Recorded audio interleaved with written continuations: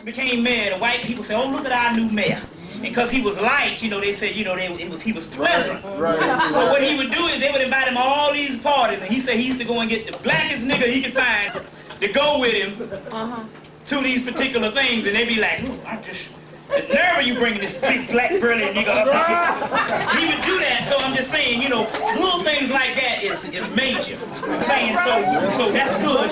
We're going to dedicate this lesson. Give him a great shout out to Coleman Young. I say, yeah, you know what I'm saying. Now, let me get a libation list so we can get the rally going. Now, so now let me explain something about libations. Are you taping this? Will the tapes be available? Yes, the tape will be available. Give it to Brother Atiba, and he's gonna get this right for you. First of all, I'm glad to be back to Detroit. The last time I was here was in '94, and I always loved it, and I always wanted to get back because also this is where the whole thing with Honorable Elijah Muhammad started out. Right. Now it's very spiritual because I was reading the article in my book there, and I was thinking about some things, and I looked up, and here Khalid pulls up. So I get in the car with Khalid Muhammad. This was Thursday, and we hang for like 5 hours and stuff. And he said, well, you know, I want to, you know, I heard you know a lot of stuff on Farrakhan and what went down, and I want to see your input on what that whole thing and all that kind of thing. You know, I want to see your input on that and all. So we had a great conversation. And all, and basically he explained also how they literally cut him off and won't have nothing to do with him. You see what I'm saying? Because the white man say you got to get rid of Khalid if you want to get cold pit. Khalid Muhammad, yeah. That whole thing. So we you know, so. You gonna touch on that? Well, if you want to. Yeah. You know him. Yeah. Tell us about that.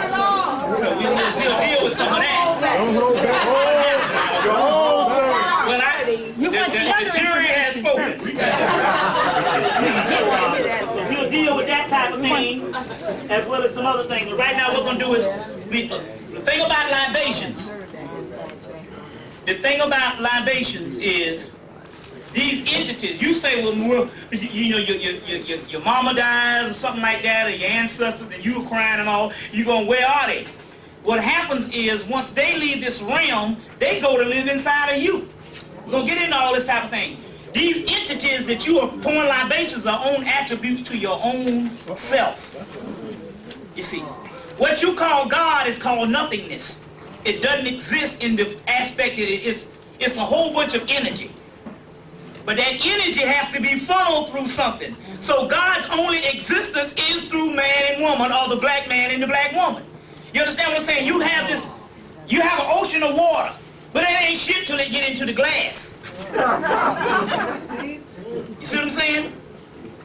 You're the microcosm of the macrocosm.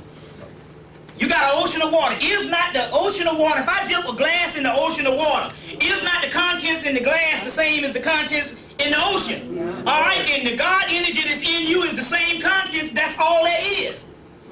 God is all potential.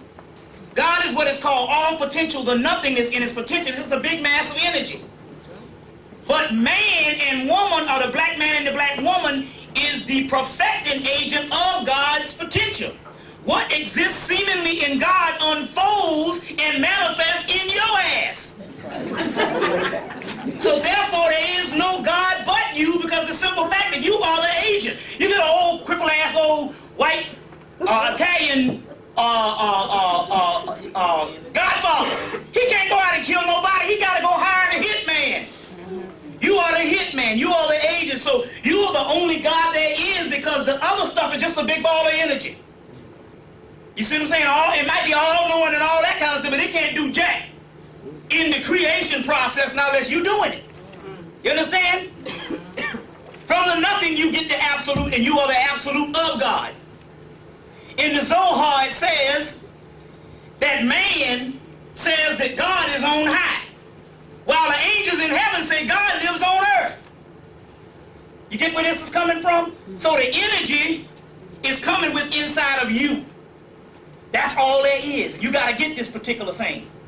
You see what I'm saying? And I know it's lonely because you are used to praying to an entity. That entity is supposed to be your own self, because your own self is the only connection that you have with that force. Otherwise, that force is just energy. You get where I'm coming from here? You have to be retrained and stop looking at the deities as an objective entity outside of your own ass. Teach. So when we pour these libations, only thing we're doing is lining up the energy with the inside of you. So your ancestors, once they leave the physical body, they go to live in you. You see what I'm saying? It says in the Kabbalah that this particular perfecting agent, see, the white boy has a play on words, and if you don't understand the lingo, you don't understand. See, this particular perfecting agent, which is supposed to be man, is all linked up from something called a Neoplatonic energy. So you don't know what that is, because he'll throw that word up in there knowing that you won't know what it is.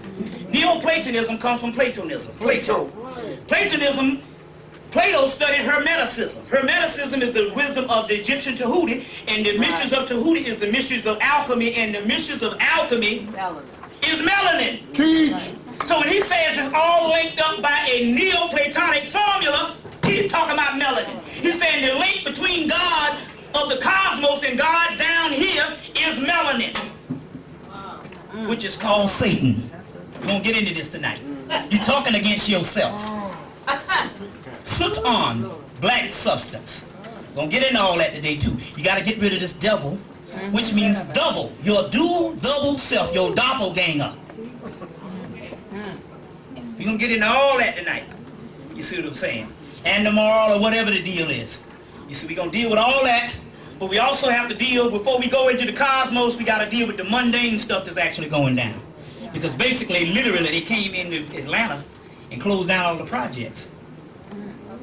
Took the people to a certain place, got the melanin from them, make the melatonin pills and stuff they call growth hormones, and then they crushed up the meat and they sent it back into the inner city and they sell the niggas right there in the damn, in the McDonald's and all that shit. Lavon Hawkins, inner city foods. You better recognize, we're gonna get into all that too. Solid Green. The movie Solid Green.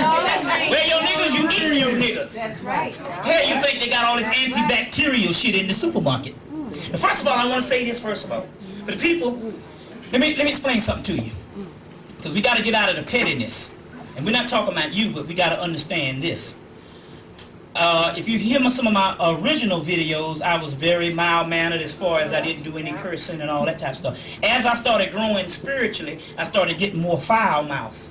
Now, let me explain this to you. Let me explain two things that start happening. First of all, there's no such thing as curse words in the aspect that you know of, because we speak the English language. Now, listen to this. When the spiritual laws was laid down by us, the English language wasn't even into existence. So how in the hell can something that comes along later be a doggone curse word? A curse word is when you curse somebody or damn somebody to hell or do some stuff in words of power, but fuck, shit, and all that kind of thing is not a curse word. Do you know the word shit is the most ancient name for the most ancient god on the planet? We're going to get into that too. Now, hold me to that one, because I'm going ahead of myself. But my point is, another thing is also too, is this reason too.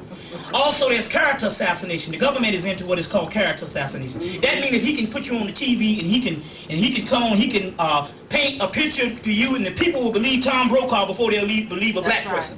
So my point, that's called the mind control theory. But my key is, I was wondering why I started cursing more when I go into the spirit, because when I start pouring the libation on, I'm in the spirit realm. And what it was is the spirit said, this is the way we can cloak you so the white man won't go and use none of your stuff on the TV set to try to make you into some demon. So if he does, it'll just be beep, beep, beep, beep, beep, beep, beep. You see what I'm saying? That's another reason also too. But even if I didn't curse, they don't use people who use scholarship. That means if I document a certain amount of bibliography to you, they won't use me on TV. See, the problem, the reason why they attack Farrakhan is Farrakhan never documented a lot of sources. Although even if it doesn't necessarily mean that everything you say got to come from a book. See, even if you don't even document sources as far as something that you're talking about that's not in a book, you're still supposed to give a reference of books sources anyway, because the government don't use that on TV. The government say even if we attack this person on TV, if this person leaves the people some stuff that they can read, the people can go and get some of this material and they might wake up, and we can never have our people waking up in this society. All right. You get the point? So therefore, that's why they never attacked Dr. Ben, John Henry Clark, and all them. The only person they tried at one time, the only person didn't have a book out at the time they tried was Leonard Jeffers, right before his book came out. He didn't have a book out at the time, so they tried to attack him on Donahue. But he came with all the ammunition and blew him out the water. And at the end of the show, Donahue was like, and they say, look, we never put no person on here that is speaking from scholarship. And he was the last person that they somewhat might have tried to do that to. So the reason why you never saw these other people that got attacked and stuff, because you document things. That is your way to keep from a character assassinating you, because even though they might make me a villain, but if I give a damn book list, the people can start reading this and it's not necessarily you, because they still just believe you're 3/5 of a human being. It's not have nothing to do with you. They don't want to wake a certain amount of white people up. Say, oh, them niggas might have a point here. You see what I'm saying? And you are 3/5 of a human being. That law never stopped. Now, when they had the Million Man March, when they, at the end of the day, they said it was well over 1 million people, but they said it was 700,000. What the government was giving you was a code thing. He was saying, based on the 3/5 of a human being law, a little over 1 million would still add up to 700,000. This is the deal on that type of thing. So before we go into that particular law, let me do the libation so you know the drill. Amen Ra. Yes, sir. You go Ashe. Amen Ra. Ashe. Ra. Ashe. Ra. Now. Am. Who. Sahu. Ha. Kevin. Ket. Second. Hosea. Sut. Amma. Nama. Neama. Ra. Now. No more. Yuguru. Kunji. Digitalia stages. Tushi. Izumi. Uzimu. Karamara. Ikiku. Karamba. Muzimu. Rambi. Muzimu. Bo. Bodo. Da. Seldo. Jodo. Fa. Yi. Mawa. Si. Mama Lisa. Lepa. Kanapan. Akra. Natro. Magya. Sansaman. Lalambo. Sansaban. Kanapan. Kimu. Sansaban. Hey, hold on. We gonna keep on going. Sut Nubi. Sut Nancy. Nu. Atkins. Baylor. Layla. Metatron. Metaratan. Mescanet. Osea. Aset. Peru. Sut Nusi. Obas. Abas. Raziel. Kaziel. Iniel. Hubiel. Lakshmiel. Haniel. Samuel. Nikiel. Sutek. Anush. Anunnaki. Tayamat. Layla. Lilitu. Lilith. Allah. Alat. Sachet. Ain, King Sa'ur, Kefra, Keller, Shakna, Bana, keep on going, y'all.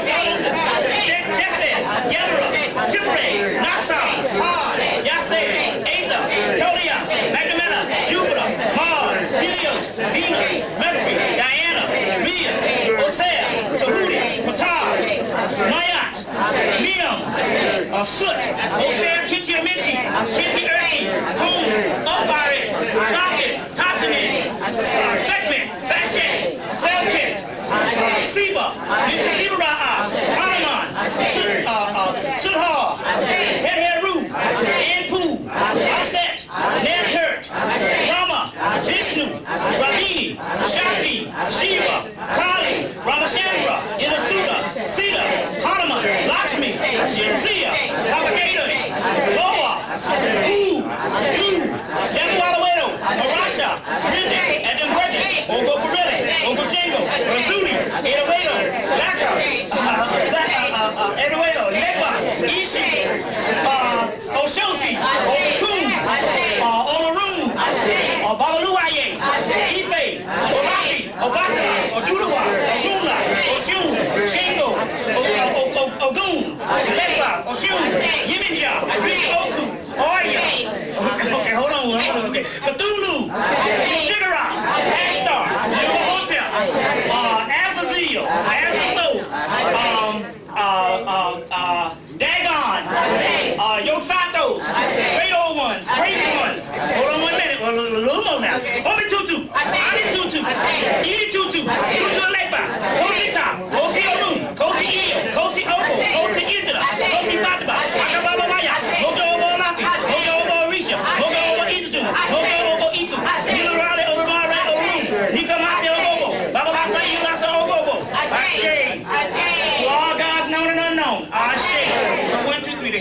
the Shaw family, the Davis family, all my family members, all my mate family members. 1, 2, 3, start calling out your family members. 1, 2, 3. And pass on. Ashe, Ashe, Ashe, Ashe, Ashe, Ashe, Ashe, Ashe, Ashe, Ashe, Ashe. To all gods known and unknown. Ashe. To all ancestors known and unknown. Ashe. We're giving this special shout out as far as the dedicating this lecture to Maricopa Young, since we in this particular thing. So what happens is this: when a person leaves the body, that means they're no longer limited to not having the various aspects of spirituality. So they become spiritual aviators or avatars, for you. So the dead is actually cosmic energy that enlightens you, and you can use that energy. Now, 2 things you need to start getting. First of all, we know that the only American art form there is black music in this country. But we know that the greatest American art form, which is American classic, is jazz. And we know that the jazz came from ragtime and the blues and all this type of thing, but we understand, although something is invented, every now and then a genius would come along. So this is what you need to start doing. Let's say if you got some negative energy in your house. Let me tell you what negative energy is, so you can understand this thing. You ever come down and you start feeling bad about something, but you be like, damn, ain't nothing happening, my rent paid, the lights paid, and you can't figure out what the hell it is, but you just got this bad feeling. But everything is going all right. That's an entity around you, of a negative entity trying to get you down, to push you back down to a lower state. So in order to cool things out, what you need to do is every now and then a genius will come along. Well, the classical genius, god none of jazz, is none other than Duke Ellington. So what you need to do is buy you some damn Duke Ellington and play it in your house, and the music and the energy will change. Another person is this. Another one, which is a classical entity, that is, because Duke is passed on 1974. I think another one is Ella Fitzgerald. Get you some Ella Fitzgerald. Now, anybody that's bad enough to damn break glass when they in the physical body, that's some shit. If the person out of the physical body, that's the kind of shit you want to line up around your ass. You see what I'm saying? Wasn't no Memorex, it was real. That's right. So now, and so you can go and get some, they got several things. You can go and buy some box sets. They got an Ella Fitzgerald CD box set for like, I think it's like 75th anniversary. It's a white case. It got like 50 songs for like $31. You see, now there's some other Duke Ellington where you can get like 50-something songs for something like $40-something. But you buy these box sets and stuff. Now, don't say that this is, although I was born in 1961. So obviously Duke Ellington was way before my era. But the mere fact is this here, the problem is you don't realize is the white people been using this as background music for movies all the time. So don't say that this is not before you hear this shit all the time. Most people, because we don't understand it, because we don't teach our children the classics, we think it's white people music. You see what I'm saying? So go and get it anyway. Plus it's like this, anything with music, if you play it over and over again, it works into the subconscious until you create what they call it when you get when you start eating something and you can get a taste for it, a craving, or that's another word for this, acquired taste for it. So what you have to train your mind to go back and get the real deal stuff, because what's happening is we got the worst music ever put on the planet. Not just the rap, just the slow stuff and the stuff that no. You got to be a damn idiot to push this off on me. A president standing in front of a microphone going, no.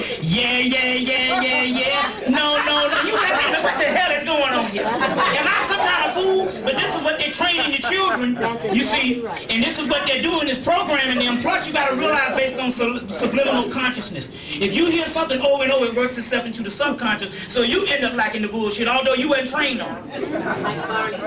You see, exactly. It's anything. You start humming a damn jingle, a Christmas carol, before you walk out the door that morning, you'll hum it all day and can't get rid of it. So they subliminally, and this stuff is shutting down the melanin.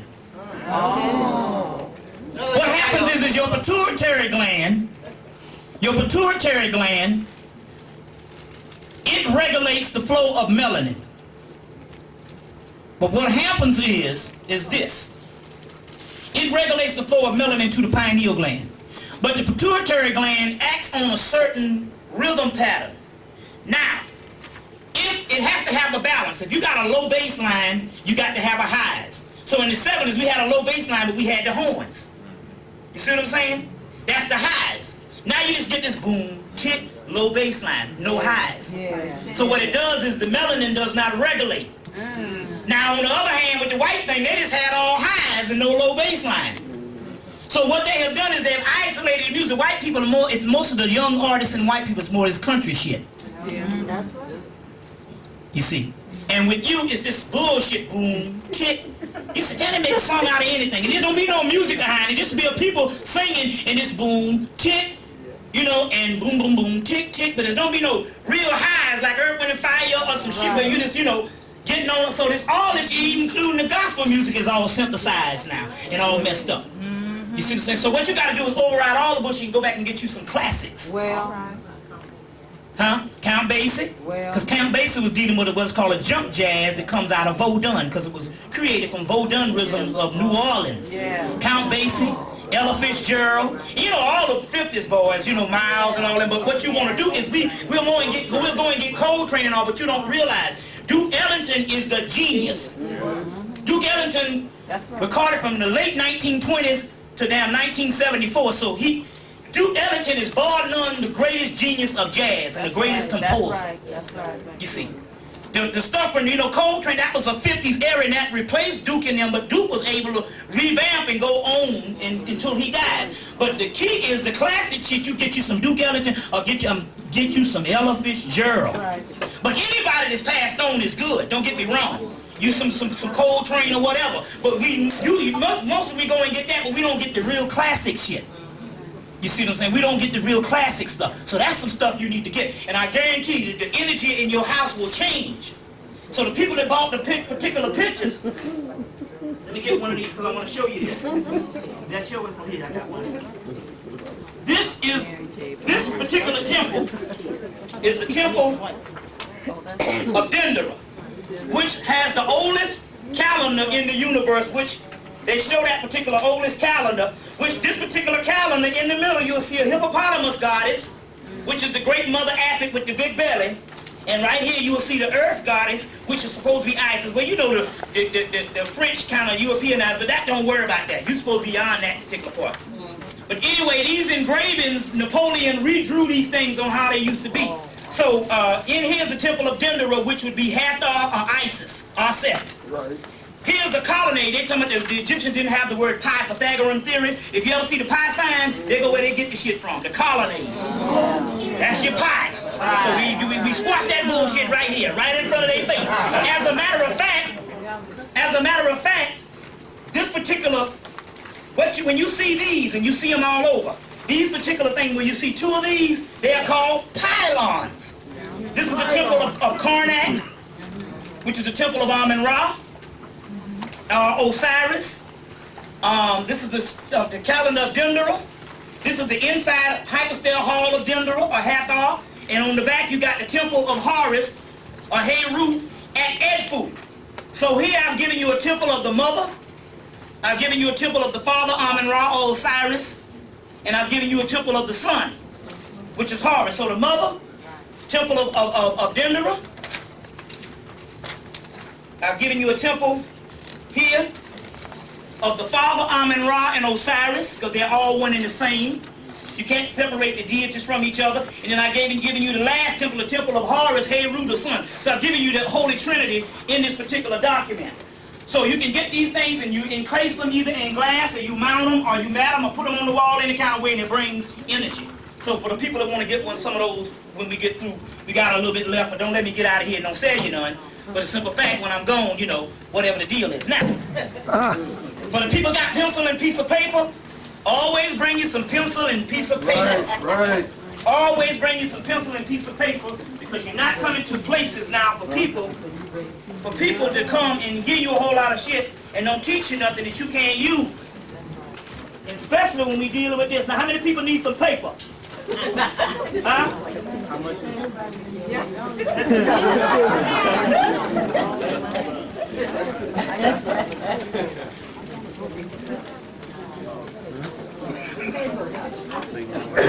Okay.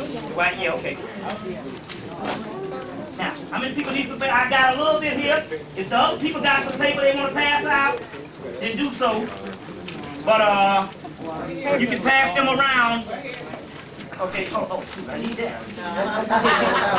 And I got some little scribbles, but don't worry about it. Just, whatever you can do, you need some or whatever. Just pass them around. Just give some and try to work your way around.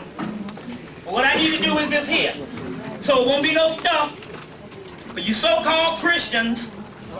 We need to hear this shit right now. First of all, you've been calling the Egyptian stuff and all that stuff pagan and evil. Now let me give you something right now. You go right into your damn Bible. It's always good when a nigga give you some shit in the good book. Put it right in your face. Yeah, teach. Now, first of all, the word pagan just means the people. That's the first word. Well, what people they was talking about? Just African people. The other thing, pagan means the people without a religion. You're right, because up until 2,000 years ago, no ancient people had nothing called no religion. They had a spiritual educational system. So even that shit about Islam saying way of life, that don't mean shit. Hell, I could be wife swapping. That's a damn way of life. You know what I'm saying? I be, I could be wife swapping or getting beat in a closet with my ass out and wearing little diapers. That's a way of life. For white people and all kind of freaky shit, that don't mean nothing. That's a way of life. Another thing is, we gotta get out of this here.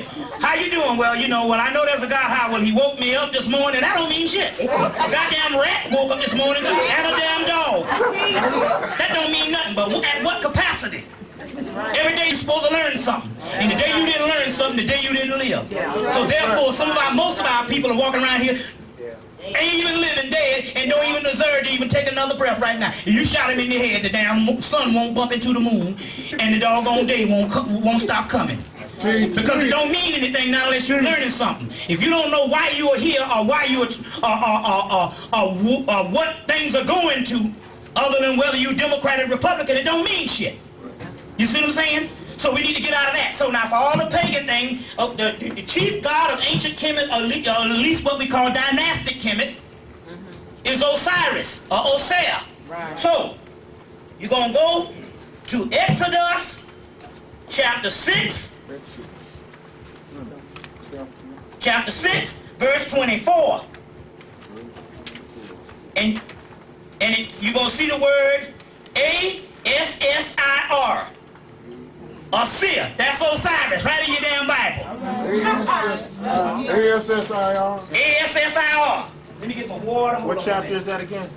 Chapter 6, 24. Right in your Bible. I'm going to give it to you. And I'm not talking down with you. You're all on the frequency anyway, otherwise you wouldn't be here. That's right. Teach. So we're not really talking about that. Tell it. You see what I'm saying? Tell it. You see, let me get some stuff going here. Got my little vitamins and stuff, Want to do this type of thing here, while we're going. What it was is I was on the plane the other night, the old cracker was all sick and shit, I forgot to take one, I got off the plane. I'm thinking I don't get none of this. I hear you. I just killed She was just talking and shit, then she took a liking to my ass, so I she right beside me, so that she was all up in my damn face. Trying to get on the lip of her ass.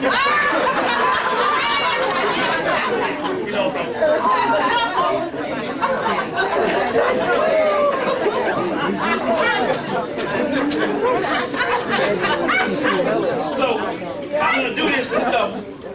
So I can be back tomorrow and stuff. Without the bubonic plague or some shit. I'm gonna deal with that. Now, okay. Hold on 1 minute. I'll do my line there.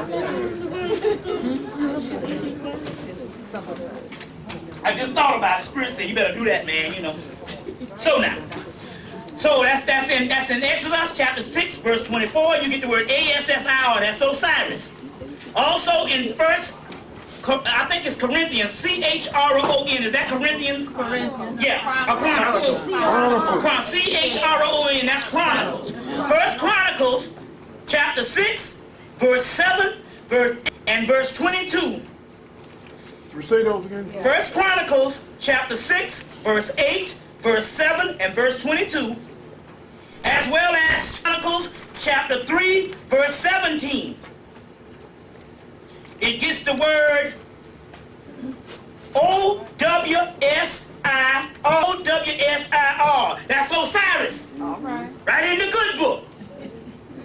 So we want to hear no shit now. Damn questions. Would you repeat the last one, please? Chapter 3, verse 17. Chapter 3, verse 17. Also, you're going to get also a form.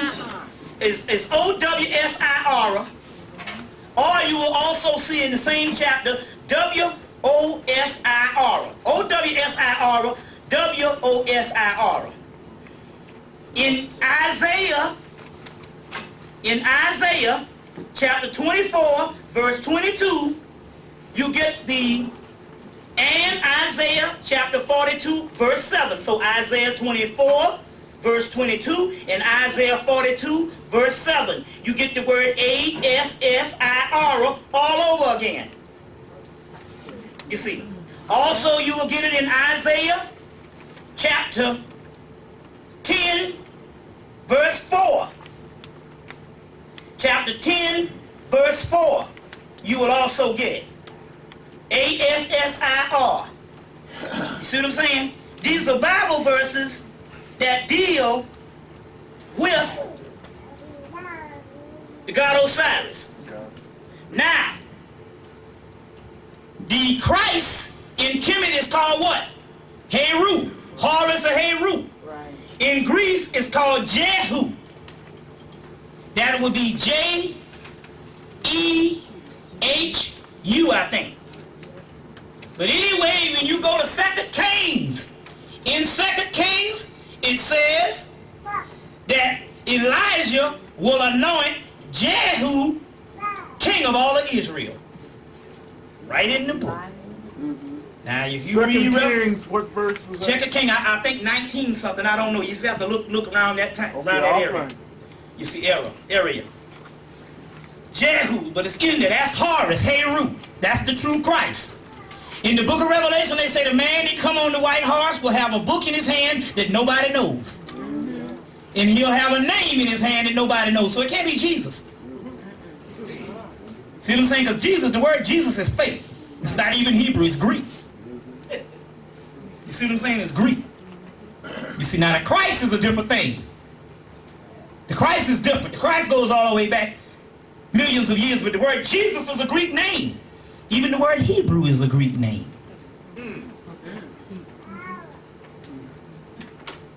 But it's still an African name, because I'm going to tell you, the Greek language is an African language. We're going to get in that in a few minutes.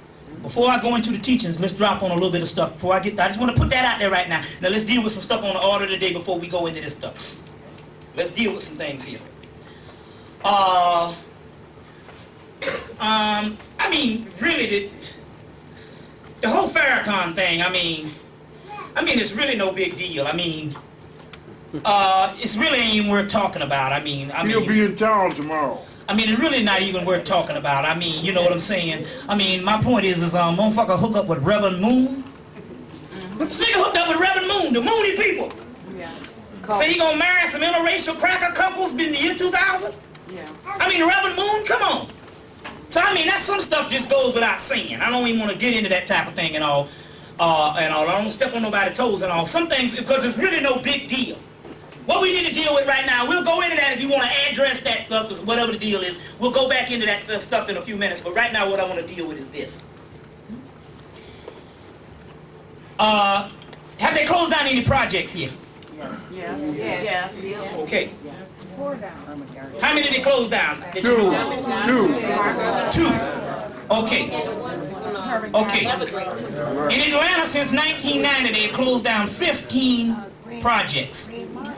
And let me explain what the hell is going on here. They closed down 15 projects. Teach. They didn't build no new projects now. Right. They closed them down, but they didn't build no new ones. You understand what I'm saying? And these niggas that they in the project, they ain't got no money to go no place else. Right. So where are the people? But nobody saw these people leave. Come on. Let me explain the history of this. Your project, what you call the word project comes from a word Atlanta project. Meaning it was a project based on an experiment of what they were going to do with poor people. At that time, it was just black people. Because we all 2 paychecks away from poverty right now and all. We all have good and bad days and shit. Because I don't give a damn if somebody drop 1,000 on your ass. You'll be broke tomorrow and shit because you just spend more. So there's no way around this shit. Understand what I'm saying? You see what I'm saying? No way around this stuff. I don't care how much money you got on material shit. You buy it. A couple of years down the road, the arm gonna fall off the damn chair and stuff. You know what I'm saying? You know, always something going on. If you look, you say, "There ain't one thing, it's a damn another." Cause sure enough, when you think you got it right, the goddamn axle will go out on the car, and you need some new bearings. Or some, you know what I'm saying? So you know what time it is. So that's a myth. But the project was made in Atlanta, Georgia. That's where the project started, from something called the Atlanta Projects. You had John Hope Holmes. John Hope is the first black president of Atlanta University, and they named some homes after him, as well as, because University homes are the oldest projects in the early 1900s. University homes and Techwood homes. And from that, Roosevelt, later on with his Great Society program and his New Deal, built high-rises in the city, or somewhere in that particular, the Great Society, then New Deal. And from the Atlanta projects, they built the high-rises in the major cities, so the cities became known as the projects. But the project started in Atlanta. As a matter of fact, Jimmy Carter has something down there now called the Atlanta Project. Ain't that a bitch? Jimmy Carter didn't do nothing in his presidency, but he been out of presidency for 18 years, and he done did everything international, flying all over to Africa and stuff like that. You see what I'm saying? And you still believe in a damn president. Now, let me explain, because this is very important. Anyway, when these projects were built as the model, and so how you don't, why some stuff can go on and you don't know what's going on. All projects were built with underground passages that lead to railroad systems. So therefore, they can come in and clean people out of the building, and you just walk and you see the building abandoned, you don't know where the people went. Now, how many people got people missing that you know of that used to live around and they missing, they gone somewhere? How many, you know anybody here? Because it's interesting. Down in Atlanta, in different places. Now, everywhere I go, I'm in Newark one weekend, same thing. The projects closed down, nobody know where the people are. I'm in Atlanta, they don't know where the people are. Columbia, South Carolina, they don't know where the people are. I was in Trenton, New Jersey, week before last, they don't know where the people are. All parts of New York, projects closed down, they don't know where the people are. You see. Anyway, they closed down 15 projects. They go and they clean them out from up on the trap doors in the actual project. They come in and they clean them out of those particular things, and they put them on these trains. They ship them to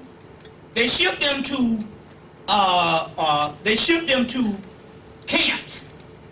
These camps, what they do is literally they kill them, and then they cut out the melanated parts, the genitals, the brain area, the armpits, the gut.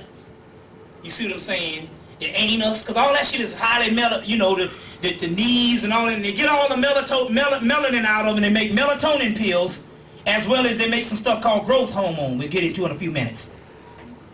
Then they package back up the meat and ship the meat back into the black community. You see what I'm saying? So the meat eaters, anything red you gotta get off, because you might be eating little Jimmy that used to hang around the goddamn corner bumming quarters off your ass. Serious business. This is serious shit that's going on. That's right. You see what I'm saying? Now, for all bullshit aside, now there's one way you can tell I'm lying. You get in the dark and you ask the spirit. Say, Spirit, give me a sign. Was this brother telling the truth? Because certain things you just can't document, but we give you a series of things that can also state my case also. And I'm going to give you a document in a book in a few minutes that also deals with this particular part. So now, a lot of your fast food restaurants in the black community, where there's meat that you don't know what it is, like ground beef or burgers and stuff. Right. I mean, you can pretty much tell a damn chicken. Right. We ain't made like no fucking damn two-piece white. Two-piece white and shit, you know. You know. But you know the whole deal on it. But my point is, you can pretty much tell that. Right. But as far as the burgers and most of your red meats and stuff, now I'm gonna tell you, in Atlanta, now wait a minute, now hold on now. Clothes have gone up considerably. You go buy a pair of man pants now, I mean some real smooth shit. Gonna cost some money. You know, to get the stuff to look good. I ain't talking about no little Hager shit, you know. You ain't into stuff, you just buy some little old stuff. I'm talking about to get some nice stuff. You ain't gonna get out not paying. You might be good if you get $50 because you might get some good deals. But pretty much $50 is the deal now, so I'm talking about some nice shit. These cost damn near 70. You see, and then I had the hookup. You know how you got the damn hookup. So I got the hookup and I was able to get them for 50, and I thought that was a deal. Whereas 10 years ago, this shit would have cost 35. Right. That's right. I'm talking about to get some shit that look nice. That's right. You see what I'm saying? Hang right. You see what I'm saying? You see, you know. Now shirts, you place to go to get some good ass shirts, like go to Old Navy. They got some shit. They got Old Navy up here. They got some jammed up shit up in there, like this is 19 bucks. You get some good stuff. But my point is this. Clothes have gone up. Everything, you go to the supermarket, they got candy that might cost $4 or $5.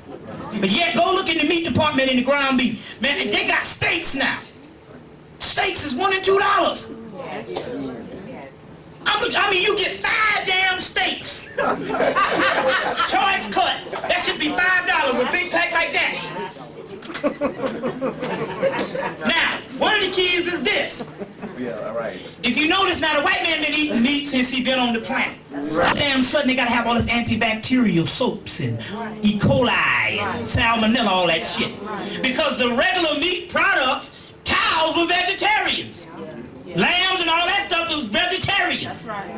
But what it is humans eat everything else. So therefore, when you got human products up in there, that shit rot fast. And it get the E. coli and all that Jack in the Box and all that stuff. It's soylent green. They eating Negroes. In the book of Enoch, it says we will become food for them. That's in the Ethiopian book of Enoch. Ethiopian book of Enoch. Get R.H. Charles.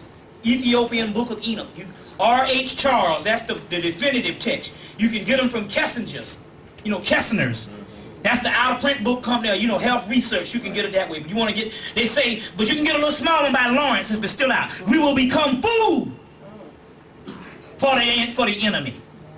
You see what I'm saying? Now, this particular melatonin, these pills that they started producing. Now, to let you know, so that I ain't bullshitting, so we can see this was a good day now. So let you know that I ain't sitting up telling you no damn lie. I got something for your ass right now. And for the people, I didn't get it, but I will promise you, we gonna meet tomorrow. I'll go by and get these things Xeroxed right here, and we can have about 30 or 40 to get it to people right here for you. Now, the original melatonin pills, you can't see it, I mean, it's, you know, but I just show this little piece right here. This is a picture, this is a wrapper of the original melatonin bottles. When they first put them out, they took this off of the label. And I'll read it. Melatonin is a protein constitution, I think that's the word, constitution of pineal tissue. So that means they had to crush the pineal gland to get this thing. That's right. So we have the actual document here on the original ones. It's the Constitution, it's real blurred, I can't really see it. Concentration, whatever this shit, I don't know, but it says pineal tissues. I got another clearer one that the brother sent me. And the reason why I got this when I was in Indianapolis, the brother, Lilly Pharmaceutical, which is one of the biggest pharmaceutical companies in the world, is in Indianapolis, Indiana. So the brother was able to get a couple of these things. You see what I'm saying? So what it is they ship. They go, and it's interesting because in Atlanta, in order to be inside a homeless now, you gotta agree to be, if you're gonna be a homeless, in order to stay in the shelters, you gotta agree to be sedated. You know how you know the moms when they get out of the crazy house and they be walking around like this and shit, and they be that way for a couple of weeks and shit until that shit wear off? Well, that's the way the homeless gotta be a lot of times. They gotta agree to be sedated. You see what I'm saying? This is very key. Now, So now, basically what we have here is we got literally a genocide. I'm giving you the numbers. There is at least 10 million black people dead since 1990. 10 million. You say, well, that's incredible. How can that be 10 million? First of all, look. The man came on TV right before Christmas. No, in 1975, they came on TV and they said that there was 30 million black people in the United States. The man came on TV right before Christmas of 97 and said there was 30 million black people. Now that means there ain't no black woman had no baby since 1975. Now, correct me if I'm wrong. When I look at black girl, I think of baby because it's almost like a goddamn pocketbook. You see black woman, you see babies. Now we're dropping some goddamn kids. That's right. I don't want to hear no dumb shit. That's right. It's almost black woman, children. Right. You see what I'm saying? And she ain't got none. You looking saying, what up? Right. So my point is, they're saying we ain't had no children since 1975. Now, Jesse Jackson came on the news in 1988, because they always send their boy. And he, for 1 or 2 days, he announced the population of black people, at least 60 million. 60 million. But they tell you 30 million. So you got to understand statistics. If you got 60 million people, and I tell you there's 30 million people, and you put that into your psyche that there's 30 million people and there's 60, that means I got 30 million and I can do what the fuck I want to and you won't even miss them. That's right. That's right. Plus you got to understand the society now. There is no such thing as no black community no more. Half the people you don't know no more. That's right. You in your house, you go to work, you go shopping or whatever, you go back to your home. Or if you drive in your house, in the car, in the job, back home. In your house, in the car, in the stores or whatever, back home. Right. So you don't even come in contact with black people no more. You see what I'm saying? This is the only time you will literally have a real deal community meeting. Right. You see, so there's no such thing as, you understand what I'm talking about? There's no such thing as a black community any damn more. That's some bullshit. You see, because we all isolated and spread out and all kinds of things. You see what I'm saying? So the key is, you don't know how many people left. Plus, that's the government fashioning. They put a few people out here, put a few stragglers downtown, and you still thinking it's the way it is. You still thinking that we still got black people. It's not. There's almost no underclass in Atlanta. They got a few little stragglers. They come out downtown at the government program, and they come out downtown. The majority of the motherfuckers in Atlanta is dead. So God is my witness. Y'all, if I'm lying, my mama's a bitch with boots on. Now, I know some of y'all still, you'll see, because that's you gotta get out of that little children pettiness. Y'all won't remember none of the, I tell you that they're killing people, you won't remember none of the shit I said. You just remember I said bitch. That's the way they got us programmed like children. See, what it is, a child, he won't hear nothing, but you curse, he got it. So the same thing, you will just remember the small stuff about that nigga curse. But I'm telling you that kill somebody, that go right over the head. But when I say the bitch with the boots on, see, but you got to get out of this programming. That's why I do this from the uncouth manner, because those things does not matter anymore. We are down at alarming rate, but we still stuck in fashion. Honorable Elijah Muhammad said, don't listen to how I say it, listen to what I say.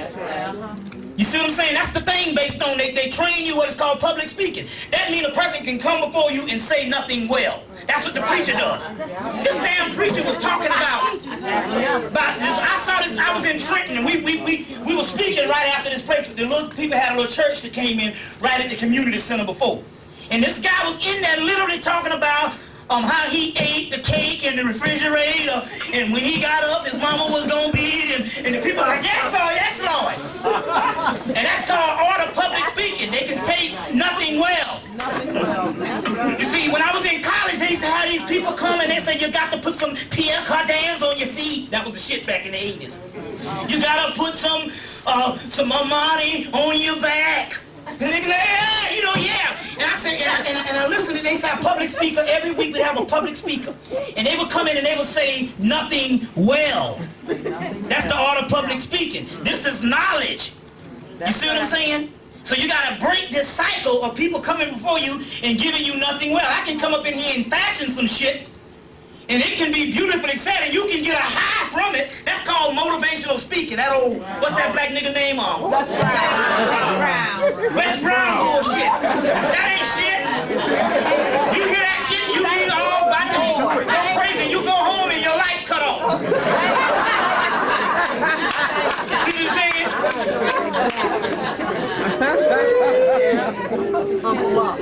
Know what I'm saying? That kind of stuff. Fucking toilet don't flush. That's motivational. We're talking about knowledge here, so you gotta be trained not to listen to how I say it. I'm saying that with emphasis for the simple doggone fact. That's the way we get it. Since we adopted the curse words as the official language of the ghetto, that's the way we bring it to your ass. And because I have scholarship and knowledge and stuff, I can afford to fashion myself this way and all. Because I ain't got no job with the cracker. Well, you know what I'm saying? I got to somewhere somebody the word got out that I was uncouth some damn way. It don't matter. So what we try to do is break away all these chains and shit that separate us based on classism. Because niggas have become caught up in this classism type shit too. How we look and how this type of shit here. You know what I'm saying? So basically what I have done is I have basically literally stripped away all types of classist type of status symbol that I used to carry. You understand what I'm saying? And got rid of that type of shit. You know, when I graduated from college and shit, I ain't had no money. Instead of working in the restaurant, I know I said, well, you know, before you get the good job, you got to go do some shit, you know. Just some regular stuff. So I was so, you see, I was so arrogant. I said, no, well, I go to the place, I said, I want to wash dishes. Because I didn't want no motherfucker from the college to come in and see me waiting no goddamn tables. You see what I'm saying? And I can still front like I got money because I got a closet full of goddamn suits. You see what I'm saying? So we talking about breaking away from all this kind of stuff. You understand what I'm saying? And getting to the real deal. Now, let me go back to what I'm talking about here. From 1965 to 1995, he put people on welfare. Let me tell you what this welfare thing is. First of all, there's no such thing as people in the United States. It's all based on classification. African American, that new shit that Jess and them made up. We from Caribbean, we from Barbados, we from all kind of places and stuff. We even got niggas been here before they even got here, but yet we African Americans. Anyway, they got all kind of classifications. You know, Democrat, Republican, the Hispanic community, the Latino community, the African community, the Haitian community, the Italian community. It's all based on labels. They don't go based on human beings. When they say that we are cutting out welfare and they signed the welfare bill, it's a code word.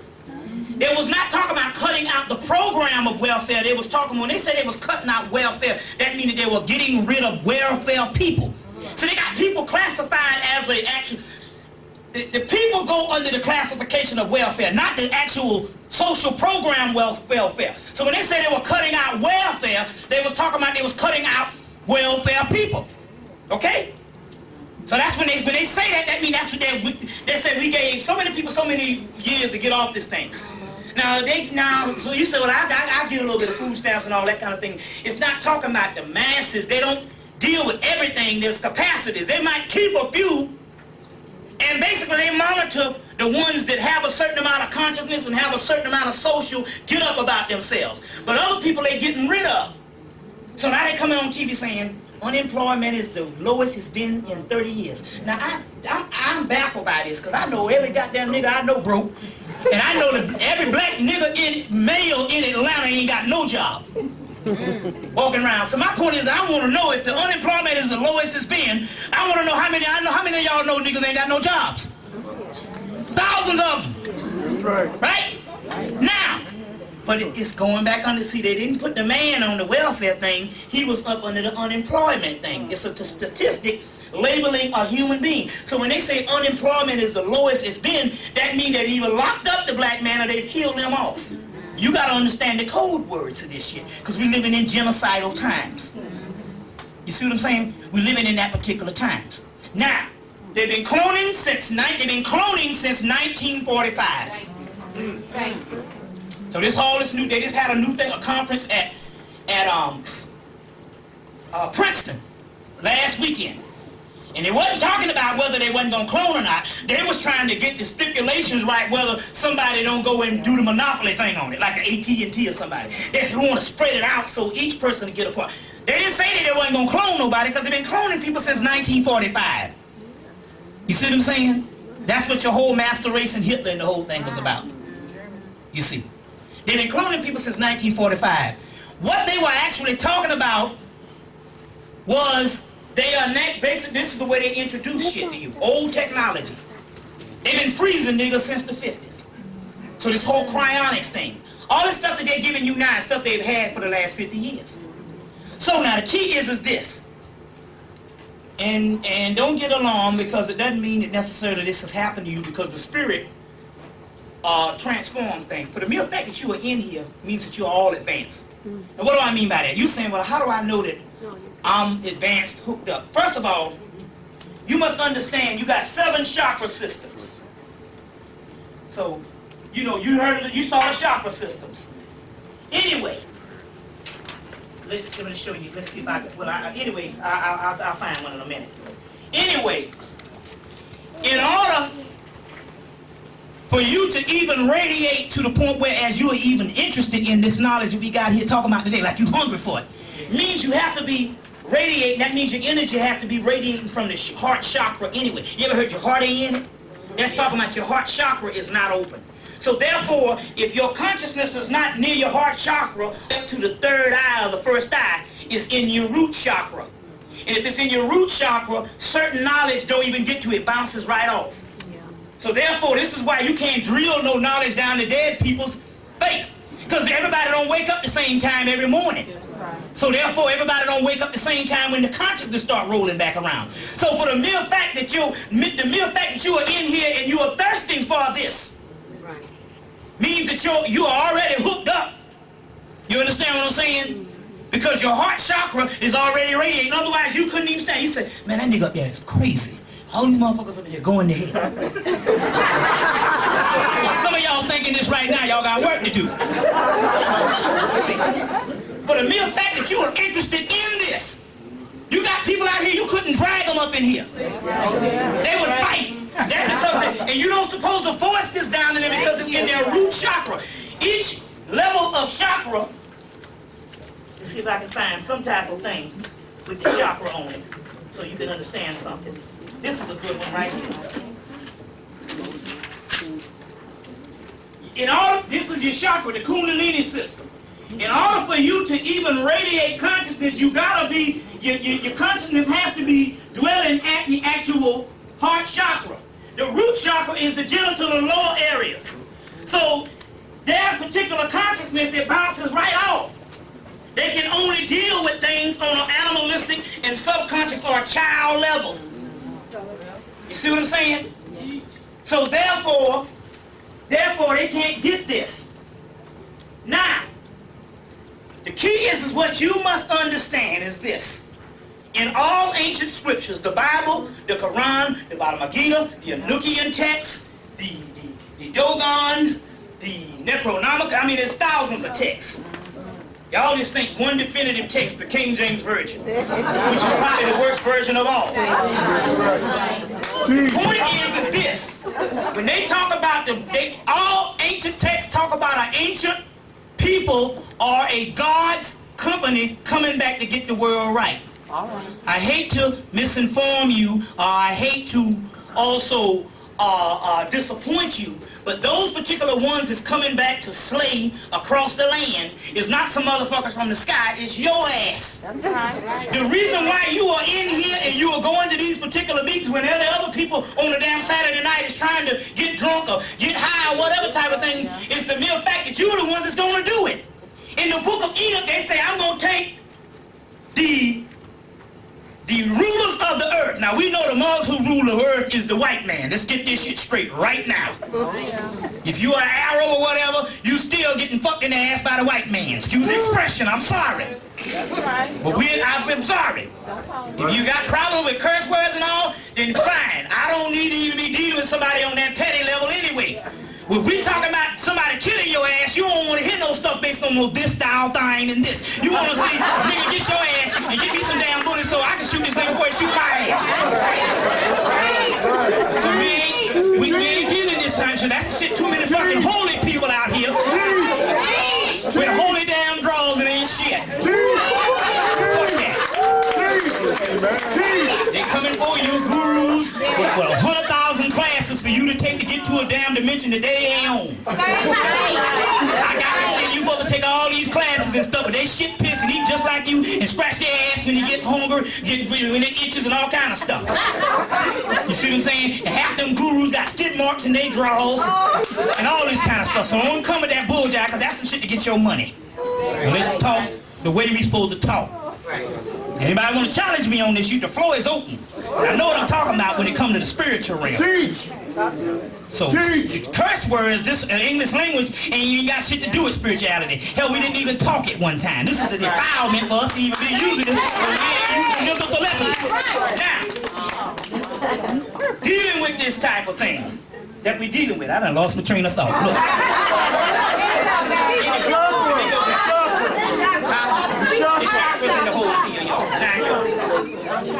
When you're dealing with this particular thing, the book of Enoch says that the rulers of the earth, we are coming to kill them, but and it simply says, and you'll make this note, that now the Ethiopian book of Enoch is older than the damn Torah.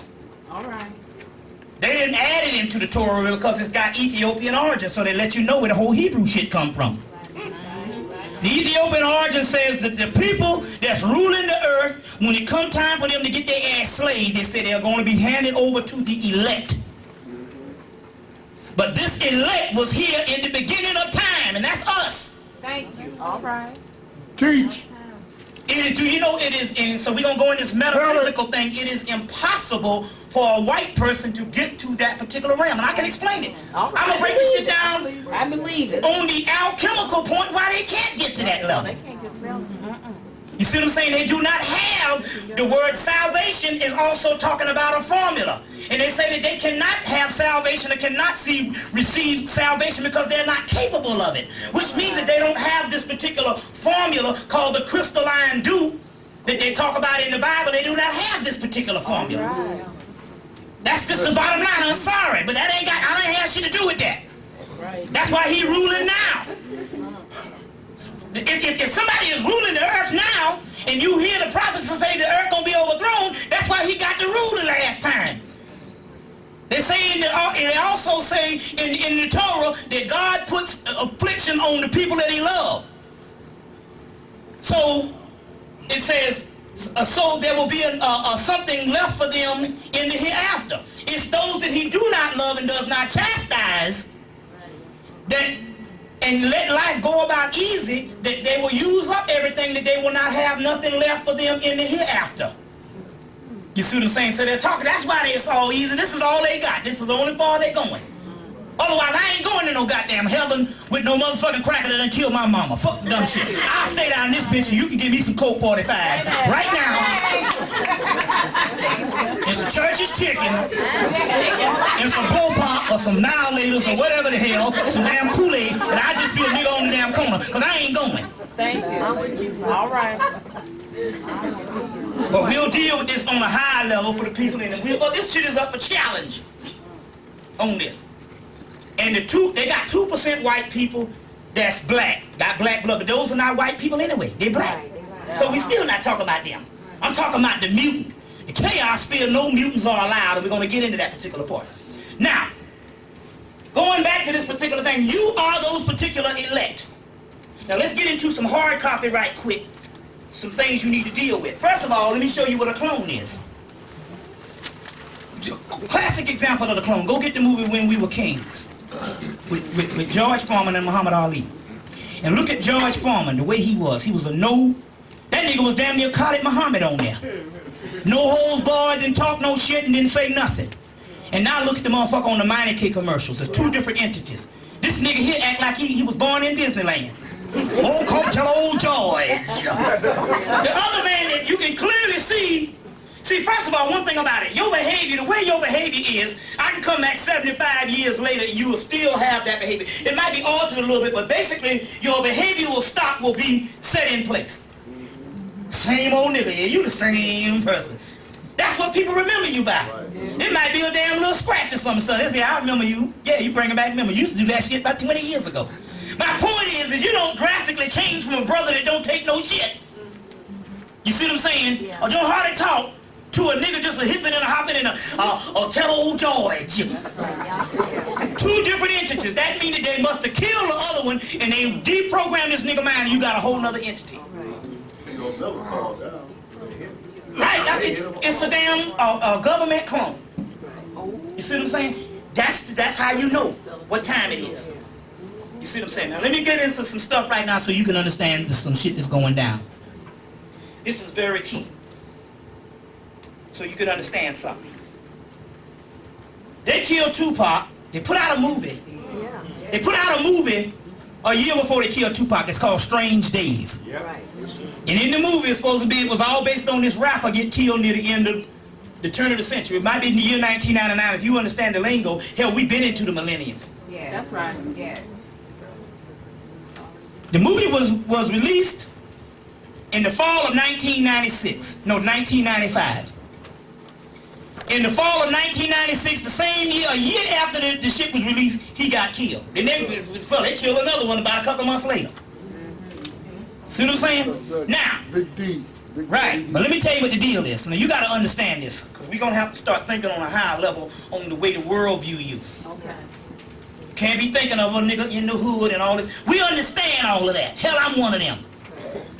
You see what I'm saying? Although I come from a middle-class background, but then I grew up in a small town, so you ain't no middle class in no small town. You all live there in the same, you can't live with the cracker, so you all live in the same neighborhood. See, my family was school teachers and shit across the street. Mildred and them was on welfare and all that, and we grew up and all the time thinking we was all the same niggas. See what I'm saying? And I had a paradise and stuff, because I didn't know anything based on, and especially I grew up in the 70s where you didn't, and in the 60s and the 70s, you still could not have no money and still be the same person in the hood, and nobody really looked down on this class and shit. Now you monitoring yourself based on money, and this shit is all fucked up. Yeah. Now let me explain this thing to you.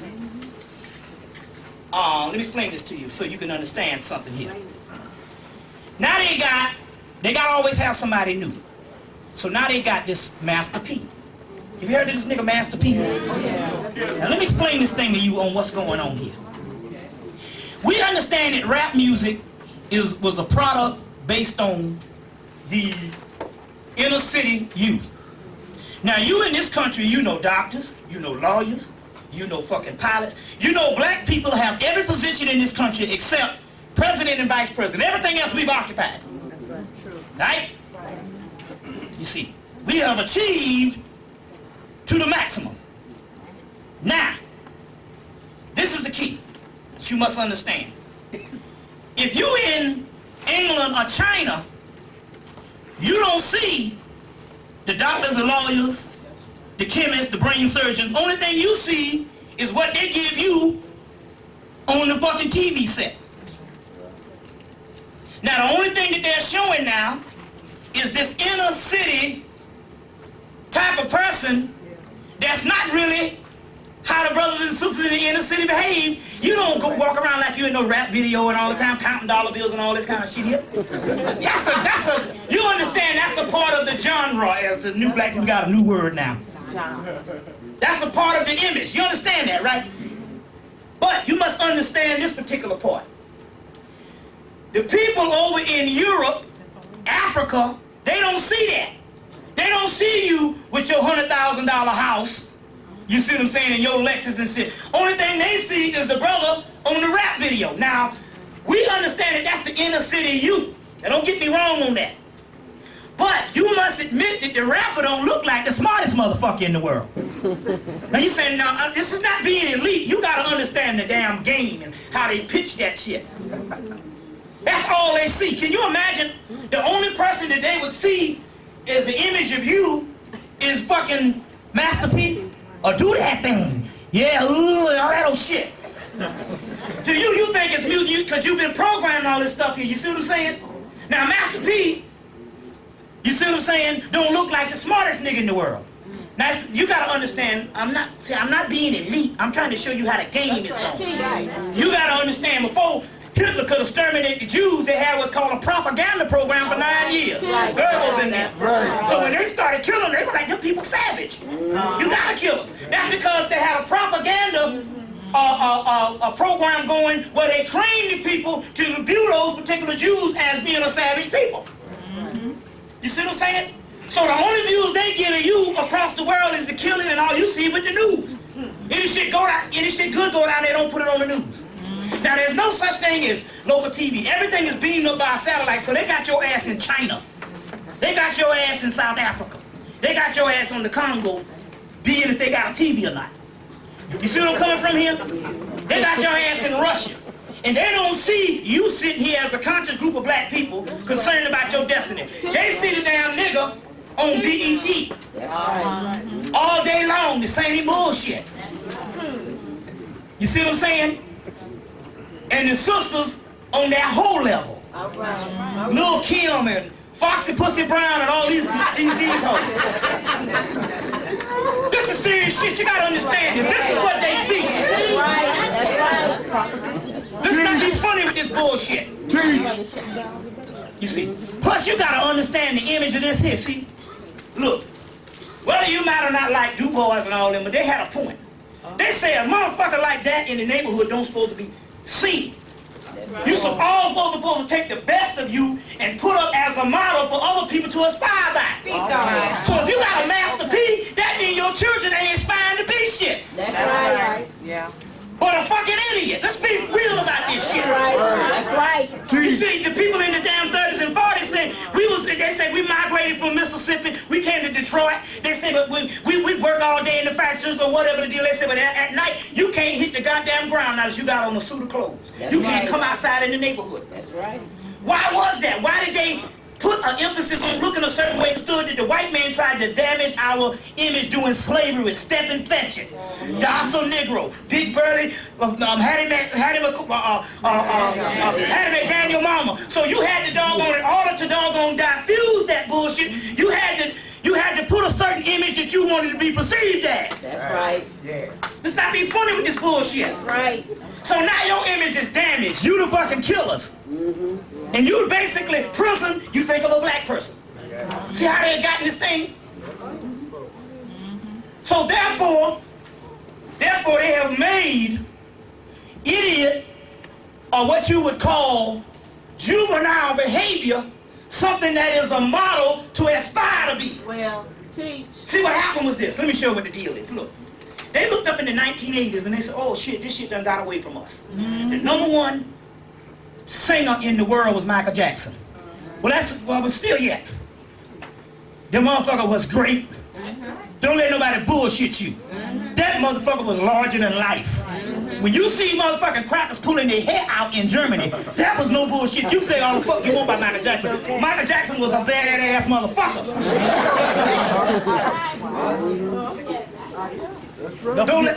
Don't forget Morris today too. Let me show you. Michael Jackson was #1. Prince was #1, a genius at the time. 1980. So the music was ruled by Michael Jackson and Prince was the top shit. Then you had all your other people that was genius. In TV, Bill Cosby was king. #1. And in the movies, it was Eddie Murphy.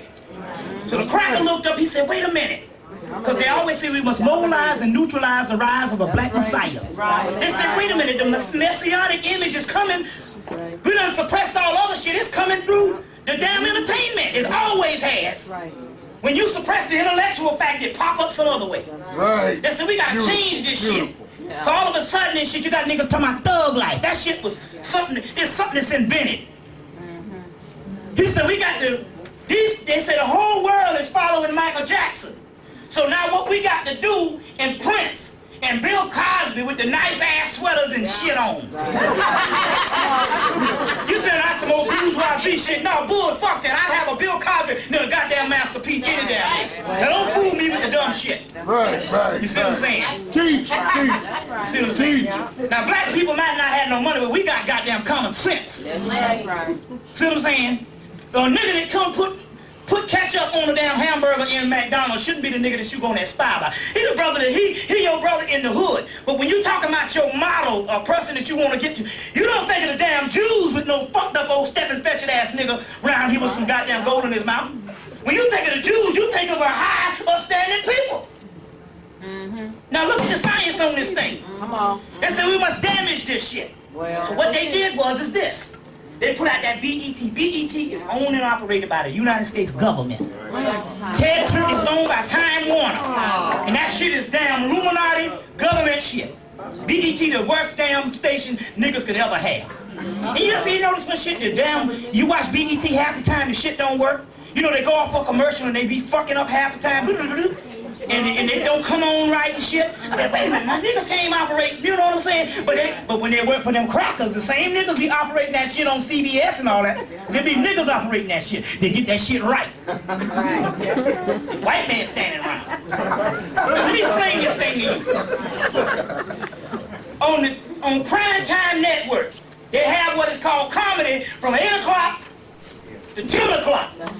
And at 10 o'clock, they say they go to the news programs, they go to 2020. Not only that, they go to ER, Chicago Hope, Detective, something that's on another level where it's showing some type of skill. LA Law, and you know, different things like that, the practice.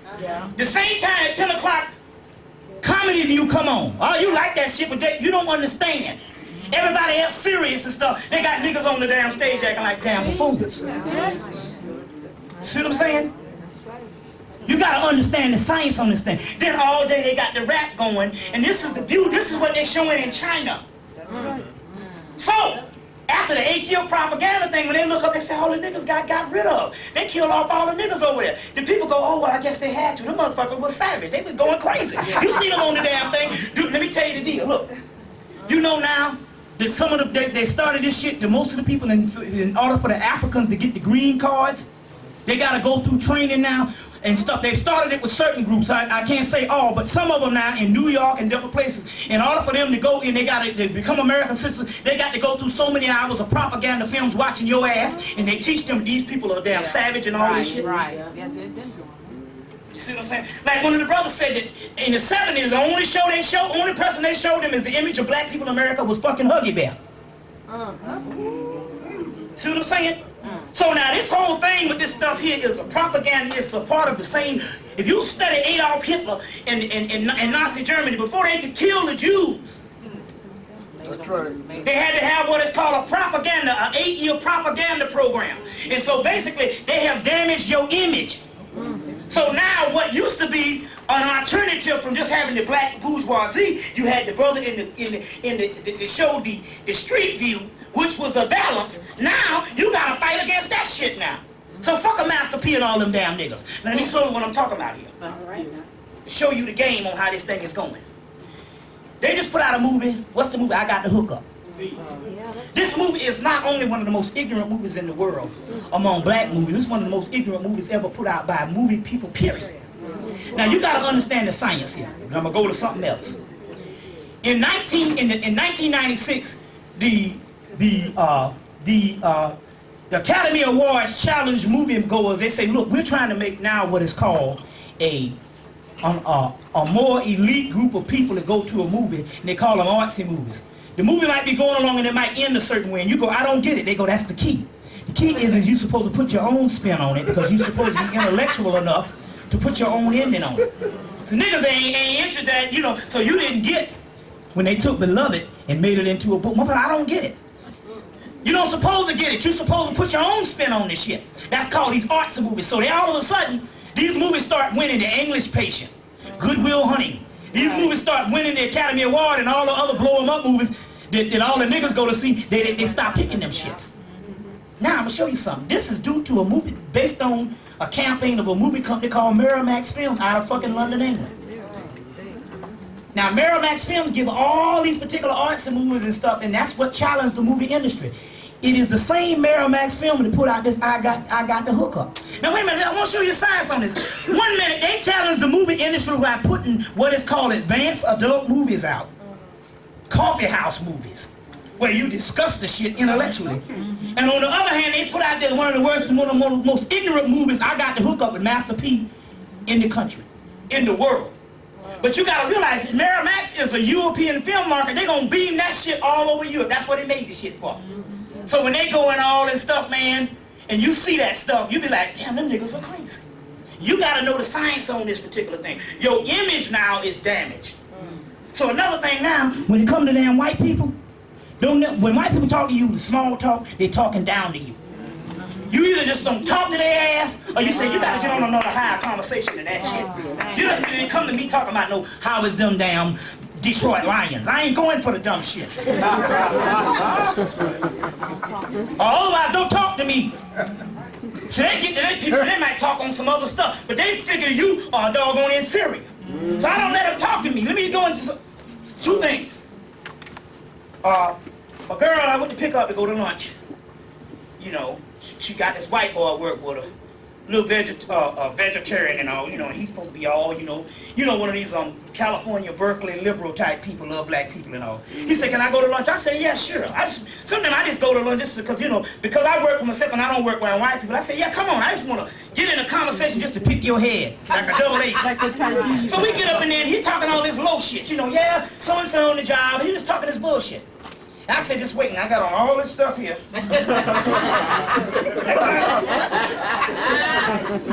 I know. A few minutes, this cracker from UCLA Berkeley, he know all about this. Oh yeah, he said, yeah, I heard the Egyptian was doing brain surgery and all. I said, yeah. I said, because sooner or later I was going to take you there anyway, but since you got into it, yeah, then I got into some stuff. And I said, yeah, you know, and then I start talking down to him. I said, yeah, the Western man is kind of stupid compared. See, you don't have to say the white man. See, I'm in a conversation with him. I don't want to say the white man. That's going to turn him off. So I say the Western man, he know that's the same shit. I say, well, the Western man is kind of stupid here.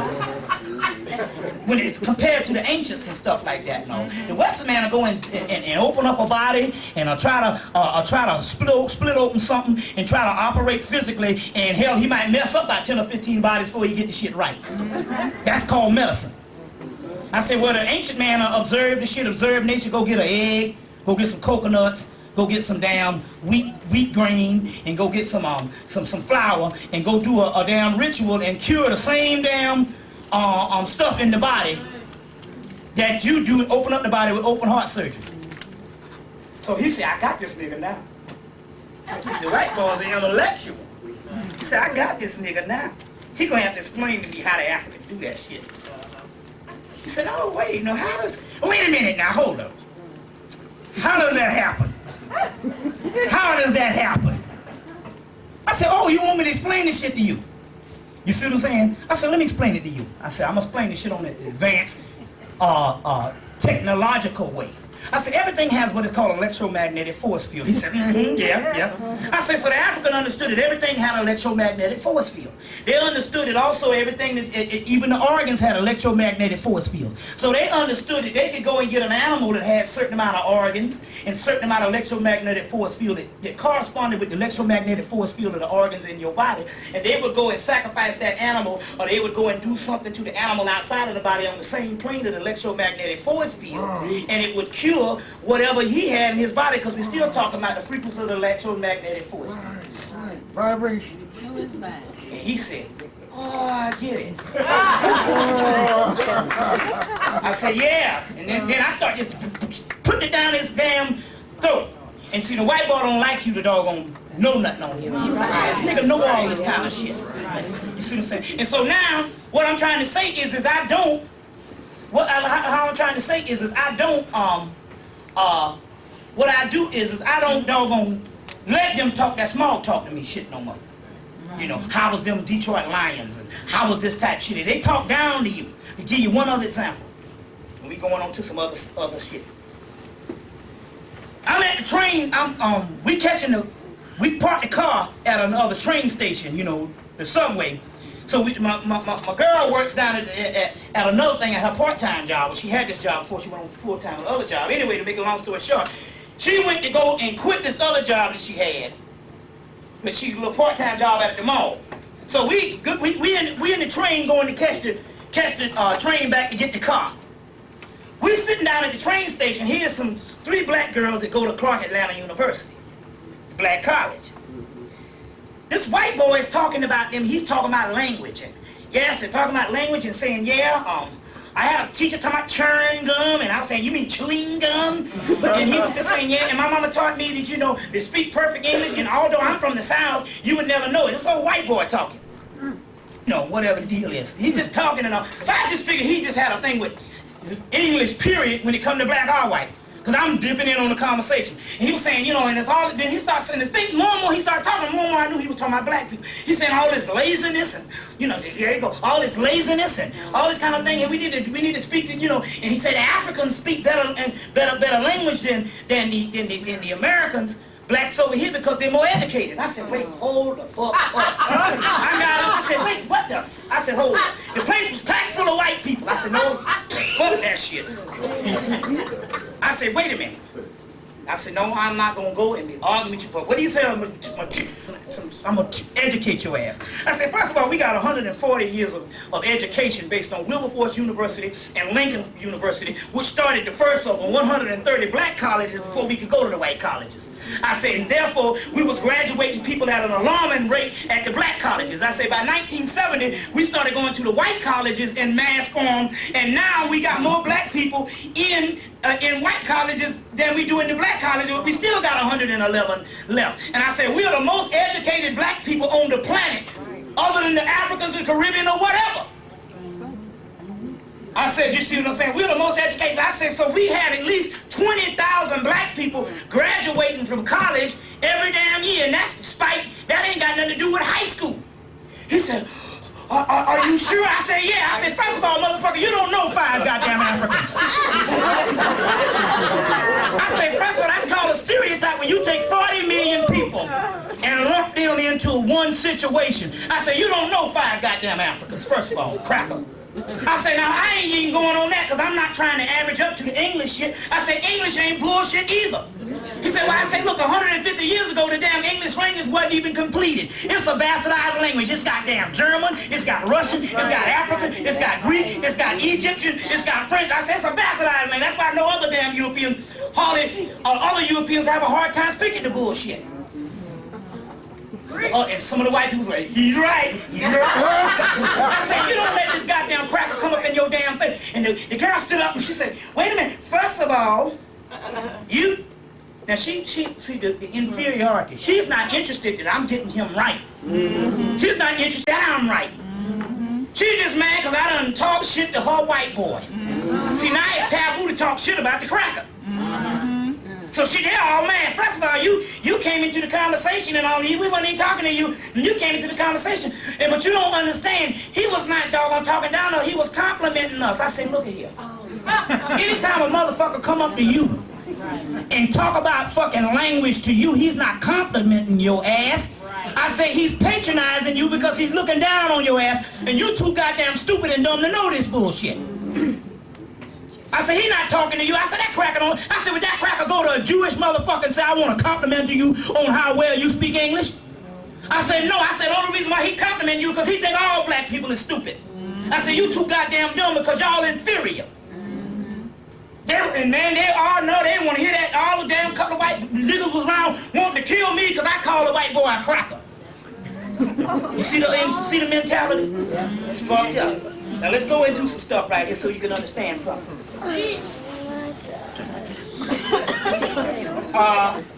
So you can understand something. First of all, this is what's getting ready to go down. This is the first thing you need to start doing. The white boy automatically knows, based on distraction, that if he can distract you, he can control your mind. Now, I got there's some books out that came out in 1984 called Mind Control in America. Although it's out of print, I didn't get a chance to Xerox some because I wanted to put my stuff out. But my point is, I left one behind with Brother Atiba, and if he wants to, he can Xerox about 40-something pages. He charges, what, about $10 or whatever?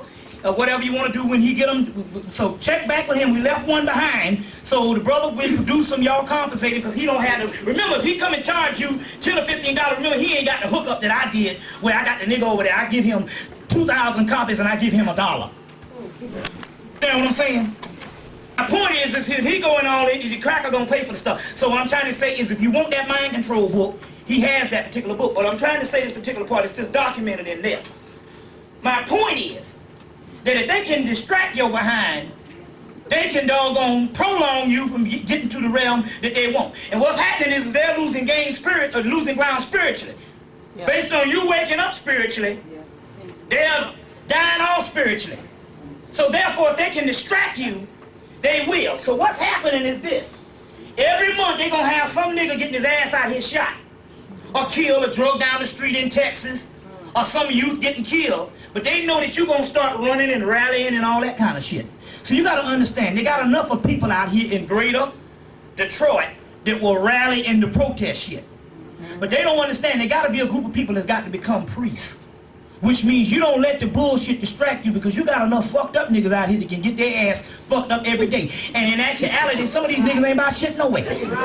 Not be funny with this mess. So therefore, you got to stay focused in order for us to get out of this shit totally. There's got to be a group of people that don't get involved with the bullshit out here in the street. You see what I'm saying?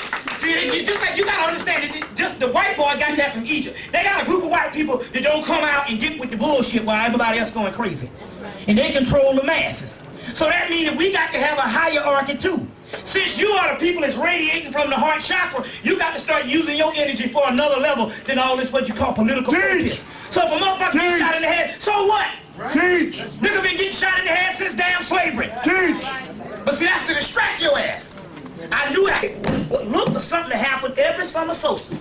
Last summer solstice, they stuck a plunge up Louis my ass. That was government. They got a policy. If I go into the prison, if I go to jail, I got a policy to kill you and say he just grabbed a gun out and tried to kill us. And ain't nothing you can do about it. You understand what I'm saying?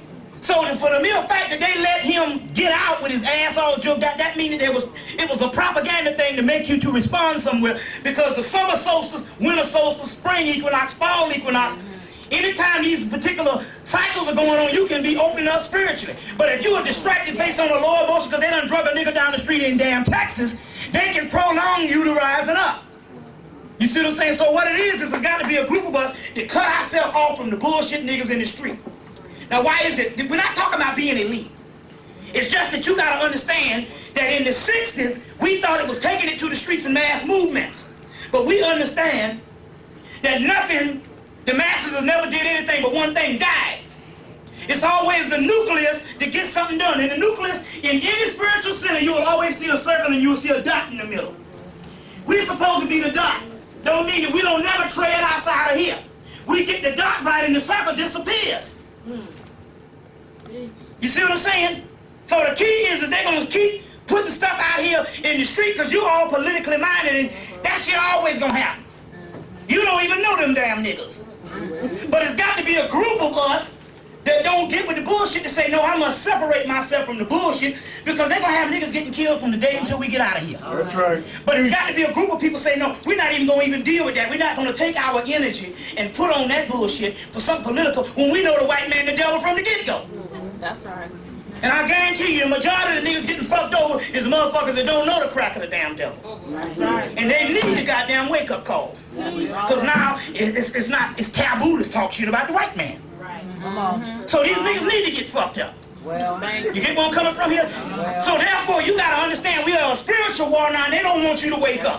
So they're gonna keep on giving you people getting killed and all this stuff to distract you. When I was in Trenton, they was talking about you getting shot all up in Trenton, and I said, you open up the community here, which you started training people, start bringing speakers in and start training the youth about a year ago. They say, yeah. I say, now go back and coincide the time when all the killings of the youth and all this shit happened. And they say it was around the same time we opened up the damn place. I say, bingo.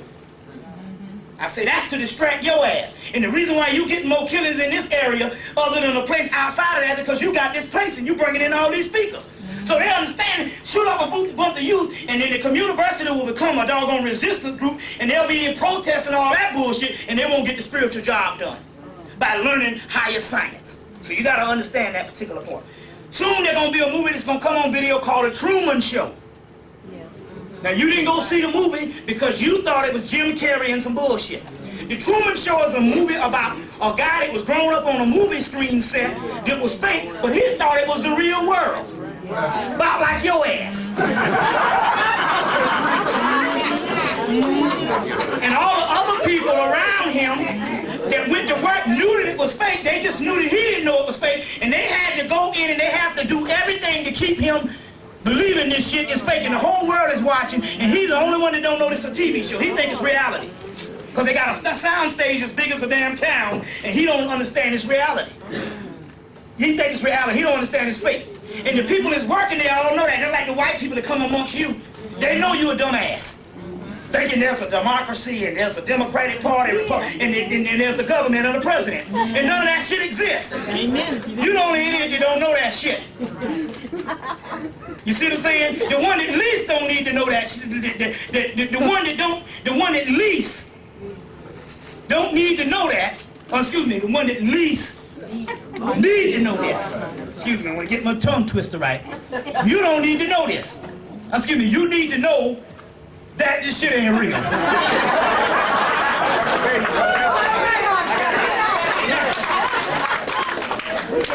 Listen, so the movie Truman, but the key was, in the movie, his father was playing his father, and they killed him off too soon, and he got mad. He bust back on the set, and he thought his father had died when he was like 8. And he saw his father, and then they took his father and got him off the set and all, and his consciousness started coming in.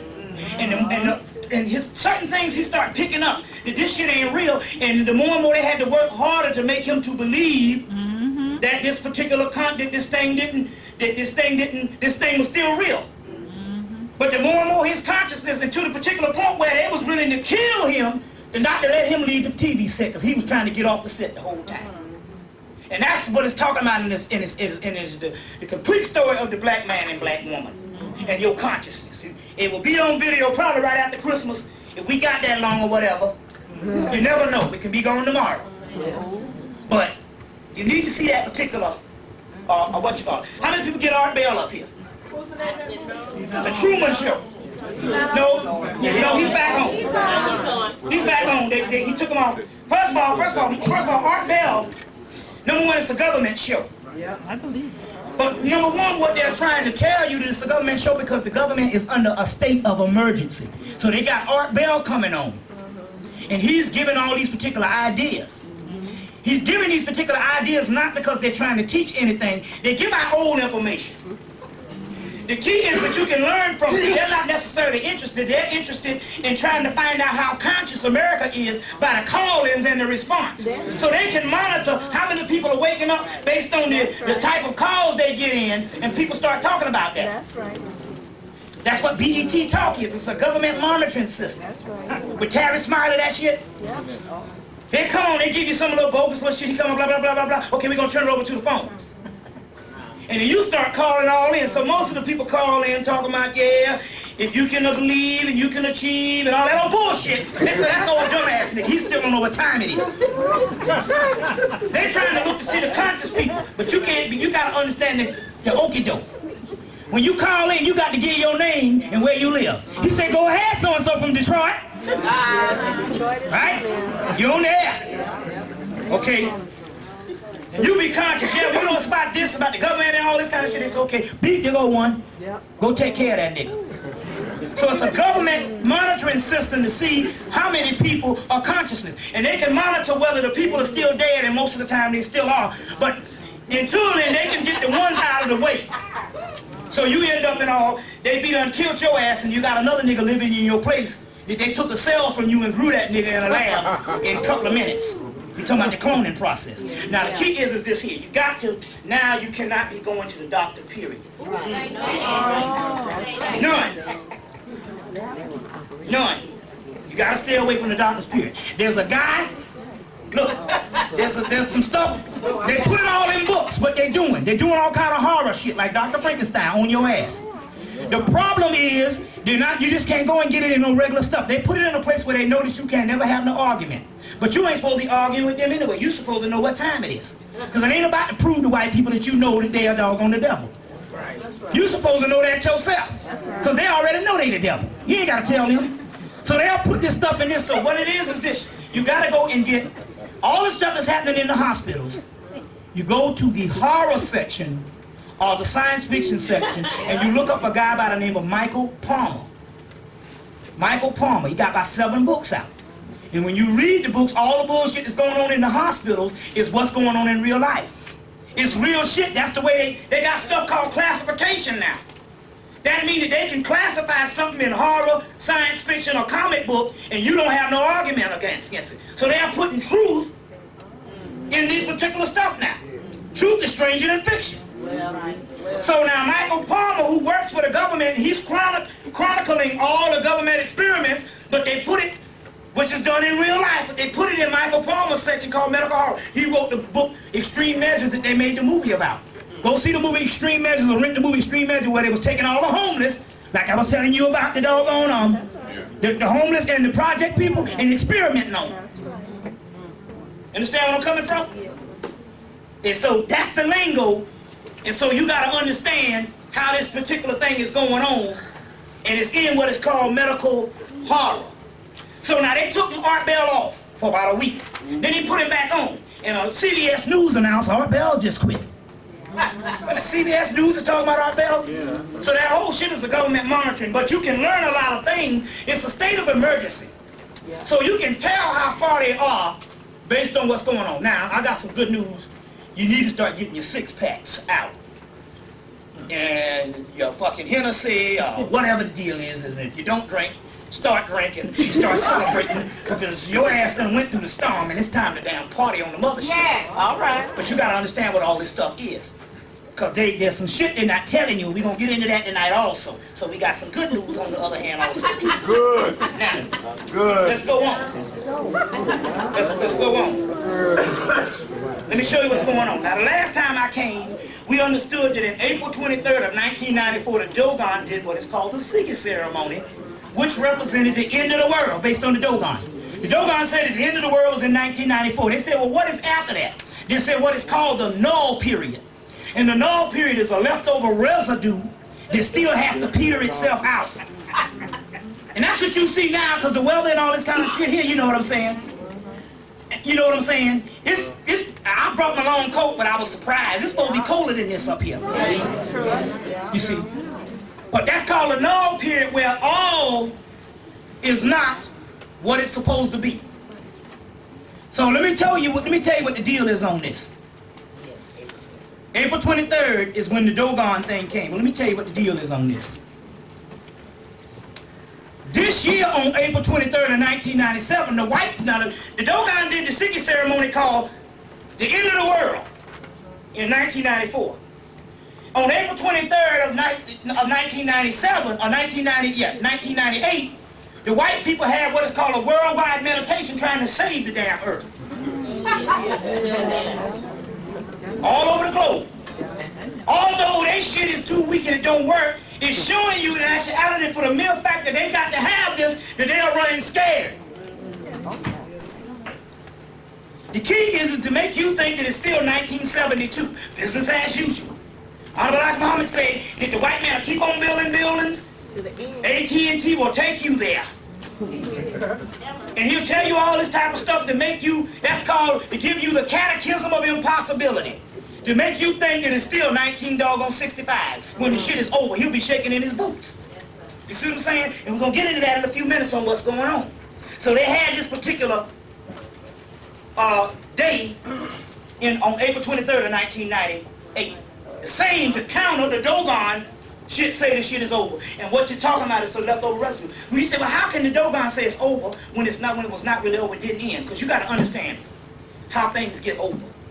If a house catch on fire, you can't calculate what hour the house gonna burn up completely, but you'll know the season on when the damn house is burning down. So obviously you know the season on how that shit is. We're right in the middle of it. You see what I'm saying? And damn near at the end when you notice it. See, because things be happening for years. And the white boy understands that he can keep certain information from you of shit that happened in 1985. That was cataclysmic. To the point whereas it is so obvious now, anytime the damn weather come and kill goddamn 12,000 people last week. 21,000. 21,000? It's more. Oh, that shit ain't went up. It's more than that. It's more than that, because they always gonna give you the conservative view. It's 3 times that much. You see what I'm saying? Yeah, 3 times. That means that some stuff is going on a greater level. That's right. But they still, you still thinking it's, but see, they got you distracted with this Monica Lewinsky bullshit. That's right. But at the same time when all this kind of stuff start going on, that's when they get you distracted. I'm gonna go into that in a few minutes later on. Now let me go into some stuff right now, so you can understand something. They got movies coming out. It was a movie called Phantoms. So in the video, get it. Deep Rising, as well as Fallen, and the movie Dark City. Rent all these. I'll buy these shits. Get Phantoms, Deep Rising, the movie Fallen with Denzel Washington, and the movie Dark City. I saw Fallen. Now, the Azazel that you see in there, that's a form of the Christ. The so-called Azazel shit that they was all scared of, that was supposed to, they say he wanted the earth back, him and his fallen beings. First of all, we are the fallen ones. Right. We are the fallen ones. If you notice, Denzel ended up being Azazel in the movie. He said, oh, I want to tell you the time when I almost died in the movie. Go see the movie. That's us. That's our realm. I'm going to go in there in a few minutes so you can understand. We are the fallen ones. I'll explain in a few minutes so you can understand this. The movie Phantoms. The movie Phantoms is about this particular substance to come in and take over this New England town. And they have to go in order to make the substance go back to the realm it went back. They had to use some stuff that they used to clean up oil spills at Exxon Valdez. Now, oil is made of carbon, and carbon is the basis of melanin. 6 protons, 6 electrons, 6 neutrons. 666. Teach. Which means melanin. One man's God is another man's devil. Satan, you Satan. You just gotta understand this shit now. You might want to challenge me on this motherfucker. Y'all can raise your hand right now. See, the problem is you've been talking shit. You've been scared of Satan, but nobody ever really went and studied this shit. When you study something, you research it. Right. 6 protons, 6 electrons, 6 neutrons, which means the basis of carbon. And the melanin is what? Carbon.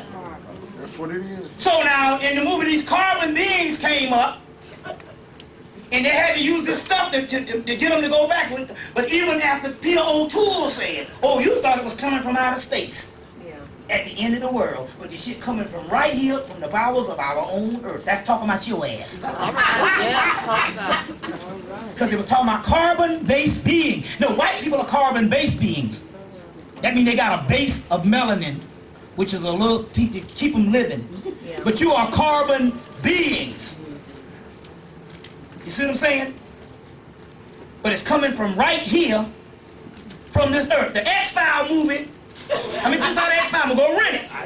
The movie was about this black substance that was here before the dinosaurs that will replace man using man as the host. That's melanin. We're going to get into the science on that in a few minutes on how this is done.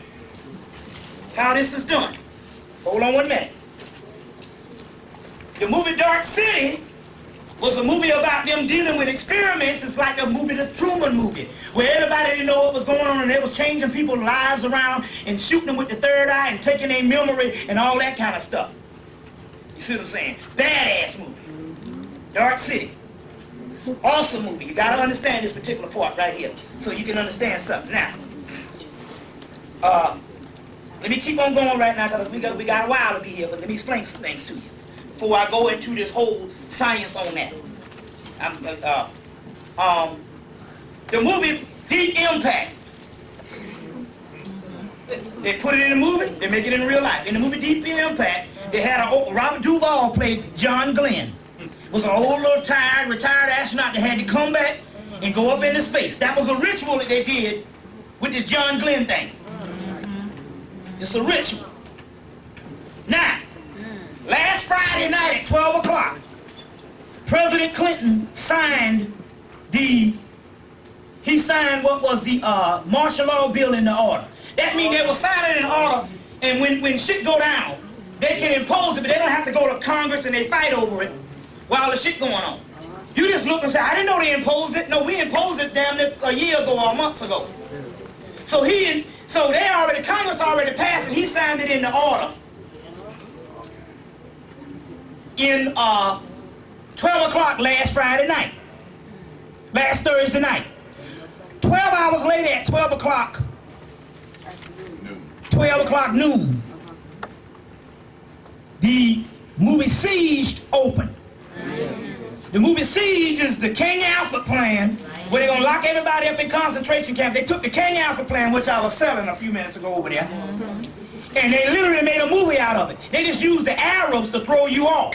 Put Denzel up in there so you really don't get what's going on. You see what I'm saying? The same day, Newt Gingrich quit during the time the siege opened up. And all this happened while John Glenn was still in the air, and he came down that damn next day. You got to understand the science on this thing, on what's going on. I'm going to explain it all to you because they're running scared, but I know what time it is.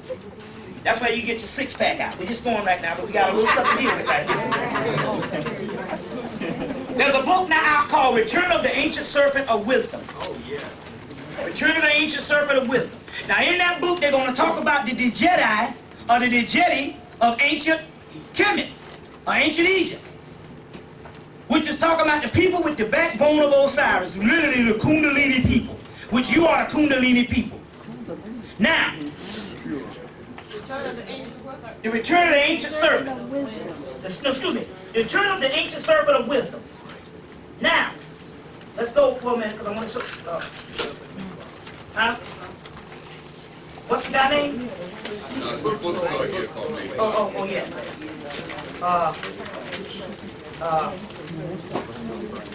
I would say, try to get something, but I know how it is.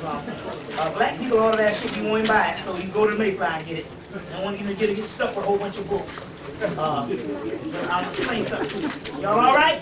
Am I boring you? No. Okay. I'm going to deal with this thing. Let me get my thing here. Now. Take that.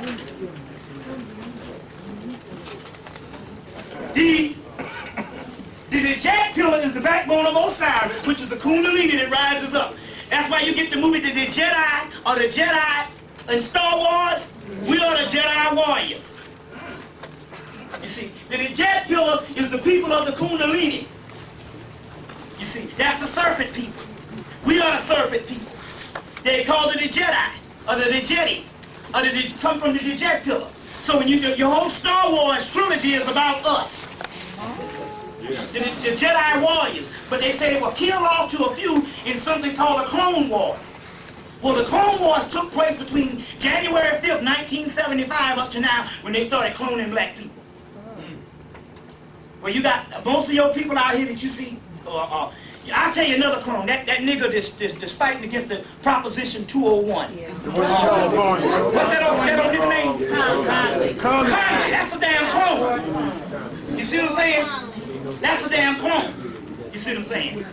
So now the Kundalini, we're the serpent people because we have the access to the top of the Kundalini, which is called the Haddock Point, which is the black dot sea. That's to the Jedi, but it's documented in the book Serpent of Wisdom, but you get your Star Wars trilogy. You get your Star Wars trilogy because the part of the Tree of Life, there's a part of the Tree of Life called Darth Sirius.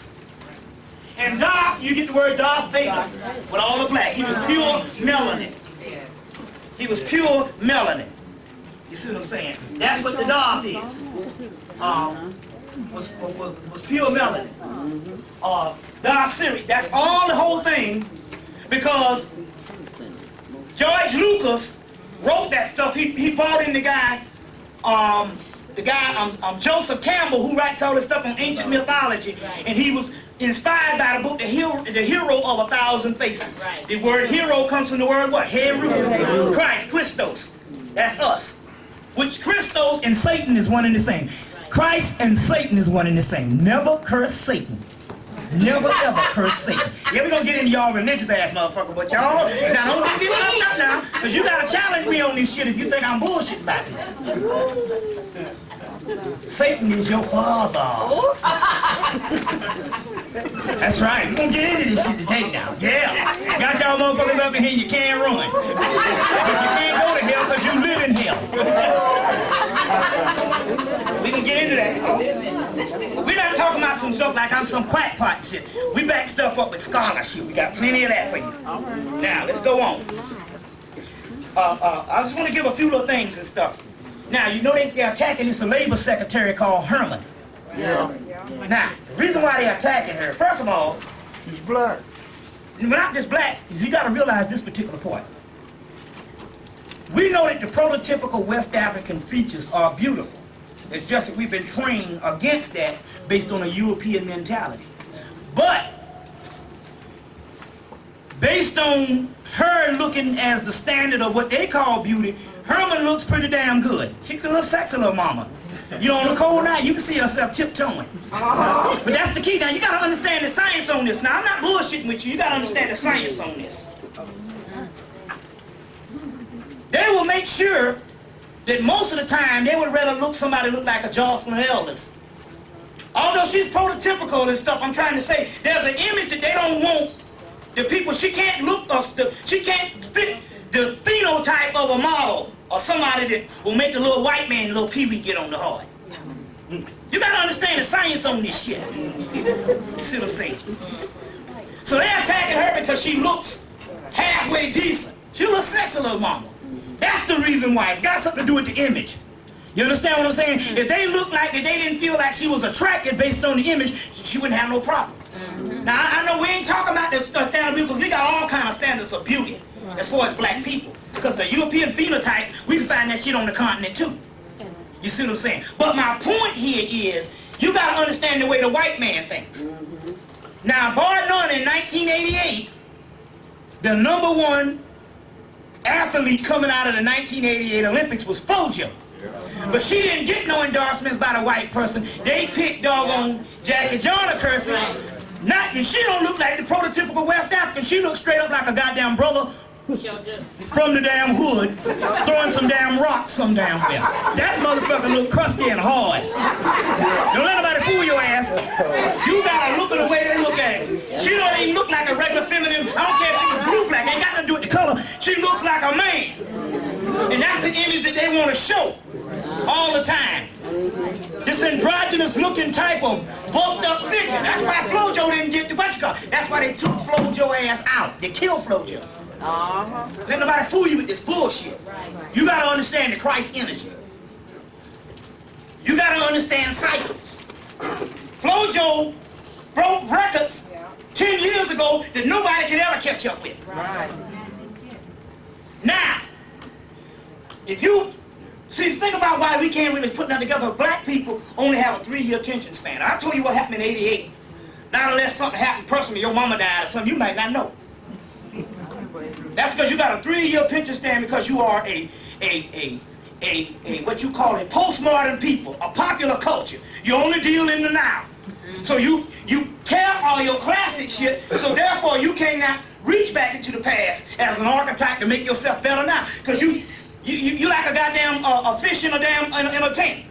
You know, the fish be swimming around, he got like a 3-second attention span. He said, oh, my life is fucked up, I'm living in a bowl. He go, oh, I'm just born again. Oh, my life fucked up, I'm living in a bowl. Oh, it's beautiful. Because he keep going back because he only have an attention span for so long. That's how you are. So you gonna know what's going on in 1988. But in 1988, the Seoul Olympics ran late. At the same time that Flojo died was the same time she was winning the goddamn medals. And they must motion, and see, you don't want to see, you say, why would they kill her? Because they're trying to kill everything that they think is a Christ energy. So they understand that the Christ energy don't necessarily mean some cracker walking around in no robe and shit. Or some black man telling you he Christ and shit and stuff because he acting like Jesus on some fucking cross. They know that the Christ energy can come from genius. It just means the word genius. The word genius comes from the word genie. You see what I'm saying? Your later word jinn comes from the same thing. But the genius is your higher self. So they know when she doing that great shit, they say she could be the Christ. All of a sudden she come. When she came, they said a heart attack. I say, now if they change that shit to something else, you know it's then they come back some epileptic shit. Now here's a motherfucker live all her life. She 38, no, something, never had no epileptic seizure, but all of a sudden she gonna have a seizure in her damn sleep. Knowing the cracker can rub up against you and you have a heart attack the next damn day. And you block that bullshit. They took her ass out. Because it was that cycle that she won everything 10 years later. And they took her out during the same time. You see what I'm saying? You gotta understand the sign. They killed Flojo ass. Plus, not only that, Flojo didn't get nothing, because Flojo looked kind of sexy. Booty all nice looking and stuff, you know. She got her little nails and shit. Now you say, oh, this brother, no, that's the way the white man look at this shit. You got to understand this sexuality shit. None of the black goddess the shit. That's why he never put black sisters with damn white models. They show them up. Even when they're light skinned, they still be showing them motherfuckers up. They be looking all pale and shit. You see what I'm saying? You got to understand the science on this and understand what's really going on. Now, Thomas Jefferson, and he only wrote one book, Notes on Virginia. Thomas Jefferson said, in his book, Notes on Virginia, he said that black people, you either going to have to do two things. You either going to have to ship them back to Africa or exterminate them. Now, the key is he was not saying this particular thing based on, this was his views. He was a master mason. And he was saying this based on the Masonic policy. He was quoting Masonic law that one day they would have to exterminate us. Right. So when the Mason came on, when Bill Cooper had his show, this Mason came on and said, well, it's based on the southern jurisdiction of Scottish Black Freemasonry that we'd have to put black people back in slavery one day. You see what I'm saying? So now this is the deal. Let me show you this here. Y'all all right? Is this boring you? No. No. Right. We got to break things down on a certain level first.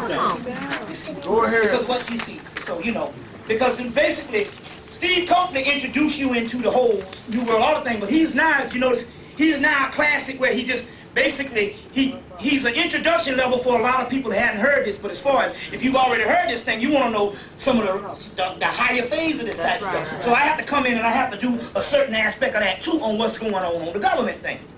You see, on the government thing. Now, what was I talking about before I got interrupted? He said that Freemasonry. He said that so they said that based on the Scottish Rite Freemasonry, they would have to exterminate us. You see. So now, what they have done was this here.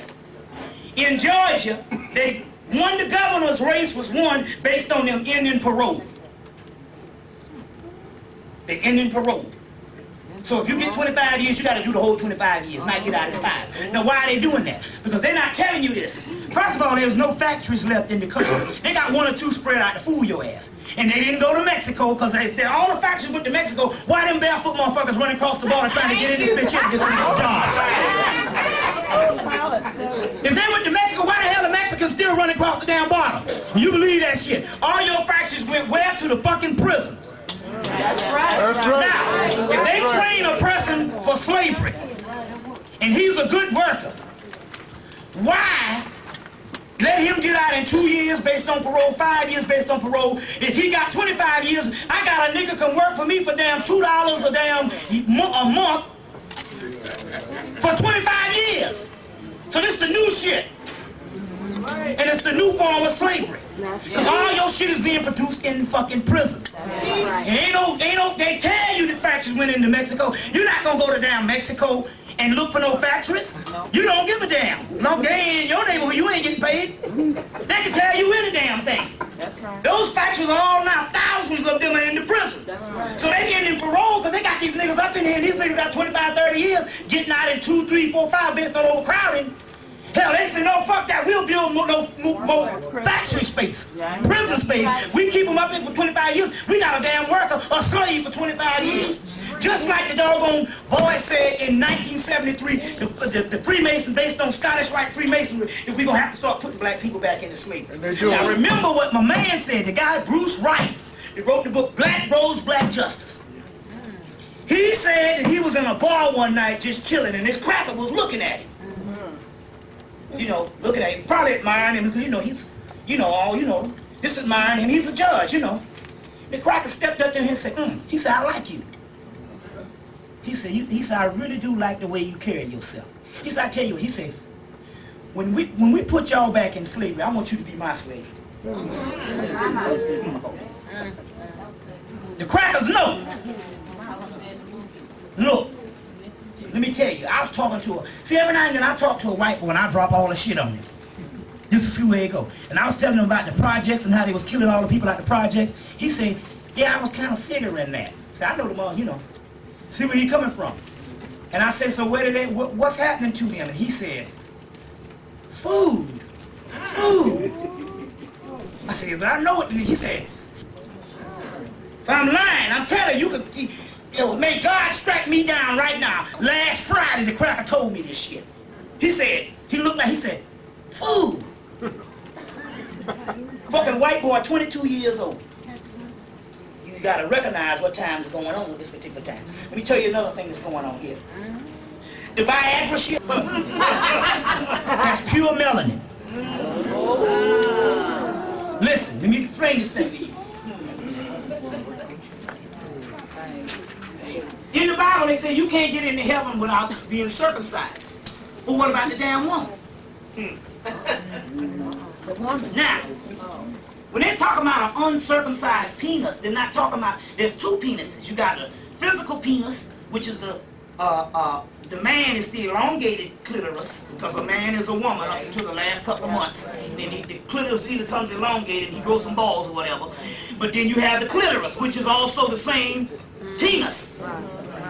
So the man is the feminine, the man is what is called the feminine positive, and you are the female negative that you draw in.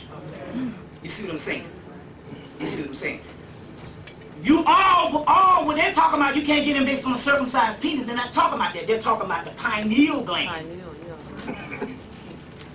The pineal gland is the penis in the brain. It's called the small face one. A pineal, penis of God.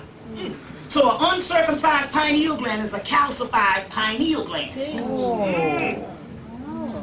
So they give the statistics that the white boys, at age 19, the sexual production start going downhill. They reach their peak. So niggas thought that was the black man, but that's not us. That's why a lot of white girls will start going in mass. All of the niggas is fucked up for fucking with them, but we gotta understand our niggas are dead. You know the bullshit. But the white girls was going in mass to seek out the black guys because based on sexually. So you don't realize, because you're black people and we all doing this shit, it might be one rhythm of the stroke that the cracker can't produce. But you, it's just you know it's natural. Hell, you in there with the nigga. You give him a stroke and kill his ass. But the white girl, it might be one damn rhythm off, but he doing mechanical shit. When she get with a brother, he might just do that shit one damn way the right fucking way, and that shit be altogether different than the cracker. He's sexually incompetent. You see what I'm saying? That's right. So what happened is the majority of the impotency, 85% of the motherfuckers was impotent around when they get 30. Don't let nobody fool your ass. So what it was is, the white girls start going in mass. And what they did is they took the melanin and they created this Viagra. It's pure melanin. They're getting it from black people. And the interferon and all that bullshit. The interferon and that, and the melanin and all that stuff, because the melanin is also in the gastrointestinal tract, the genital, and it's pure melanin. And that's what the damn white boys is getting for that shit. That's what it is. No wonder they're dying. But they stuff. Look. Yeah. See, we take it for granted and shit. See, the key is what we don't realize is, with the black man, it's first not only an electromagnetic force field that you got. All you gotta do, man, is just stick it in. And them motherfuckers start going crazy. Not like I tried this shit. I'm trying to explain something. It's different when they get with you. The whole once you get black, go black.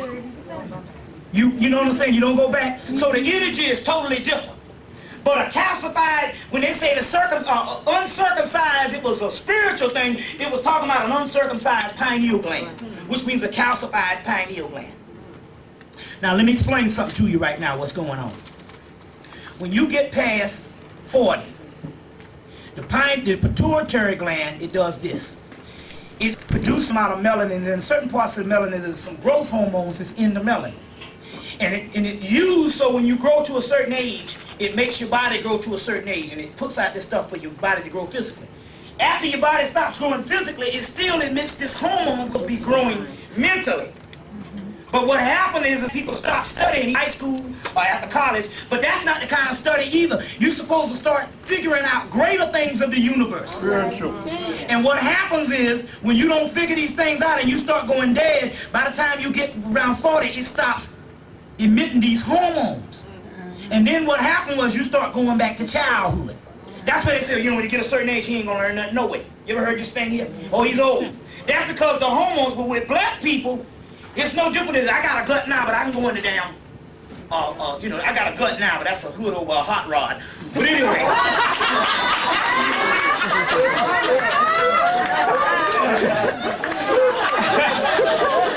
I can go into the exercise room and pump up and get all pumped up. Right. Well, the same thing with you. If you start back focusing in on analyzing, don't have to necessarily be as much reading, but it's just paying attention to consciousness things. Through reading, through video, through just discussing things and doing this type of thing, it starts emitting again even if it's shut down. So it's just like anything else. With you, it can shut back on. With white people, with the little bit of melanin they got, it's so little until once it's shut down, that's it. So now they're taking this pure melanin growth hormones and they're giving it to white people with $800 a damn shot. And they say, oh, I'm seeing colors and my memory and all that kind of shit. So the key is now, you must now focus on conscious things, because now it's shutting down even earlier in people our age. Like I'm in my mid-30s. So, you know, 29, 30 and stuff. So now you got to start functioning on consciousness so it can emit these hormones, because the subconscious sends things to help you based on where your mind is. So if you're a dead motherfucker, shit don't work. It's simple. You don't use it, you lose it. You see what I'm saying? So now it's imperative that you get into some type of consciousness and rule out most ignorant bullshit in your life. And all this stuff, and so what it is, they got a greater way for it to shut down. All this shit based on your job, based on politics, based on what the white man got you to do, is shit to shut that shit down. You got to start dealing with the spiritual stuff. But on the other hand, it's not necessarily all the time dealing with this shit out in the stuff where they done shot some nigga in the head and you all out here mourning with damn signs. You see what I'm saying? We're talking about spiritual realm and trying to understand something other than what they're giving you on the damn news. All right. Check it, get it? And it goes to some other things. We got, you know, we got a lot of stuff to cover. We on page, we got 17 pages, I'm on page 2.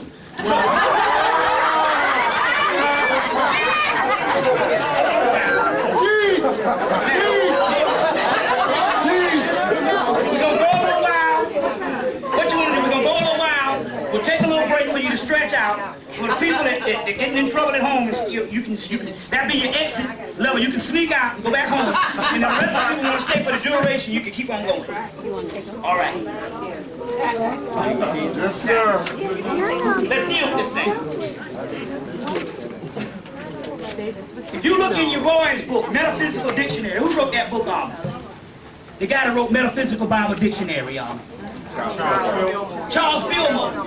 And look up, go back and look at the word A-S-S-I-R and A-U-S-I-R, or Usar or Asar, which is Osiris. And you'll also see the word Aurora. Now all over Atlanta, they got this Aurora coffee. Open up. Now if you notice they got the Starbucks coffee, what is it with all these coffee houses now? Used to be they give coffee for free at fucking damn IHOP and Waffle House, and now you paying $1.50 for a cup of coffee. But it be some good strong shit. What is it with this coffee? First of all, let me tell you the deal with the coffee. Coffee has a high melanin content. Right. Anything that's dark means it's at its most carbonated form. That's why, because you know, most of your coffee came from Africa. Right. From Kenya and stuff. That was the origin of coffee, not over in Colombia. But even that, we talking about, the earth was all one land, man, so we still talking about a part of Africa. Yeah. All right. You see what I'm saying? Yeah. So coffee has a high melanin content, and these white people, that's their daytime melatonin, because the other melatonin puts them to sleep. Yeah. We're going to get into this tonight. Remind me to tell you about dreams, because I'm going to tell you some shit with a door. So coffee is their day melatonin, or melanin, when they get that coffee. Now, you don't have to worry, you drink coffee too and all, but coffee has a high melanin content. You see what I'm saying? That's why they'll come and say it's bad for you. Then they'll come back and say it's not really bad for you, it's good for you. But in actuality, that shit got melanin in it. Don't let nobody fool you. Then, but Starbucks in them is putting melatonin in the coffee. And that's why, because Aurora means Osiris. And they got Aurora coffee, Osiris coffees all over Atlanta, Starbucks. You see what I'm saying? And all these particular coffee houses all over. These white people are getting the melanin through the... That's right. But it's pure melanin. Well, it's not pure melanin, it's an aspect of melanin. Very key. That's why they're doing it. Because they're vampires. And the whole melatonin thing was they used to eat black people, but the melatonin was a celebration in 1994 because they didn't have to eat, they could take a pill. But now, in order for you to get the real shit, you got to go on a doctor's care and get this growth hormone that's pure melanin. Because the other stuff is watered down. If they gave you pure melanin without a doctor's care and that's what you call, you can go crazy in 48 hours. That's what Richard King told me. You see, well, white people can go crazy in 48 hours and stuff. It's very key that you understand that, Richard Stein. Now, in the spring of the year, a double-headed calf was born. You got what's going on there? This past spring. Now, what is going on is this, so you can understand this. In the Native American, you got the white buffalo that was born on in September of 1994. Then in the first part of spring of 1997, the red heifer, based on the black Jewish tradition, was born. Then in the spring of 1998, a double-headed calf was born. Anytime you hit a double head, that's talking about your other higher self appearing. These symbols that's being born represents the purification of black people on earth. So anytime you start purifying to a certain level, you're going back to the Christ, your spirit realm world will send an animal symbol as a symbol to represent your progress. So you had the white buffalo born in 1994, which was a 2,000 million year prophecy and a 1 in a million chance based on the Native American. Then you had your Hebrew prophecy based on the Ethiopian Hebrew prophecy of the red heifer being born, and it was born in the spring of 1997. Then you got a double-headed calf prophecy that was born, and it was born in 1998. Once the other head appears, that means it's over. Now, the white boy understands this, but he understands that he's the fake Jew. That's right. And he understands that based on his prophecy and law that they cannot fulfill, no prophecies will be fulfilled until Elijah comes. But Elijah ain't coming to them because they the fake Jew. Elijah came to us. Now that's based on the Messiah. Raphael Pattis, the Messiah text. Based on the rabbinic law that they can't do nothing until Messiah comes, or what they call the Elijah come, who clears the way, the opening of the way.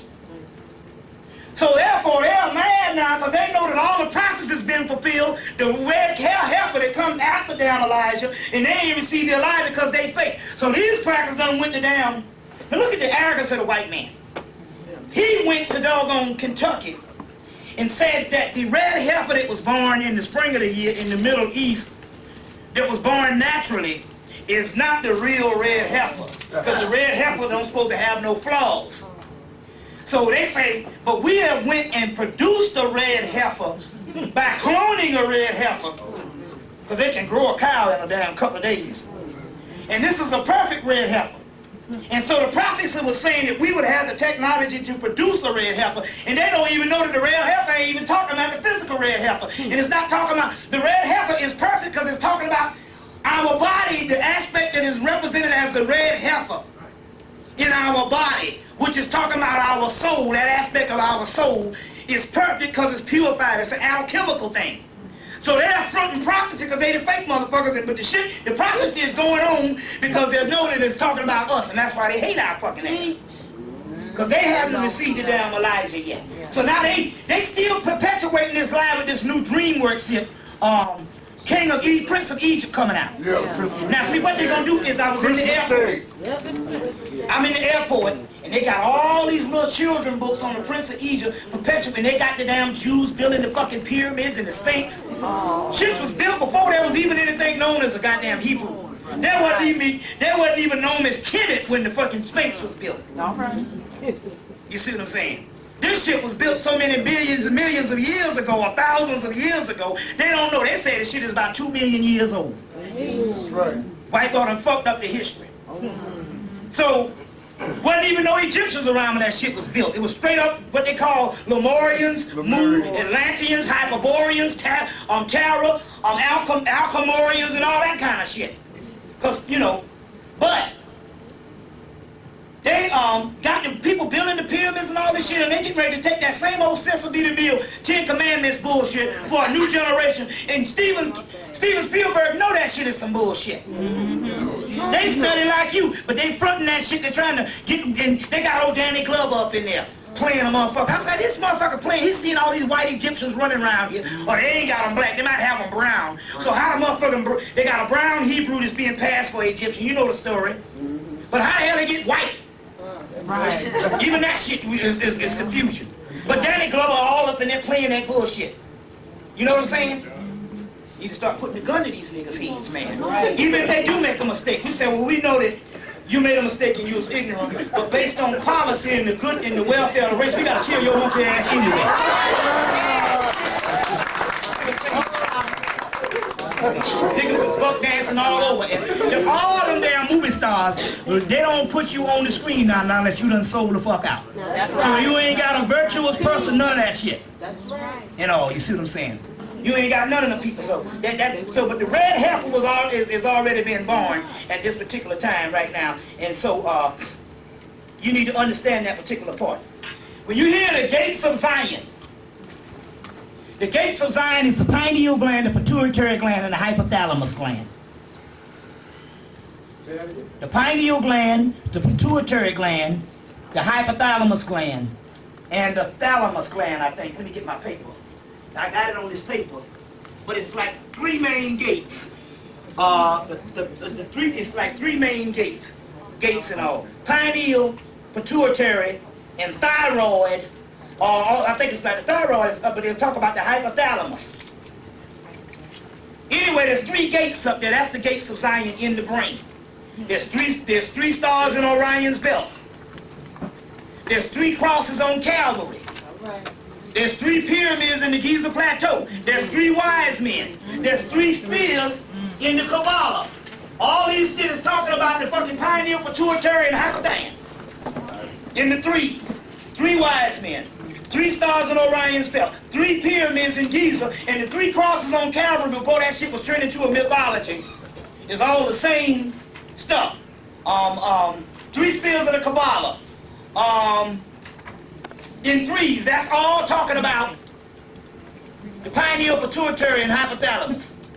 You see what I'm saying? You know, Isis, Osiris, and Horus. You see? I'll say Isis would be the pituitary gland, Horus would be the pineal gland, and Osiris would be the hypothalamus gland. The sacred trinity, that's in your head. The gates of Zion is in your head. All right. Teach. The pineal gland is known as Lucifer, the light bringer. That's right. Lucifer, the light bringer, is the pineal gland. In Exodus, Jacob wrestles with the angel All right. all night. And when day broke, he saw pineal, or Penuel, the face of God. The face of God is called Horus in ancient Egypt, ancient Kemet in Greece. It's also called Metatron, the great face. It's also called Shekinah, that's the fallen mother, the great face. It's also, that's the pineal gland, Penuel. That's the face of God. You see what I'm saying? The small face one is what this particular science is actually talking about here. But those are your gates of Zion. They say evil comes from the north. I'm gonna get into what this evil shit is. Evil is good. Eddie Murphy said it in the movie. Evil is good. Do you think they make a damn movie and put a black motherfucker up there that's metaphysically hooked up? And you think that's some fake shit that Hollywood? No. He was telling you that evil is good. That's right. Love is bad. I'm gonna explain it to you in a few minutes. I know you saying this nigga here done lost his fucking mind. But I'm going against everything that you have been taught. First of all, let's get one thing straight. Up until 2,000 years ago, the Christ figure on the planet did one thing and one thing only. He's born, he grows up in an incubation period and learns to be an adult. Once he becomes a young adult, he does one thing and one thing only. The Christ, he kills. That's it. That's it. When you see the Alien, the movie The Alien, you see that shit kill on the damn, the movie The Predator, that's what the Christ does. This shit about Jesus loved the little children and all that bullshit, that's Paul that wrote that bullshit. Because the Roman government wanted to make a docile type of punctified Christ that ain't got shit to do and tell you about the love shit. The Christ energy, they don't have nothing to do with love. Because love is an abstract term in the first damn place. If you have a mate, I never tell my mate I love her. To love a person is to never have to validate that you love. That's romance. It's got the word Rome in it. That's white people, because white people do not have the nature to just love a person and it's given. You don't have to tell your mama you love her. It's futile. African, you understand how dumb that is? A valid I love you. That's why the shit after a while, after you grow spiritually, it get kind of hard to say.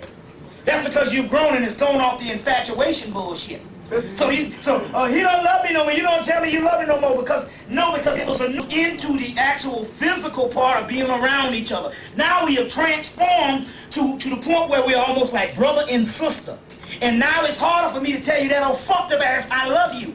That's a validation. For the mere fact that you have to tell a person you love them means that's how the damn relationship get fucked up in the first. That's how the damn so the nigga can go fuck all over town. And he said he mastered the word I love you. I just tell her I love her. I love you, baby. And you can't get the shit in your thing because the word is fake itself. An animal don't have to have no goddamn word or no book to be no damn dog. It just is. And the shit just was. You don't have to tell your sister ain't gotta come in the damn room and tell you you love her. Some shit is given just like the paint on the wall. You get it? So the whole fucked up shit with the relationship shit is based on we're dealing with a European Victorian model of shit and we can't get nothing. So don't tell you, to love a person is to never tell a person you love them. I don't tell my girl she love me and she don't say the same thing. You know me and my woman never argue at all. It's almost, we never argue hardly at all. I mean, hardly mean, it might be like, we might say one or two little things, but a little old brief little shit once or 2 or 3 times a year, but I'm just saying, no major arguments at all. Because we have broken down all the banners of what the fake shit or what this white boy is doing because that shit sells. That's called capitalism that you call love. That's why you constantly buying shit. If you think about it, it's really fake. I love you. Okay, the first time you say that shit, well, it's a new person. You're establishing a relationship. You want to make something different than the other people on the street, so you go, I love you. But once you're together, you start growing, you know a motherfucker when they scratch their ass and shit. You know what I'm saying? You know if one ball is higher than the other, or one breast is smaller. I mean, getting out all the bullshit. You know all the little idiosyncrasies. You meshing now. She coming in, like I said, she coming in the bathroom in your face and all. And shit like that. But you rolling like, that's family now. So the bullshit is gone. But you still in here with this whole love shit. You know what one of the most ignorant shits is? This is white people shit. You should be offended when a nigga bring you flowers. How idiotic and low. Flowers. Motherfucking flowers grow outside. I like a motherfucker put some dirt up and bring it to your ass. But they have programmed a woman on what is called a domesticated level. And it's analytical. They hand the boy, he gets all kind of toys to make him use his analytical skills. That's why even the brother in prison is a genius. He's street smart. They get a girl a doll, and everything is based on program to be with a man. So what they do is they make a woman a domestic animal. You see what I'm saying? Right now, some brother come over and say, yo man, we're gonna have a little conversation. You know what I'm saying? Me, you and the brother. Like I can't have a conversation with you. I don't have no conversation that my goddamn mate ain't on in with. The sister roll with me, whether you talking about that other female. Because we equal. So ain't no goddamn, no, we separating the boys, no. We are one entity on the spiritual realm. This woman is my hooked up spiritual mate. Now, I don't roll with no shit, no, the man, no, the girl can't be. No, I ain't in with that bullshit. That's homosexuality. That's 2,000 years ago. Because the Arabs were some of the biggest faggots on the planet. The white Arab. And the damn white Jew man and that whole shit with Christianity is based on homosexuality to suppress the feminine energy. That's right. So I don't roll without the goddamn sister. I say, well, if you know, so even the shit with the Masonic shit with the boys in the law, that's not real masonry. Because one part in the real masonry, first of all, who is the master mason? The temple of God is the physical body. Well, the temple that God is in is the physical body. Who builds the temple? The master builder builds the temple. Well, the only motherfucker can build a damn temple I know of a physical body is a goddamn woman. She's the true master mason. So in real masonry, if you don't have the woman in on the shit, you don't have real masonry, because it comes apart in Masonic shit where you gotta go into sexual tantrum. And now unless you booking a nigga in the ass, that ain't no real masonry. But that lets you know that the real, how many people up in there Masons? And you can challenge me on this shit. Prince Hall, Smooth Ashler, or whatever, you know nothing about the mystery school. Now you can challenge me on that shit. I'm standing on the square for Boaz, the Holy Saint Lodge of Jerusalem. I know all that shit. You don't know nothing about what you call it. That's not mystery system. Right.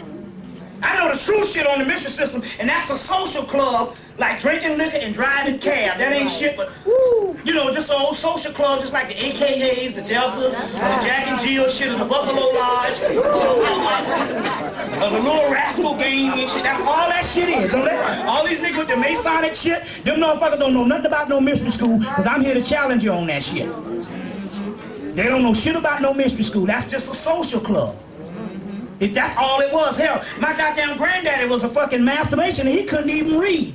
So I know goddamn well he don't know nothing about no mysteries. And that nigga got all three of his degrees. They take a nigga off the street in the old days and give him all 3 degrees in one day. He go in on early first Saturday morning, and by 6 o'clock that nigga a master mason. And to this day, the Masonic thing ain't got nothing to do with the real mystery school. That's a social club. Now I can challenge anybody on here what the hell I'm talking about. So if y'all a big time Mason and think you know that your lodge is teaching high goddamn Mason, well, let's go into this motherfucking shit right now. That's why I go to the East Coast and I don't hear a damn sound whenever I call the motherfuckers out, because they don't know shit about no mystery school. So quit the damn dumb shit. If you really want to get a real Masonic lodge, get the damn sisters up in there, and that's when you start dealing with some real shit. So right now, if ain't no goddamn sisters in it, I'm stay far away from the shit. I'm like a pimp. I'm staying with the damn women. You fuck around with all them goddamn hard heads. I'm dealing with soft legs on this shit here. And that shit make more damn sense. If you want to get me spiritually aroused, get me some booty around my ass. Fuck all the other stuff. Now, let's go on.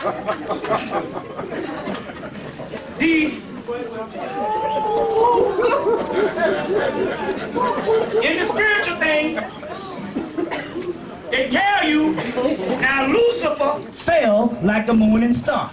I think that's in Isaiah, I think so. They also go in Revelation and they tell you that Jesus is the morning star. Now I'm getting ready to break this mystery to you so you can understand Christ and Satan thing is. First of all, let's get this Jesus thing out of the way. Jesus is a Greek name. It comes from the word Jupiter, which they took the J from Jupiter. See, you got the chief god of Rome is Jupiter, who is Zeus in Greece. The chief god of Greece is Zeus, who is Rome, who is Jupiter in Rome. They took the J from Jupiter, and they took the Zeus and get the word Jesus or Jesus, and you get the word Jesus. That's even in your boy book, Historical Origins of Christianity by Walter Williams. Can't think of the name. Walter Williams. So now look at the scenario here. First of all, the word Jesus, when you say it's Jeshua, well, hell, people can pronounce Yeshua, because there's no J in the Hebrew language. Right. People can pronounce Yeshua. So why you didn't call him Yeshua? See, but they say Jesus. Now that's like, listen, that's like me coming up to you and say, well, I worship a black revolutionary Messiah from Africa. And you go, okay, well, oh yeah, you did, well, what's his name? And you go, Dong Xiaoping. Right then, I will know that shit can't be real. You're talking about a damn African guy you call Deng Xiaoping, or Pai Lai Ling, or Bruce Lee, or Ching Chong Chung, I'll know that you was a goddamn lie. Right? So when you say Jesus, and you give a Greek terminology, that's why you don't get no Hebrews. Now wait a minute, here it is, the Hebrews got a chance, and even we know that the black Jews didn't accept that, but even the fake white Jew got a chance for Jesus to be a part of his race, then he denies that bullshit. Because he knows it's fake. You see what I'm saying? The fact of the matter, there was never a historical Christ. Now anybody want to debate me on this shit, stand up right now or forever hold your goddamn peace. Because the damn stories, how the hell is a historical Christ when we got the same damn stories in Greece, Babylonia, Egypt, India, everywhere you go on the planet we get the same mythology. What happened was this. Now there's a difference between history and a difference between goddamn the mystery. And somewhere on the 2,000-year mark, you had the Romans historicalized sublime mythology. You see what I'm saying? Alvin Boyd Kuhn got a whole book, Who is This King of Glory? Dealing with that. That's why it's out of print. Who is This King of Glory? That's one of John Henry Clark's great book. That's why when they came, that's why when the Roman government came and they said, well, we worshiping this Jesus now. The Hebrews said, no, you can't. Now how do I know this? Even if there was a historical figure that they tried to plagiarize that and play that off with, we don't deny there could have been some person running around and got his ass killed. But for the mere fact that somebody could kill him, meaning he was not the Christ. Because I'm getting ready to tell you, I've studied the origin of the Christ, and the origin of the Christ comes from alchemy. And I happen to know one thing about the origin of the Christ. The Christ is built on some stuff called eschatology, which means it comes at the end of the world. That's the Christ of Egypt, Hemmitt, Babylonia, Samaria, and even Greece, which was, the original Greeks were the Etruscans, which was a group of black people. So your Greek language is a black language, first of all. It comes from the people called the Etruscans.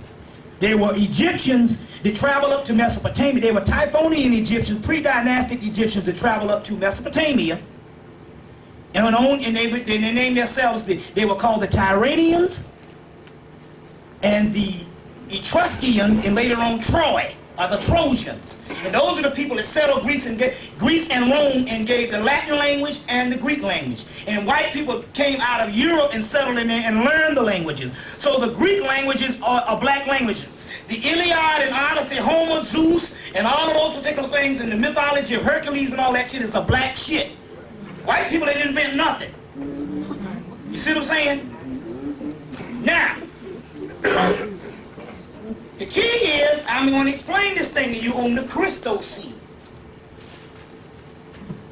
It's the eschatology, which means end time. Do you know that the Christ energy, the real deal Christ seed of God, when it is ignited on the planet ceases to exist anymore. The whole variation of the word Christ comes from the word tikkun. In Egypt, it's called, in Hebrew, it's called tikkun. In Kemet, it's called ma'at, but the chematologists got it. They think it's balance law and all that old shit, because nobody in the Egypt shit studied the occult. The word or the act itself, the Christos, in order for it to even occur on the planet, it's like a nuclear time bomb. The planet will cease to exist.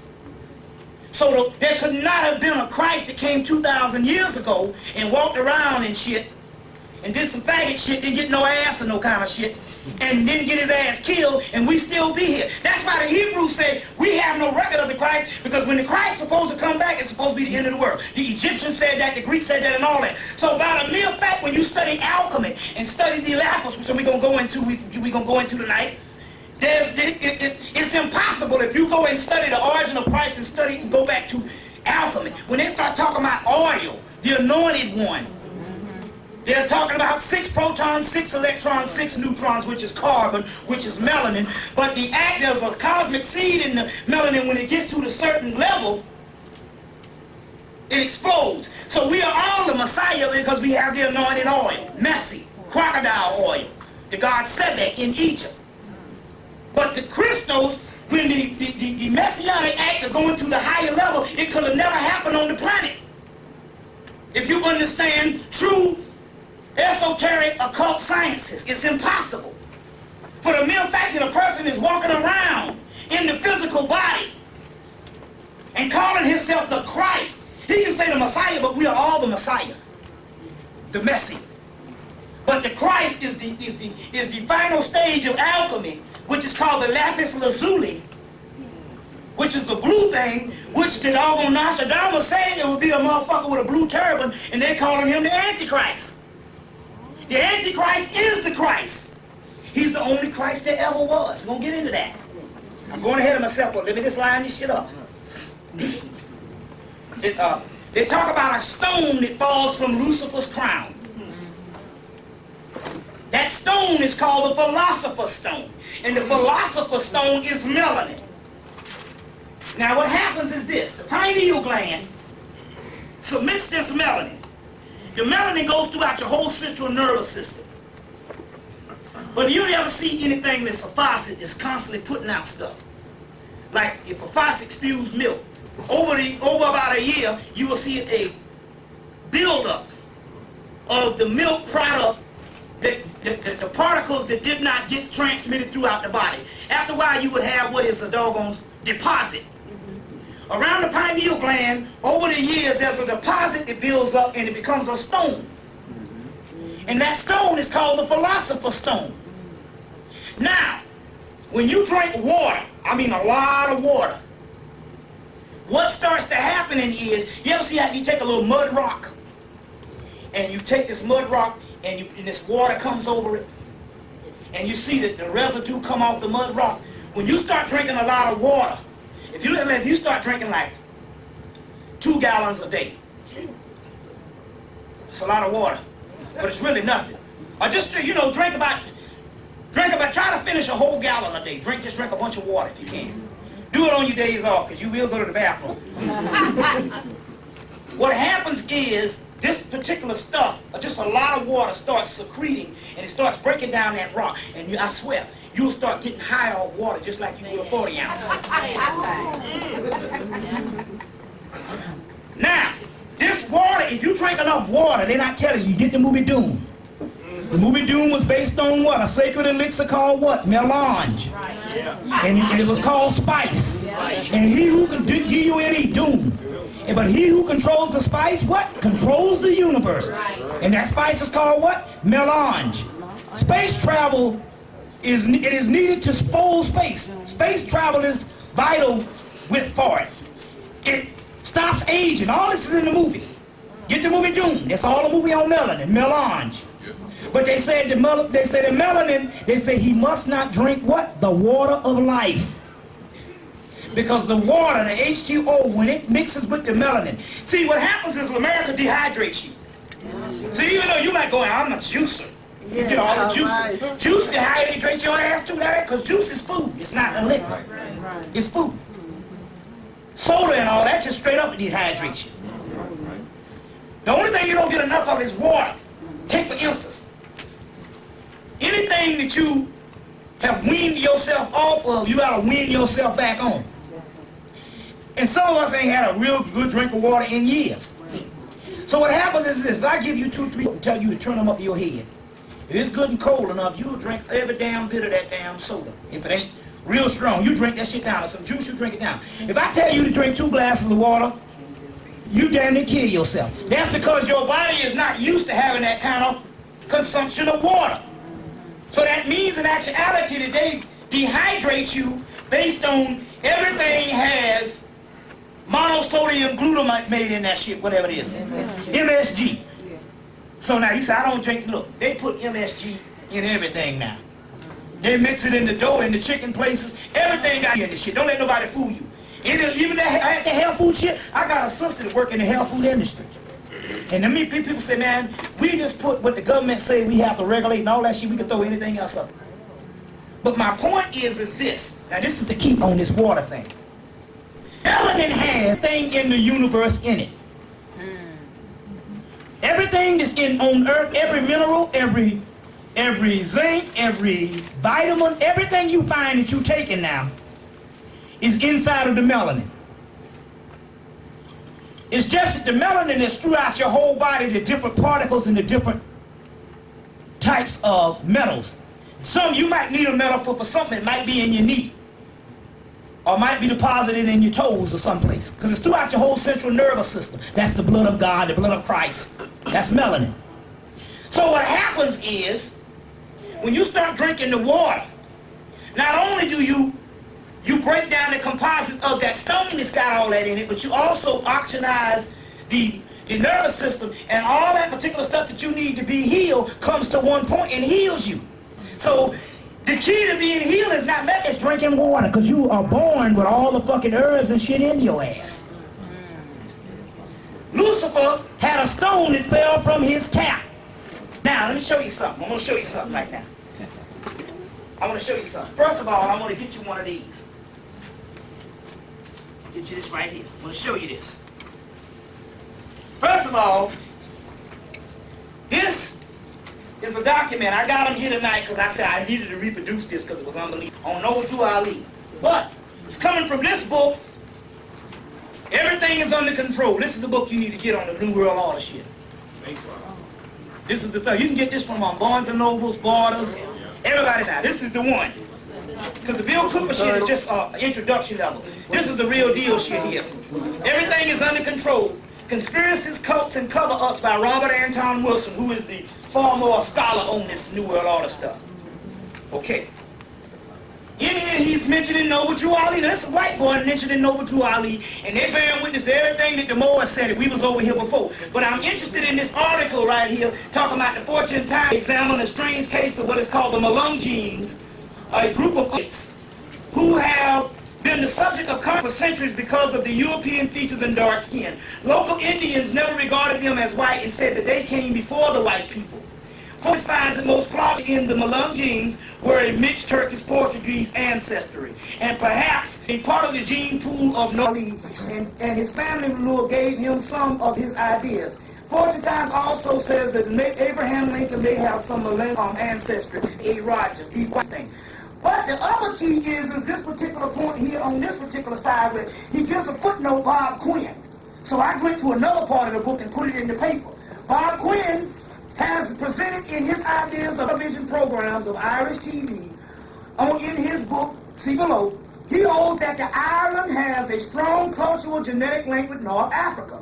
Going back to the dawn of civilization, in his view, Atlantis was not a continent of the middle of Atlantis, but a culture that extended in areas known as Morocco, the Gallic-speaking Atlantic coast of Spain, Britain, France, and also Ireland, especially West Ireland. In some, just as the modern Irish, the Celtic bedrock is overlaid with English, and genes of original Gallic bedrock was overlaid with Moorish foundation. Some of this evidence seems quite impressive, i.e., type O blood type is common in North Africa and West Ireland, but rare among the other Europeans. Number two, Roman authors describe the Celtics as being tall and blonde, but most of the Irish are short and dark-haired.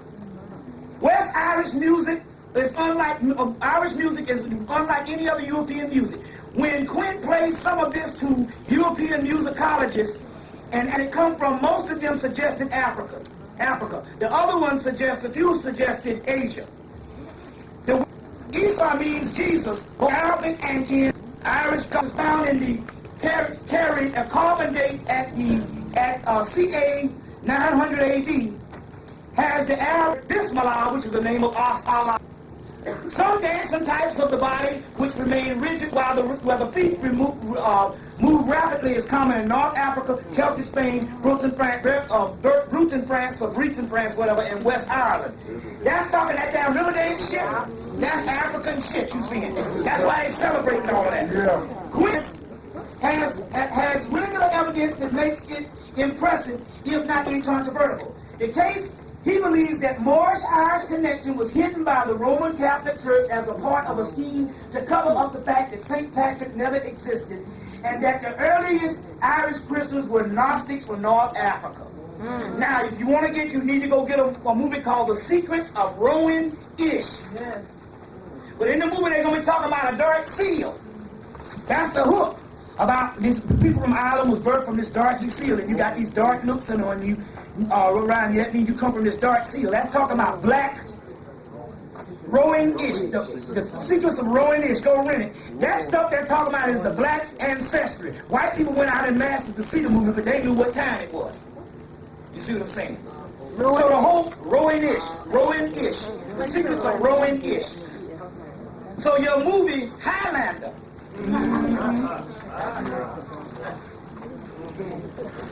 The sword comes from Seth, which is the Moorish.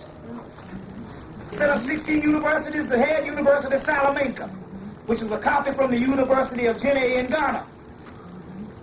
The sword comes from Salamanca. Sean Connery was playing an Egyptian. You got to get over the white thing in the movie and understand that the Highlander are black people. The movie Braveheart. When the British say we can't kill them off, we got to breed them off, they was talking about a black element that was in Scotland. Your Highlander, you are the fucking Highlander. But they said we are immortal. You are immortal. You die, but you reincarnate. And come back here over and over. But they also say that we must walk the earth and reincarnate, and we cannot die, even if we do. In this day, could not die until a gathering in a country far, far away. Now this is what? 600-700 years ago. 500 years ago. They say we must hold on until we come to a gathering in a country far, far away. Guess what the gathering is? Y'all motherfuckers is sitting in the bitch right now. And you've been doing this for the last 10 years in the Afrocentric thing, the same with whether you, anything other than just regular Christian shit, whether you was in the Nation of Islam, whether you was in the Moors, whether you was in the Rabboni thing, whether you was in the Hebrew Israelites, any type of thing where you started gathering. But now this metaphysical shit right here we talking about is the gathering of the masters. And you are the Highlanders. The sword, this is the sword. Kundalini is represented the sword. That's Excalibur. Excalibur. So go get the movie Excalibur. King Arthur. The round table. The round table? Where's the round table? This is the round table. In your head.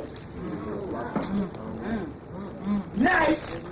What is a knight? It's black. Knights of the round table. The round table is in your head. You the black knight, black skin.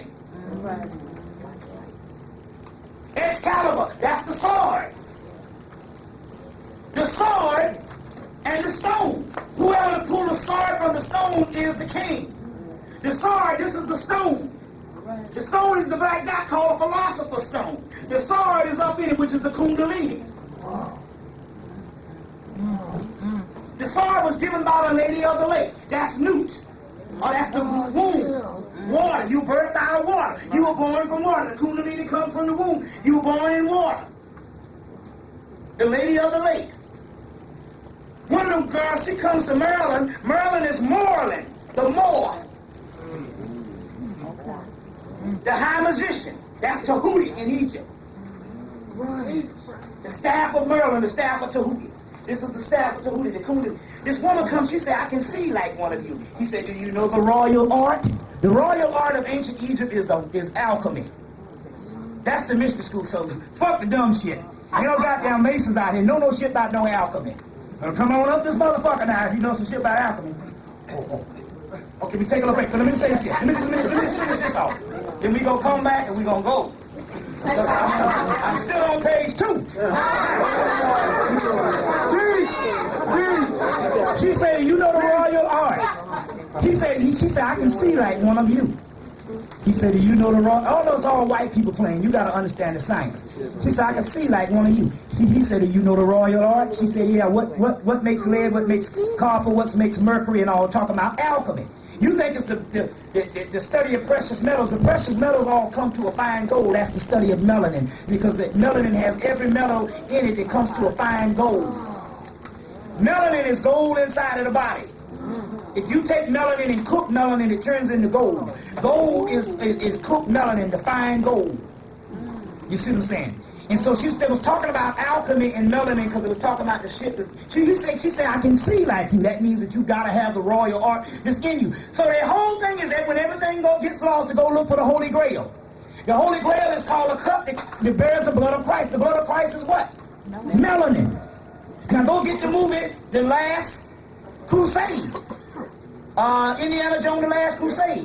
When he goes and they say go pick the cup, he go pick the golden chalice. He go pick the guy come and pick this big ass cup and drink from it and dies. What's the name comes and pick the cup of a carpenter, which is a little small little thimble looking, and that's what the pineal gland looks like. And he drinks from it in the movie and gets a look, and well, he takes it back to his father and pours it in Sean Connery's womb in the movie Indiana Jones, The Last Crusade, and he gets healed. But while they're off the damn cup, Sean Connery picked the shit up and he drank from the shit. Yeah. And the cup come and kill all them motherfuckers. They said, why you didn't get the cup? He said they were looking for the prize. I got the prize. They said what? He said illumination. It's all in the doggone movie. The cup that bears the blood, the cup is the pineal gland, and the blood of Christ is melanin. It was called the Grail Stone before it was called the Grail Cup. The cup that Jesus drank from at the Last Supper. That cup that Jesus drank from the supper, there were disciples. There's 12 disciples, which is 12 zodiac. And 12 signs of the zodiac is also represent of 12 planets. And 12 planets is talking about 12 minerals. And 12 minerals is all in the actual melanin. The seed in the middle of the 12 planets is the black dot. You got 12 planets. In the middle is the black dot, which the 12 archetypes of the 12 planets is coming from the melanin. Once you get back into the third eye, you become all the signs of the zodiac, no longer a Scorpio and ruled by these certain planets. You are all the planets, and that's your Christ shit. So the cup that was in the Last Supper, the cup is in the middle because Jesus is the 13th man. Christ, I want to put it this way, is the 13th man in the middle, which is the black dot seed. You see what I'm saying? All of that stuff comes brought up by the Moors. So get Excalibur. Get the movie Merlin just came on a few months ago. Get Merlin. It came on a few. But get the movie Excalibur. They talk about all that stuff up in there. And get the movie The Dark Crystal. One of the baddest movies ever on the Africa stuff. We're gonna talk about that when we get back. But we're gonna take a little break, right? We're gonna take a little break. You know what I'm saying? And we'll be back in a shortly. All right.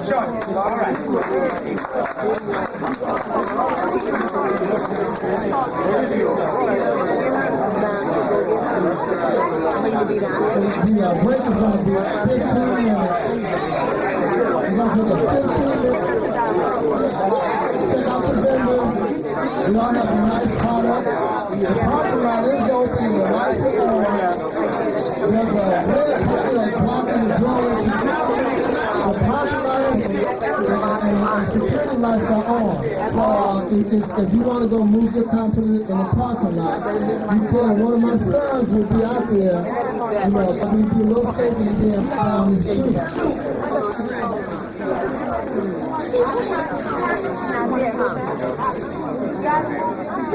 You don't have to move your car, but the parking lot next to the building is open. Security lights on, and when my sons will be outside watching the cars, go move your car to the park. Right next to the building.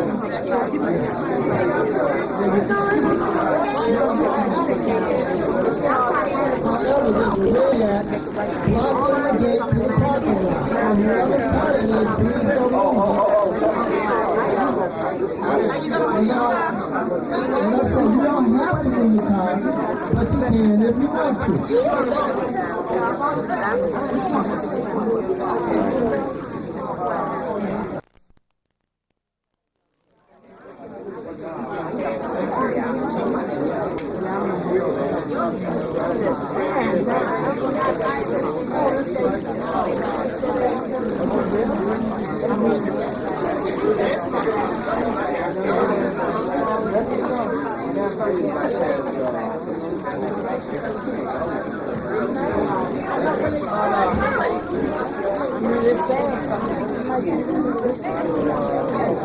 Prior to Bobby Hemmitt coming back up, I have a few announcements tonight.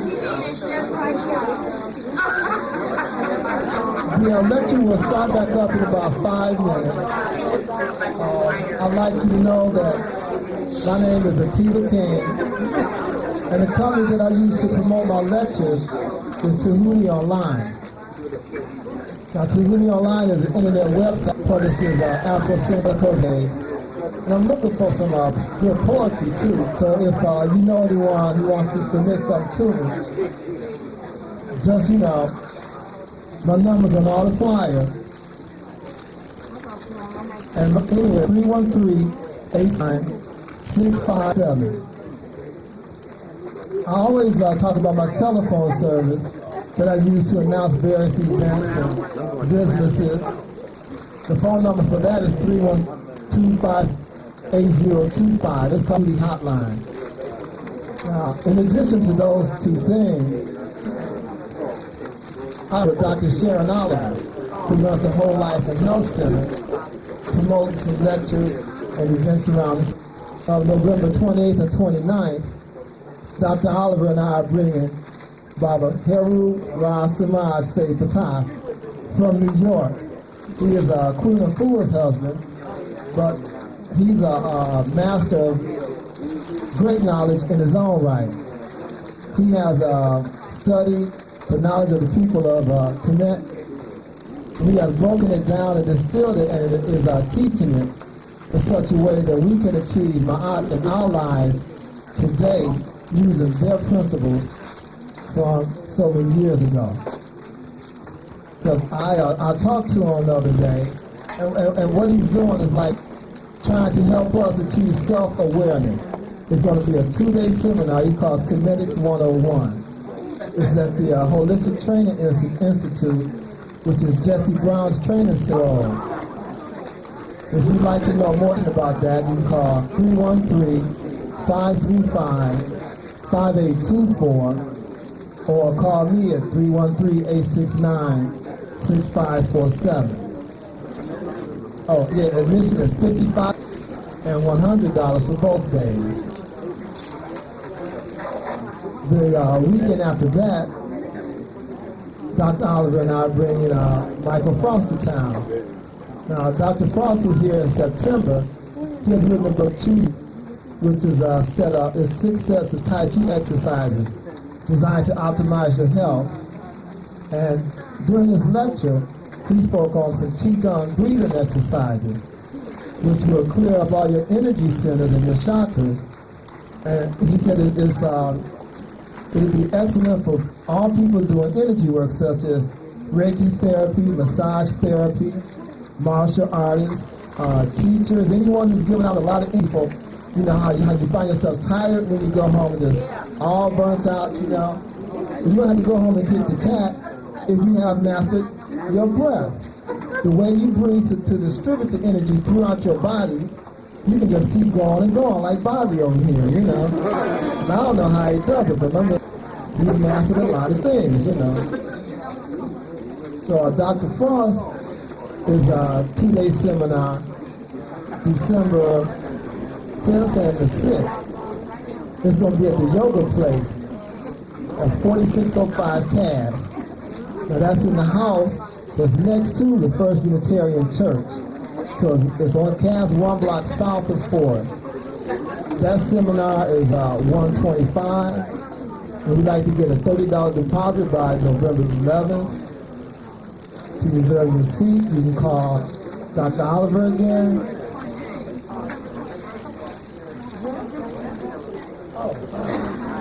Okay. The deposit by November 28th, all right?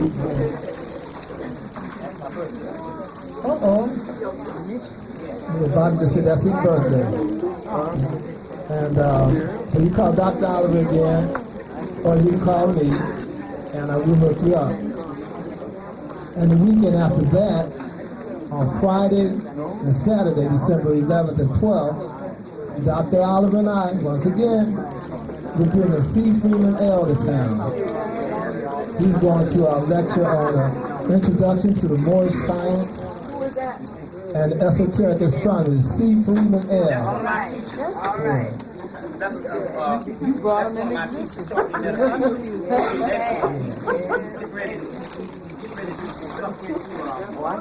Whole astrological breakdown, some stuff in the Bible, and some other Moorish stuff, a lot of stuff that's more, other stuff that you can't find. We think he means one thing, so he's, I see him every day, and we go over a lot of stuff and all, so he got a real good show that's coming up. for brothers who believe in hell. And I'm not sure where he'll be, but it will be listed on the hotline. That's 313-255-8025, or you can call myself or Dr. Oliver. And we'll have flyers all over the city. And we're going to do some radio advertising for all three of these events. You know, they will probably be on the Queen's radio station. You know, we'll be hooking up like an interview on the Jay Butler show. You know, who's on from 9 to 11. So, matter of fact, our list when the interview will be on the hotline too. So, you know, if you have any questions about exactly what these people are about, you know, you can listen to them and get it straight from the horse's mouth, so to speak. There are some flyers on the table.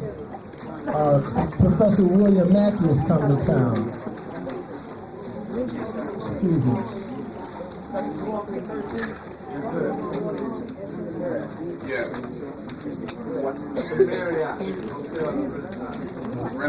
Yeah, Professor William Mackey is going to give some lectures on who sold whom in the slavery. It's at the Marriott Hotel in the Renaissance, December 12th and 13th. Yeah, that's the Old Western Hotel. And I had the good fortune to check him out a few months ago, and it's an excellent lecture.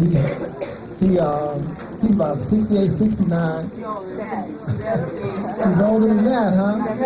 70? Okay. And I'll tell you, he has more energy than Bobby. You know, he really does. The brother's bad. It's just amazing. You know, he goes on and on. People have to drag him off the stage like James Brown. He just keep right on going, you know?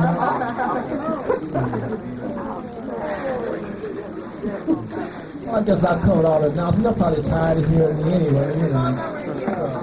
My phone number, the hotline number, 313-255-8025. And the hotline is not just for things that Dr. Oliver and myself do. You know, I will put anything on the hotline that's of interest to black people in this area. For $6 a month, I'll list whatever. I have a lady on there who reads tarot cards, you know. Kashi does Reiki therapy. You know, the African American Chamber of Commerce is on there. You know, if you have something that you want the people to know, I'll put it on there. Because it's about advertising all of our skills and spreading the word and the knowledge around about what we can do.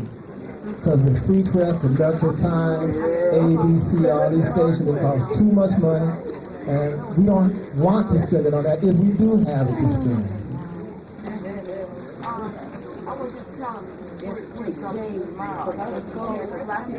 Yeah. Bobby will be speaking again tomorrow. He'll be here at 5:30. You know, and I talked to Razia Curtis. She'll be here bringing some food for us. You know. Yeah, I tried to hook it up today, but she couldn't get her crew together. You know. In time I got with her too late, but we'll be at 5:30 tomorrow. It'll be $10.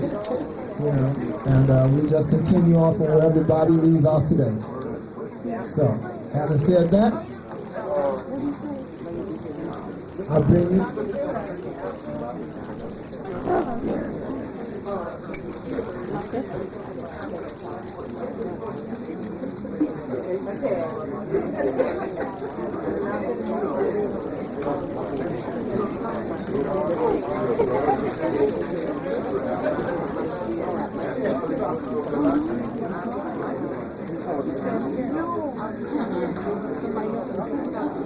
There's another event coming up on November 28th. Dr. Marvel Denson, who was studied and teaches esoteric astronomy, will be at the Club Sierra Afrique on Plymouth Road near Evergreen.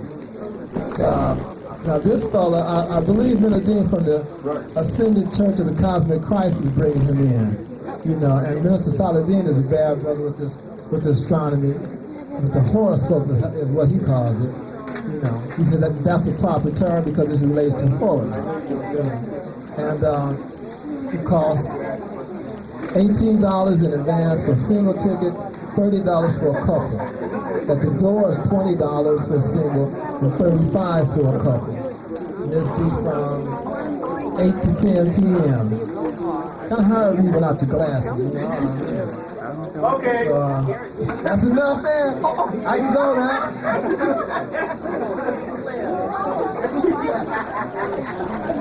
Thank you, man. So anyway, without any more words from me, I bring you the young master, Bobby Hemmitt. First of all, I want to give a shout out to you for the simple fact that for even having I've been back in since 94, 5 years almost now, and so for the simple fact that we got a new brother up and bringing people to town, y'all really need to support him in any kind of way and all, because the most important thing is to get in this venue to bring certain people to town. And he made it possible for me and other people, because now you want to give a shout out to Elaine because she did it and all, but it's always, see what happens is without the support, it's kind of hard for one person and one or two people to bring, because most people are used to be brought in by organization folks. So the mere fact that this brother has brought Delbert Blair, and me and a couple other people in within the last couple of months, it's a great task. You know what I'm saying? For one person to do this type of thing, they got to pay for the airfare, and they got to pay the honorarium and stuff like that and all. And so that's a great task for one person to do that when corporations do that. So you all should, in actuality, give this brother a round of applause just for even doing this type of thing. But on the other hand, like Elaine, you can go broke doing this shit. You can be out there with your ass all out after a while and stuff. So what happens is you got to start supporting the people and stuff. So on the other hand, you got to drag niggas out. And even sometimes when you don't feel that you need to, but a mere fact, you need to come out anyway, so the simple fact you can keep this shit rolling because it dries up. That's right. You see what I'm saying? Ain't nothing that's no stone in the black community. No damn way. You see what I'm saying? So one day you can have a flurry of things and the next week, the next year, you don't have nothing. But we got to keep this thing rolling and stuff. Whereas I need to be at least coming, if not every month, every other month. You know what I'm saying? That's right. Because we are that much into this particular thing. And I'm not necessarily just drumming up lectures for myself, because I actually do this stuff frequently. I spread them out. I'm constantly doing it, but I'm just saying for the point that I love the area, and there's certain bond and a certain thing and stuff. And there's always certain cities where the people are special.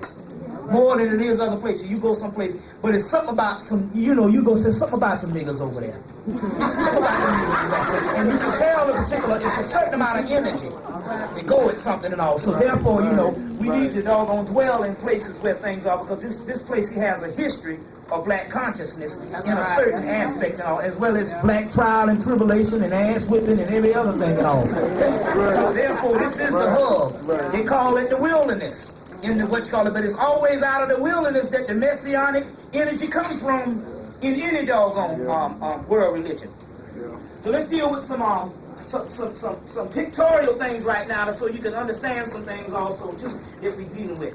Number one, this is called Two Transugothian Gods of Magic, and basically they're saying this is how your soul look outside of the doggone physical body.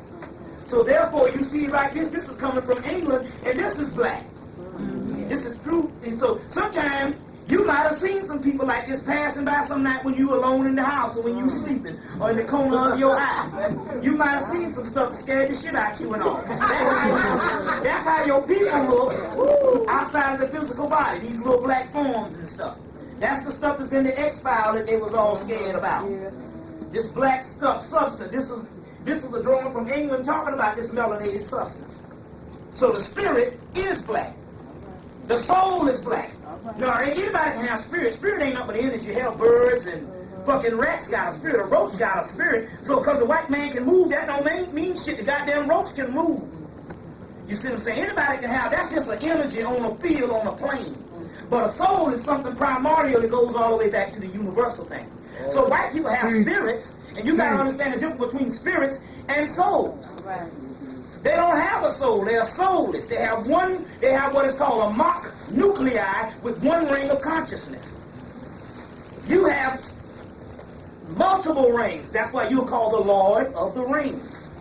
There's a guy, J.R.R. Tolkien, write children's book. He's talking about you. Similarian, Lord of the Rings, The Hobbit. You ever seen The Hobbit, Bilbo Baggins? That's the Latour man. That's Osiris. Get the book Ominism, Tutankhamun, Ominism, and Artanism. They got a little picture of Osiris as a little piece of head Twa man up in there. Which is us. This one. The insectoid powers fears the black race and have kept them subjugated and confused, for they hold the key to knowledge. Their genetic clan information is needed to unlock the advanced secrets from Sirius data. Segmented data unites are also carried by the Indian clans, which were originally from the fourth planet of the Sirius star system. This genetic clan information is talking about the archetypes of the collective unconsciousness, or what you call the Akashic records. This is what the white boy said. So the archetype of the collective unconsciousness is what you call the Akashic records. In the book of Revelation, it tells you that there will be books open. And there will be names written in the book of life. And those names are that is not written in the book of life, excuse me, will be cast into a fiery furnace or whatever. The book is talking about a record book, a hall of records. The hall of records is called the Akashic records or the Akashic records. The word Akash means black substance. And the cosmic computer or the memory bank of the records is talking about melanin. So the book that they're talking about in Revelations is melanin. And the names that is not written in the book because those people don't have books to be opened.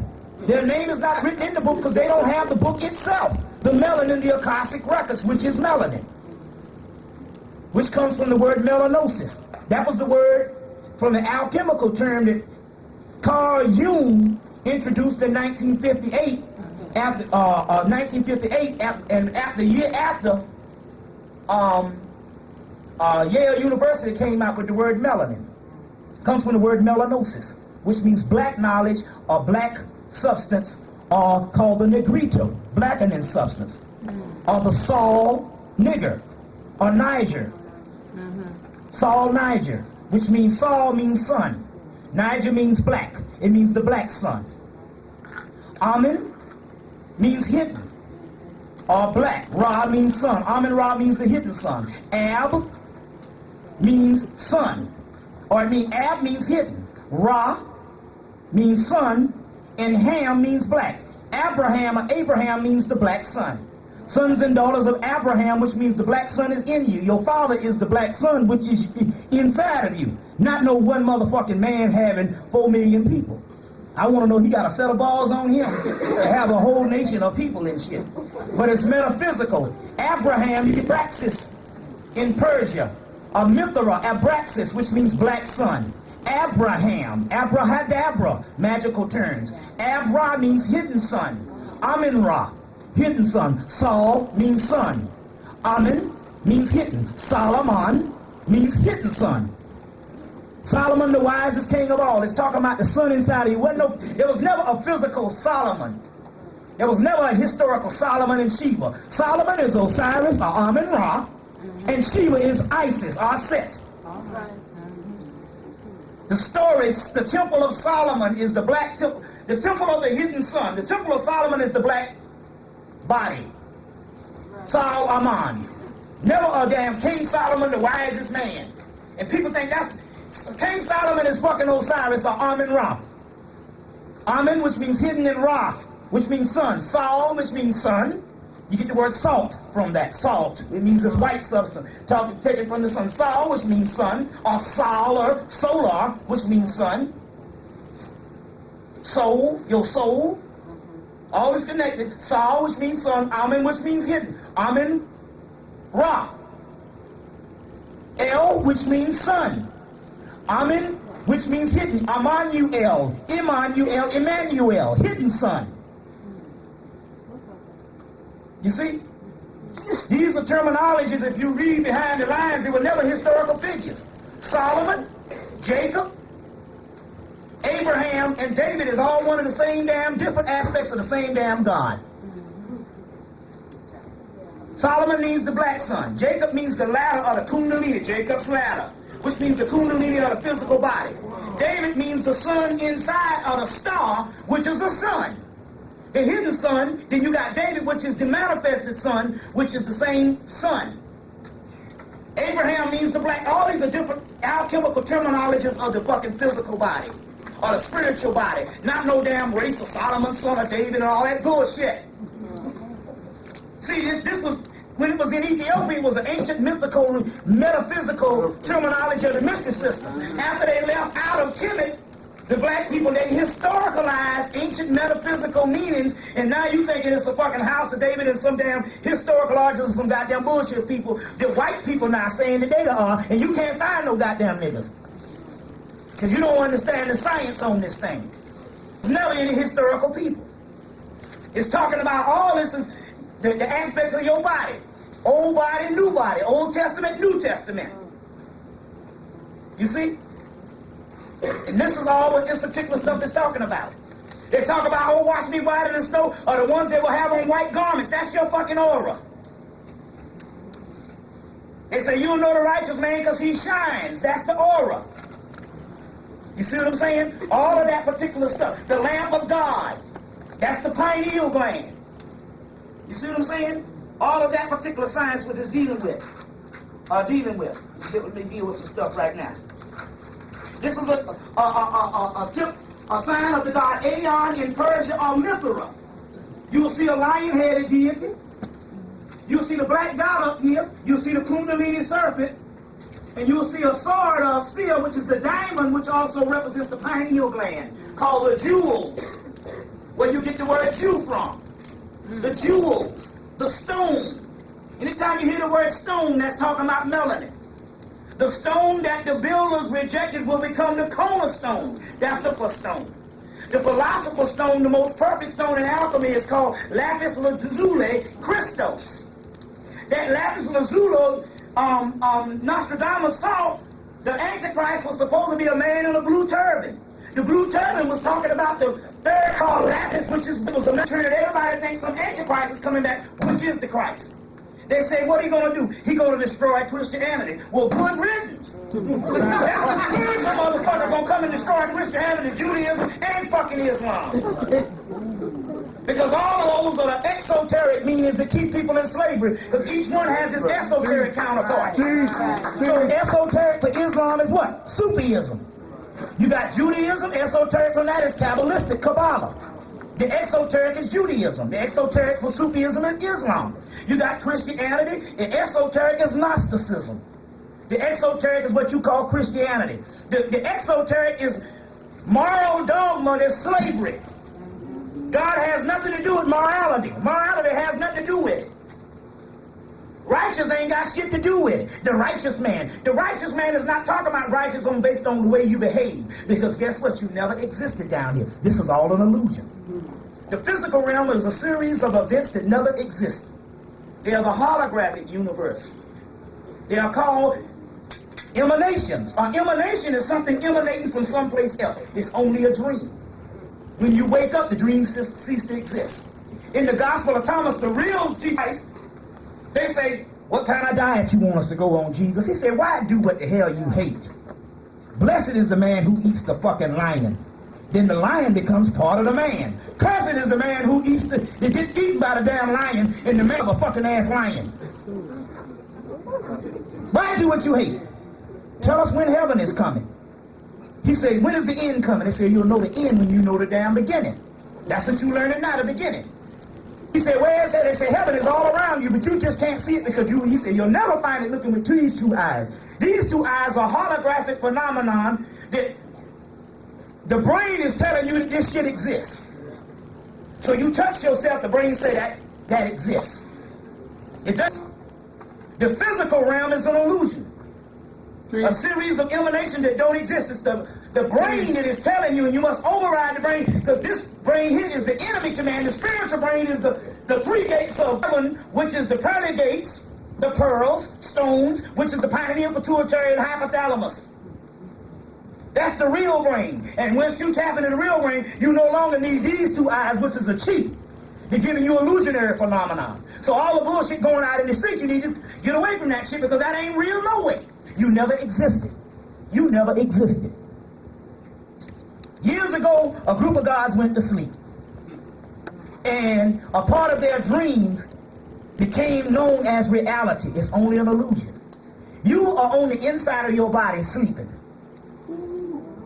And but what had happened was, before you went to sleep, before you had the physical world, the spiritual world was visible.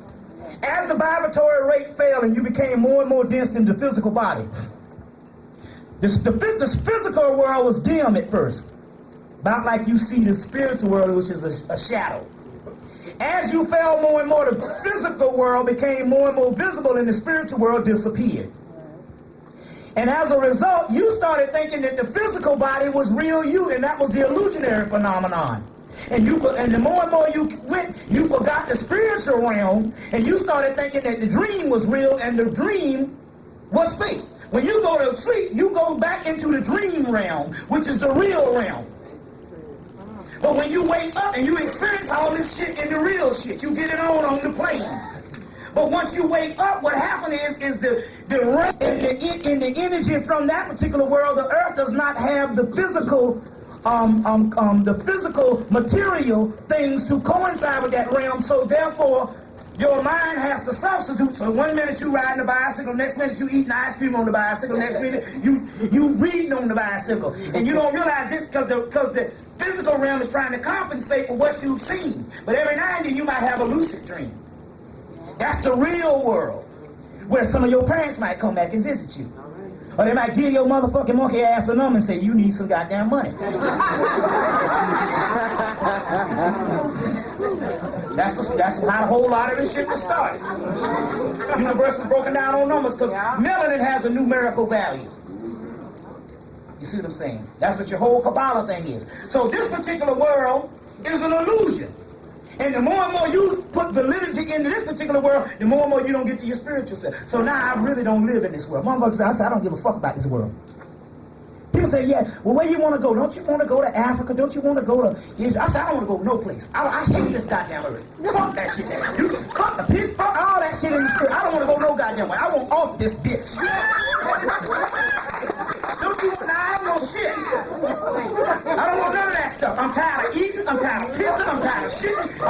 I'm tired of this bullshit. I want out of this shit. If I'm a god, there's a time delay on the physical realm. That means everything that you think, you're supposed to think into existence. But there's a time delay, so it might take 20 years for you to achieve what it is. On the other realm, the realm we're supposed to be, I said, hell, I just want to think of myself as a planet. I'll be a whole planet with motherfuckers living on it.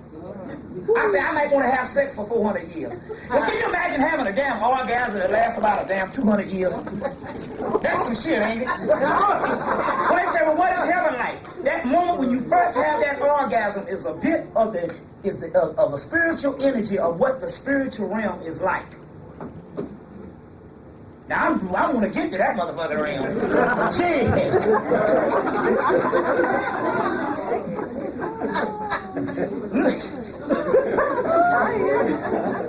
You see, this is an illusion that doesn't exist. So the whole thing and the plus is over. Listen, you can take it from me. Now you can pay me now or pay me later. I'm telling you this, that life on this planet is never going to get any better for you. And it's not going to get better for you because your soul inside of you does not want it to get better. Your soul wants out of the dream. So it is only going to sustain you, which means it ain't going to kick you out of the house or you be homeless. So it's only going to give you enough just to survive, but it's not going to give you enough to be rich. Because the more knowledge you get, the more and more the finances dry up. Every motherfucker up in here having problems financially. Why is that? Because the melanin is a spiritual goal. And the more and more you gain knowledge, the more and more those particles of different elements of the alchemical metals go in composite as gold. And once that particular starts forming in your head, the electromagnetic force field will not let you obtain thousands and thousands of gold on the outer realm, so the money starts drying up. And it will only give you enough to keep you functioning, but you cannot get wealthy off this bullshit. So now I don't look for one thing in the world. If my rent is paid, the goddamn phone can be cut off, like my phone is cut off. But right now, if my damn light is on and my rent, that's it. I'm through for the fucking month. That's all I worry about. That's it. If my light is on and my damn my rent paid, that's it for me. So my expectation is life is different from yours. I ain't looking for shit. But what about the children? Those children are not your children anyway. They are not your children anyway. They are only it's the same energy, light energy. It incarnates in here and takes some of your DNA and forms itself to look a little bit like you and fool you and think, oh, that's my child. It's not your child nowhere. That's why the more it grows, not unless it's subservient to you, you got a spirit that overpowered it, and it spends its life trying to add up to mama and daddy. But if it grows into its own being, the more and more it becomes opposite from your ass. And you look up and say, I don't even know this motherfucker like that. That's because it's not your child. It never was. So damn that. So everything is all about the children. All about the children. See, it's all the way backwards. See, America got the shit. They got a game going. So they tell you it's all. See, the first thing they do, we'll come up in here, you know, the talk shows. They'll be going in there. Say, first thing anybody want to get somebody teary-eyed. They go, well, what about the children? That's already the food you at. It ain't about saving the child. It's about saving the adult. Let me show you something. They tell you to save the seed. They already got this shit hooked up. They know you destined to fail. Or they'll give your child everything you want. A child is a semi-retarded person until he gets some knowledge. That's what it is. It doesn't have the... And damn Josephus and a other bunch of these motherfuckers and go and let them sit down at this conference and take the particular Gnostic scriptures that came out of Egypt, Alexandrian Egypt, and because it's similar to the Hebrew thing, and carve that stuff up and make us a religion. So once they made the religion, the Gnostic groups was still there saying that shit is fake. We got the real shit that killed them off. Now you know they got the movie like you got an invention, the person gets your shit and kill you off and claim it's yours. But he changed it. You see? So a lot of this, when you get it, the other Bible you're gonna find is the true stuff. It is the esoteric form of Christianity. So in there they got one called Apocalypse of Adam. And in there, he's talking to his son Seth, the third son of Adam, which also be the Set in Egyptian mythology. And in the Gnostic scripture, the holy divine Set, or Sut, the most ancient Christ. And he says, in the papyrus, this is the stuff that the Genesis is made out of. This is how they carved it up. And he's talking to his son. And he's telling his son about Eve.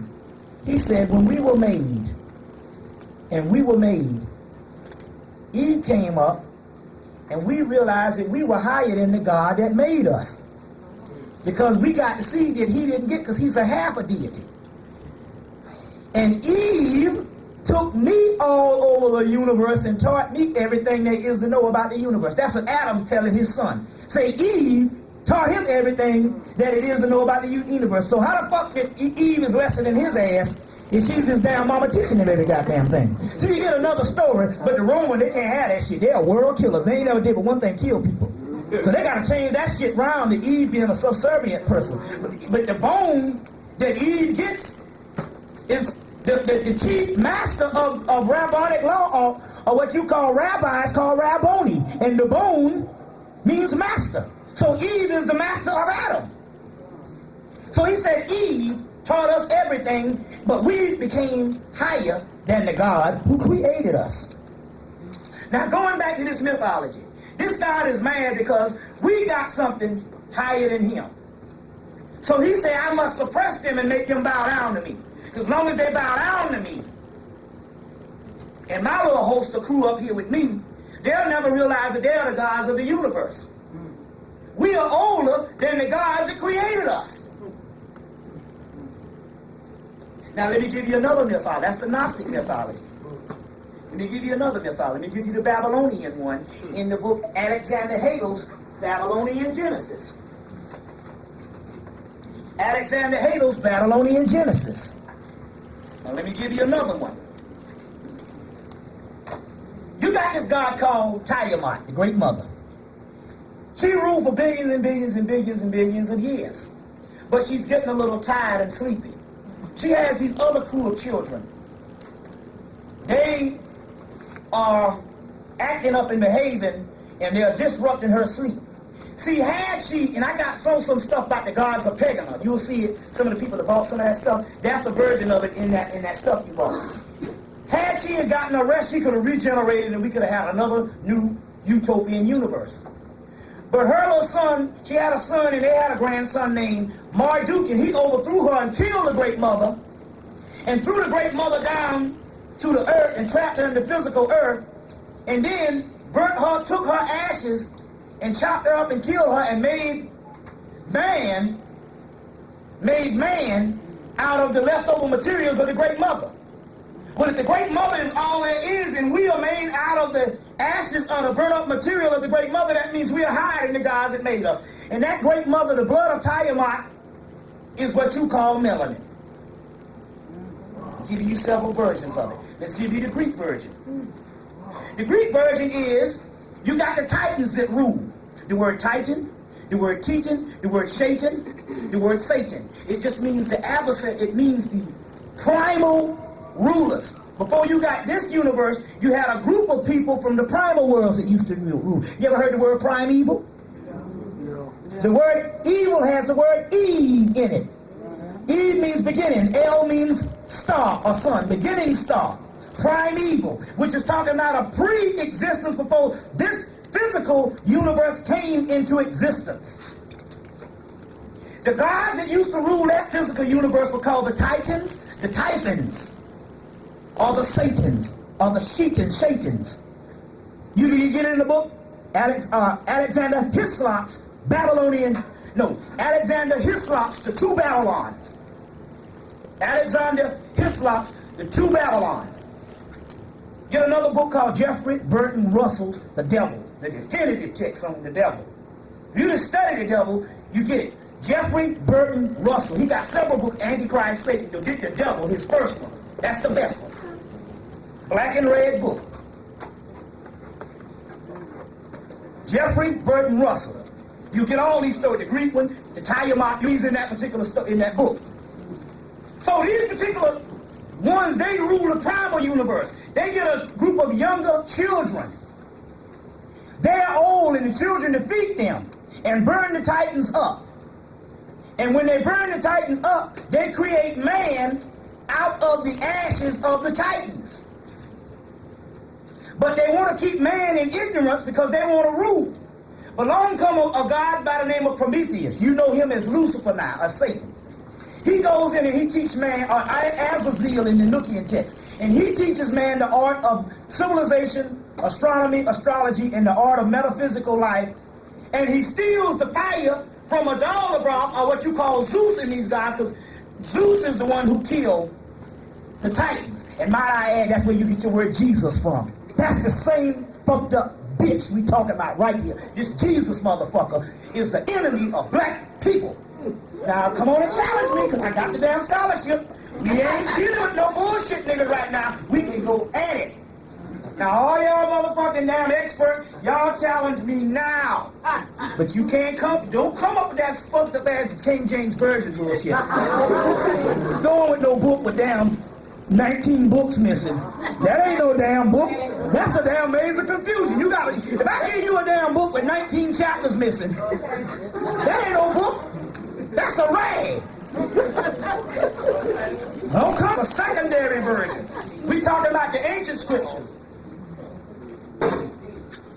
You just you talking about the Satan. You just didn't go bother to study this shit. I studied Satanism. I study that shit because the white man don't want you to know that shit.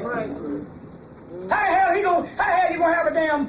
If the white man got an enemy, I'm down with the white man's enemy. You just never studied this shit. So you were scared based on somebody training you from a child that shit is evil and all that shit. Yet you all lovey-dovey. You out Jesus, out Pope, out Muhammad. But yet your ass catch more hell than anybody on the planet. That's right. So don't tell me nothing about no damn religion and us being the righteous people. You got to talk to them. You got to understand what's going on and get out of the fear. That's what we're dealing with. This year, I was dealing with what is called the dark side to get the fear from out of you. So Prometheus comes about, and Prometheus comes about, and what Prometheus does is Prometheus steals the fire from the gods, Zeus and them, or Jesus, Jesus. You gotta read mythology. He steals the fire and gives it to man. And as a result, Prometheus is later on, Satan is chained to a cross or chained to a stake, and a vulture eats out his liver. Just as Jesus later on is chained to a cross and pierced by the side. Same mythology. You see, there's a guy by Carini got a book called Prometheus, and in there he parallels Prometheus with Christ. Now let's go on. Anyway, the gods that rule, we are their mothers and fathers. That's not what they want to let you know about it. We're their mothers and fathers. In the Hermetic text, which is the oldest text, some of the oldest texts in the world, which comes out of Egypt, it says that the god Zeus, or Yahweh, name of that male fucking deity. Anytime you get a male that ain't got no mama, that's your fucking enemy. If you got a damn male and that bastard ain't got no mama, you don't need to be fucking with him because he don't want you to rise up. Because the original primal pair is the mother and son, and the son come back as the Christ. You got a male and ain't got no mama, that's the enemy of man. Take it or let it alone. The good part about this is not the type of thing where we give you stuff and say, you gotta follow me. I'm just giving you a report of different knowledge that's coming up. It's not about following nobody. You don't need to follow me no damn way, because I'm not looking for no follow. I wouldn't trust a nigga to follow me to the damn bathroom. I'm your guru. Follow me. Pay a couple of $1,000s to follow my ass. And last year I was turning my damn TV with a fucking pair of pliers. You gonna follow my ass? You crazy as shit. Oh, I'm on the side. Follow me. All these fucking ass niggas come and tell you following them. Ain't produced shit yet. I got 2 eyes on my fucking stove at work. You gonna follow me. I got on my damn stove at work.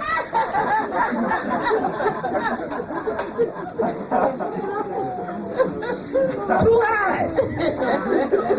My damn air conditioning come on, or the heat, I got to turn the damn TV up high. Well, the shit's so fucking loud. It's so damn old. Sound like a damn lawnmower. If that you gonna follow my ass, y'all better get real. Anybody tell you to follow them, y'all need to say, okay, I'll tell you what, I'll follow you, but let me put these bullets up in your ass first. If you survive this shit, then I'll follow you. Excuse me. When niggas tell you, excuse me, I got to go to the bathroom, I'm not following you. See what I'm saying? That's what I'm talking about. Now, dealing with this stuff, we are older than the gods who created us.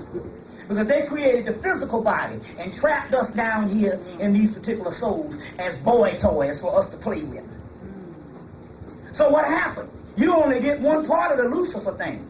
See, after the Titans was created, Lucifer saw his brothers and sisters who used to be gods of the universe turned down into a lowly figure on the ground. Then this God said, now you'll bow down to him. Lucifer and them was not wanting to bow down, or what you call Samuel, the serpent, was not wanting to bow down because he was jealous of man. He didn't want to bow down because he had understood that these people was his brothers and sisters, and they were in protest for this particular God, their nephew, turning their brothers and sisters who was a little bit older than them, and pick up your old daddy, he's 75, you kick him in the ass or whatever, because their energy is, it needs to be regenerated. There's a war going on too. So as a result, they was like, we don't want to bow down because we don't like the wretched state that you doggone put our people in. So as a result, they got cast down. You just got to hear. You see what I'm saying? Bothered to hear the whole story. And that's the key about the whole thing. Nobody ever really bothered to go and worship, and not worship, but study. Because I don't worship shit. And study, you study it all of Satan. You want to hear everything about Satan. So that's how you get to the doggone truth. You never bothered. So therefore, you still kept it ignorant. You see what I'm saying? Now, the Titans later on, the Titans is the Greek version of what is called the Tetons or the Shaitans. And the Shaitan is the Yazidi tribe in Mesopotamia, worship a group of a god named Sutan or Shaitan, or Sutan or Sutek, where you get the word Melchizedek from. All of this is the same thing. Now, are y'all clear on this, what I'm saying? Am I losing you? We're going to go to a question and answer, and then we'll deal with this particular thing. Anyway, now, what is this what we're talking about here? Let me explain this to you so you can understand this thing. Let me break it down to the metaphysical terminology so you can understand this thing. After the Titans are see, you got, let me break it down on Labor's term. You had a primal universe that used to rule the earth. They got a little old and they was replaced by their children. Then their children turned around and took their energy and material and made man out of them.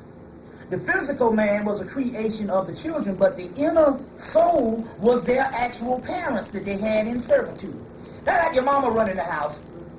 You get 18 and you go up in there and kick your mom in the ass and beat her ass up and then create a little motherfucking chastity belt and some wires and a cage and put her ass up in there and say, now worship me.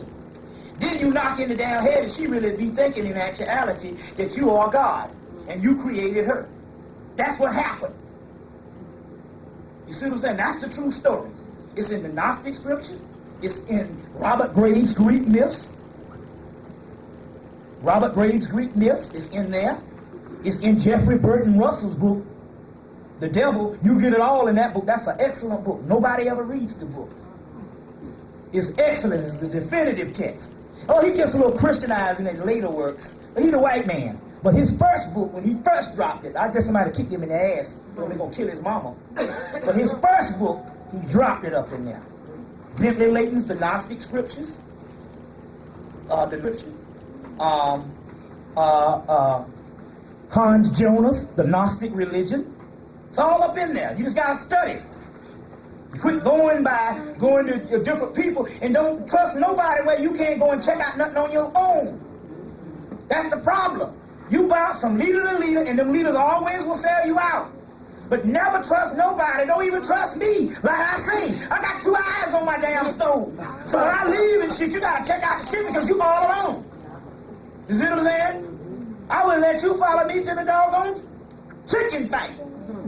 Now, going on. So, we were overthrown by our children. Now, in the Hermetic text, it says this. In the Hermetic text, which you can get the book Hermetica by Walter Scott, giving out titles. Hermetica by Walter Scott. In there they say, now the God, Zeus, in this particular thing, who rules without the support.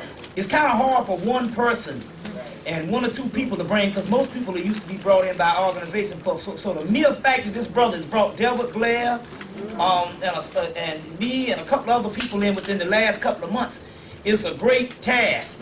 You know what I'm saying? For one person to do this type of thing, they've got to pay for the airfare, and you know they got to pay the honorarium and stuff like that and all. And so that's a great task for one person to do that when corporations do that. So you all should, in actuality, give this brother a round of applause just for even doing this type of thing. But on the other hand,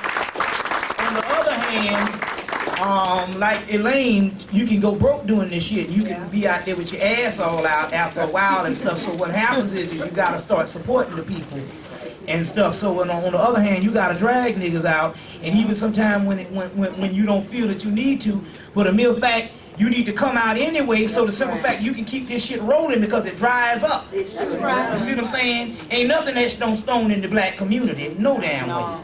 You see what I'm saying? So one day you can have a flurry of things, and the next week, you know, the next year, you don't have nothing. But we got to keep this thing rolling and stuff. Whereas I need to be at least coming, if not every month, every other month. You know what I'm saying? That's right. Because we are that much into this particular thing. And I'm not necessarily just drumming up lectures for myself, because I actually do this stuff frequently. I spread them out. I'm constantly doing it, but I'm just saying for the point that I love the area and there's certain bond and a certain thing and stuff, and there's always certain cities where the people are special more than it is other places. You go someplace, but it's something about some, you know, you go say something about some niggas over there. Something about them niggas, and you can tell in particular it's a certain amount of energy.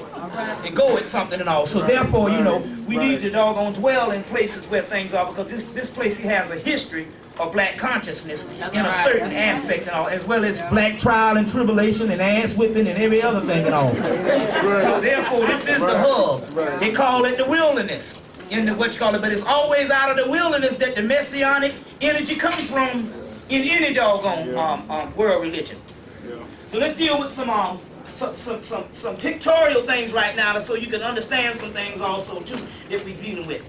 Number one, this is called Two Transugothian Gods of Magic, and basically they're saying this is how your soul look outside of the doggone physical body. So therefore, you see right, this is coming from England, and this is black. This is true. And so sometimes you might have seen some people like this passing by some night when you were alone in the house, or when you were sleeping, or in the corner of your eye. You might have seen some stuff that scared the shit out you and all. That's how your people look outside of the physical body, these little black forms and stuff. That's the stuff that's in the X-File that they was all scared about. This black stuff, substance. This is a drawing from England talking about this melanated substance. So the spirit is black. The soul is black. Now, anybody can have spirit. Spirit ain't nothing but energy. Hell, birds and fucking rats got a spirit. A roach got a spirit. So because the white man can move, that don't mean shit. The goddamn roach can move.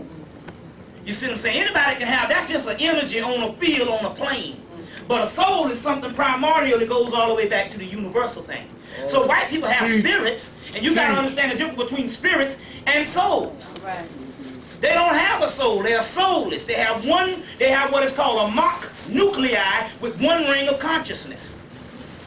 You have multiple rings. That's why you're called the Lord of the Rings. There's a guy, J.R.R. Tolkien, write children's book. He's talking about you. Silmarillion, Lord of the Rings, The Hobbit. You ever seen The Hobbit, Bilbo Baggins? That's the little Twa man. That's Osiris. Get the book Ominism, Tutankhamun, Ominism, and Artanism. They got a little picture of Osiris as a little piece-head Twa man up in there, which is us. See. This one. The insectoid powers fears the black race and have kept them subjugated and confused, for they hold the key to knowledge. Their genetic clan information is needed to unlock the advanced secrets from Sirius data. Segmented data unites are also carried by the Indian clans, which were originally from the fourth planet of the Sirius star system. This genetic clan information is talking about the archetypes of the collective unconsciousness, or what you call the Akashic records. This is what the white boy said.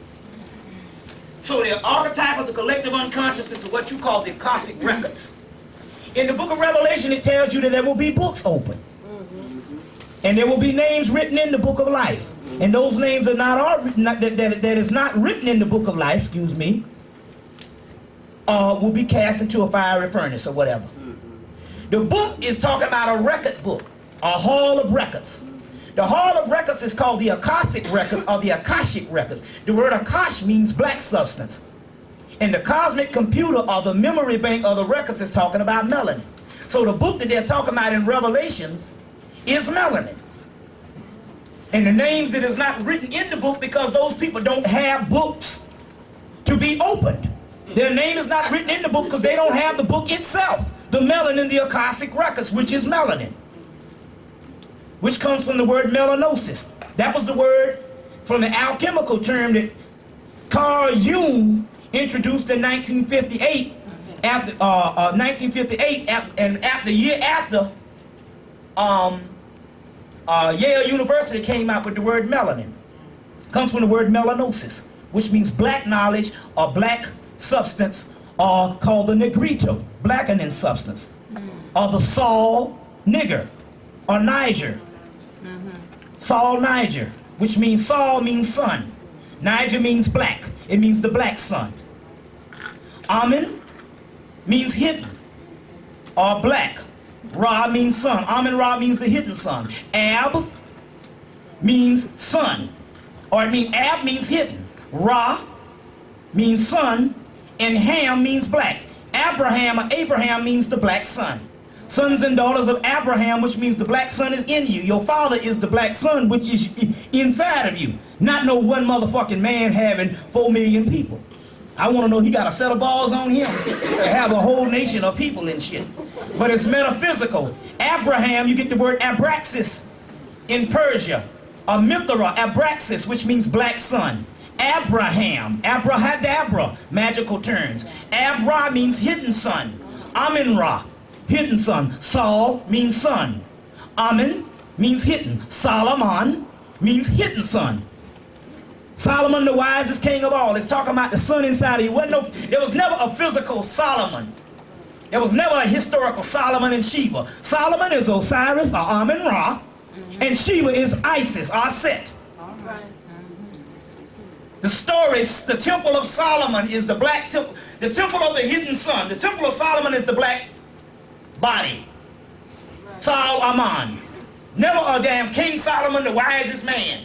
And people think that's King Solomon is fucking Osiris or Amin-Ra. Amin, which means hidden, and Ra, which means son. Saul, which means son.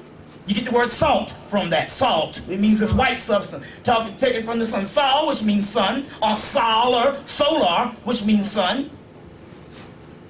Soul, your soul. All is connected. Sol, which means sun. Amin, which means hidden. Amin, Ra. El, which means sun. Amin, which means hidden. Emmanuel, Emmanuel, hidden son. You see? These are terminologies, if you read behind the lines, they were never historical figures. Solomon, Jacob, Abraham, and David is all one of the same damn, different aspects of the same damn God. Solomon means the black son. Jacob means the ladder or the kundalini, Jacob's ladder, which means the kundalini of the physical body. David means the sun inside of the star, which is the sun. The hidden son, then you got David, which is the manifested son, which is the same sun. Abraham means the black. All these are different alchemical terminologies of the fucking physical body, or the spiritual body. Not no damn race of Solomon, son of David, and all that bullshit. See, this was, when it was in Ethiopia, it was an ancient mythical, metaphysical terminology of the mystery system. After they left out of Hemmitt, the black people, they historicalized ancient metaphysical meanings, and now you thinking it's the fucking house of David and some damn historical artists and some goddamn bullshit people. The white people now saying that they are, and you can't find no goddamn niggas. Because you don't understand the science on this thing. It was never any historical people. It's talking about all this is the aspects of your body. Old body, new body. Old Testament, New Testament. You see? And this is all what this particular stuff is talking about. They talk about, oh, wash me whiter than snow, or the ones that will have on white garments. That's your fucking aura. They say, you'll know the righteous man because he shines. That's the aura. You see what I'm saying? All of that particular stuff. The lamp of God. That's the pineal gland. You see what I'm saying? All of that particular science which is dealing with. Let me deal with some stuff right now. This is a sign of the god Aeon in Persia or Mithra. You will see a lion-headed deity. You'll see the black god up here. You'll see the kundalini serpent.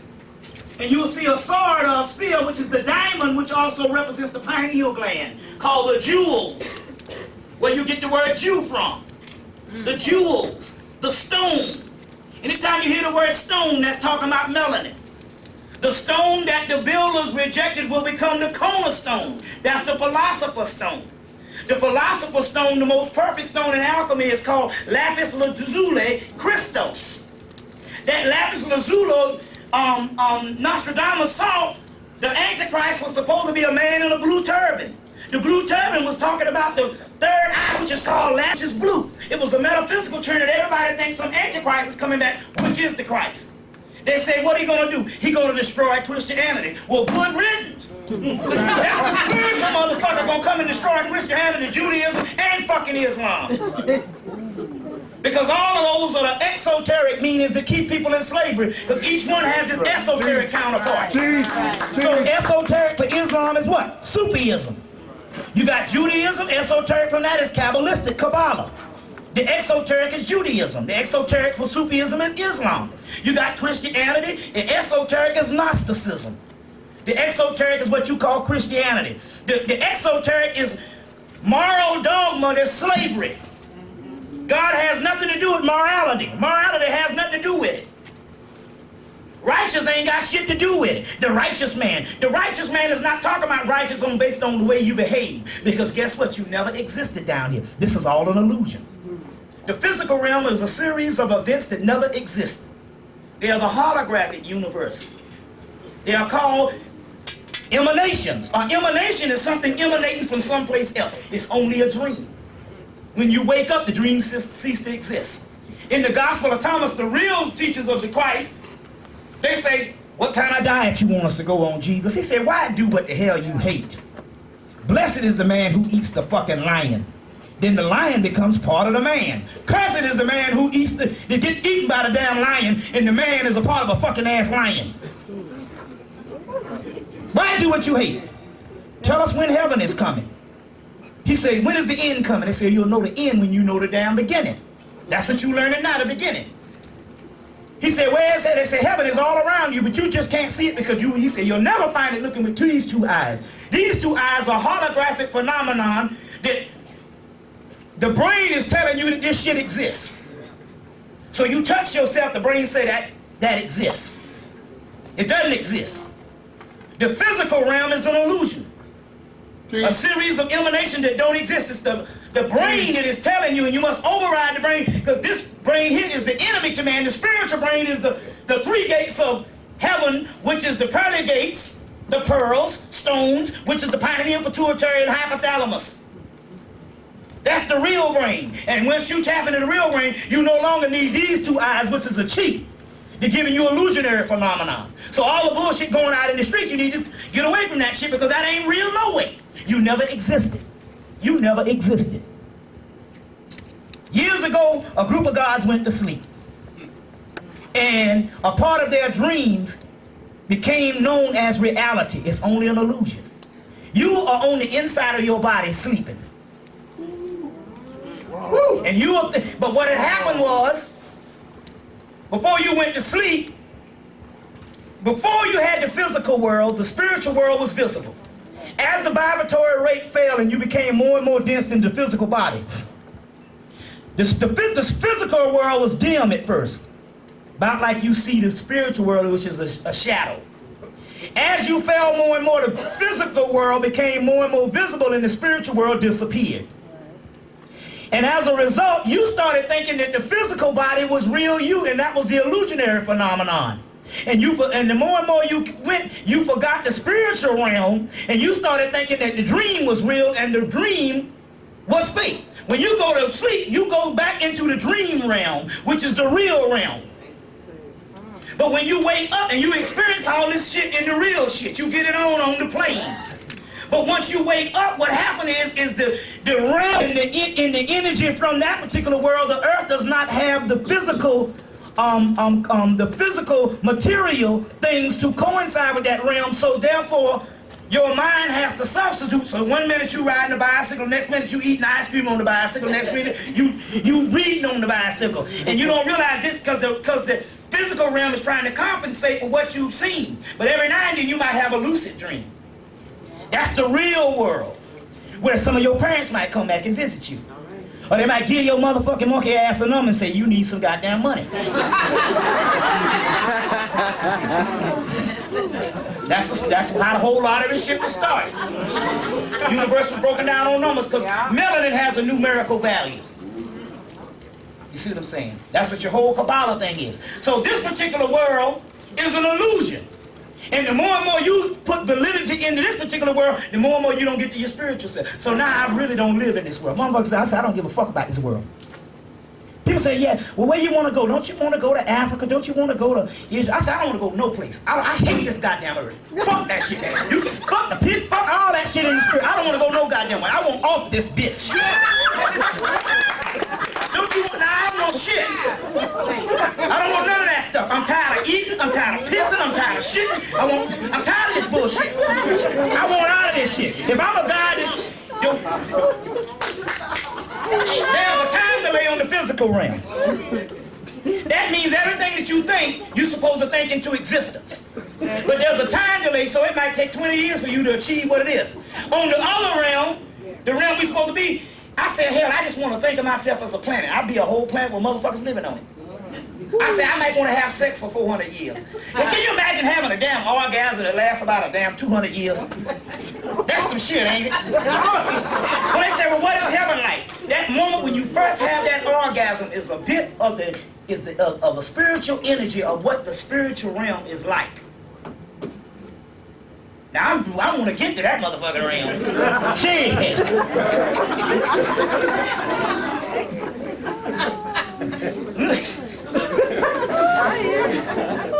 You see, this is an illusion that doesn't exist.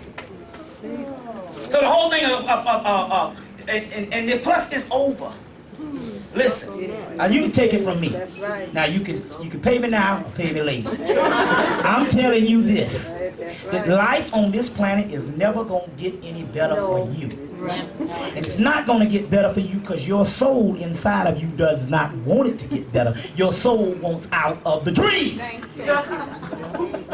So it is only going to sustain you, which means it ain't going to kick you out the house or you be homeless. So it's only going to give you enough just to survive, but it's not going to give you enough to be rich. Because the more knowledge you get, the more and more the finances dry up. Every motherfucker up in here having problems financially. Why is that? Because the melanin is a spiritual goal. And the more and more you gain knowledge, the more and more those particles of different elements of the alchemical metals go and composite as gold. And once that particular gold starts forming in your head, the electromagnetic force field will not let you obtain thousands and thousands of gold on the outer realm, so the money starts drying up. And it will only give you enough to keep you functioning, but you cannot get wealthy off this bullshit. So now I don't look for one thing in the world. If my rent is paid, the goddamn phone can be cut off, like my phone is cut off. But right now, if my damn light is on and my rent, that's it. I'm through for the fucking month. That's all I worry about. That's it. If my light is on and my damn my rent paid, that's it for me. So my expectation is life is different from yours. I ain't looking for shit. So what about the children? Those children are not your children anyway. Thank you. They are not your children anyway. They are only it's the same energy, light energy. It incarnate in here and take some of your DNA and forms itself and look a little bit like you and fool you and think, oh, that's my child. It's not your child nowhere. That's why the more it grows, not unless it's subservient to you, you got a spirit that overpowered it, and it spends its life trying to add up to mama and daddy. But if it grows into its own being, the more and more it becomes opposite from your ass. And you look up and say, I don't even know this motherfucker right now. That's because it's not your child. It never was. So damn that. So everything is all about the children. All about the children. See, it's all the way backwards. See, America got the shit. They got a game going.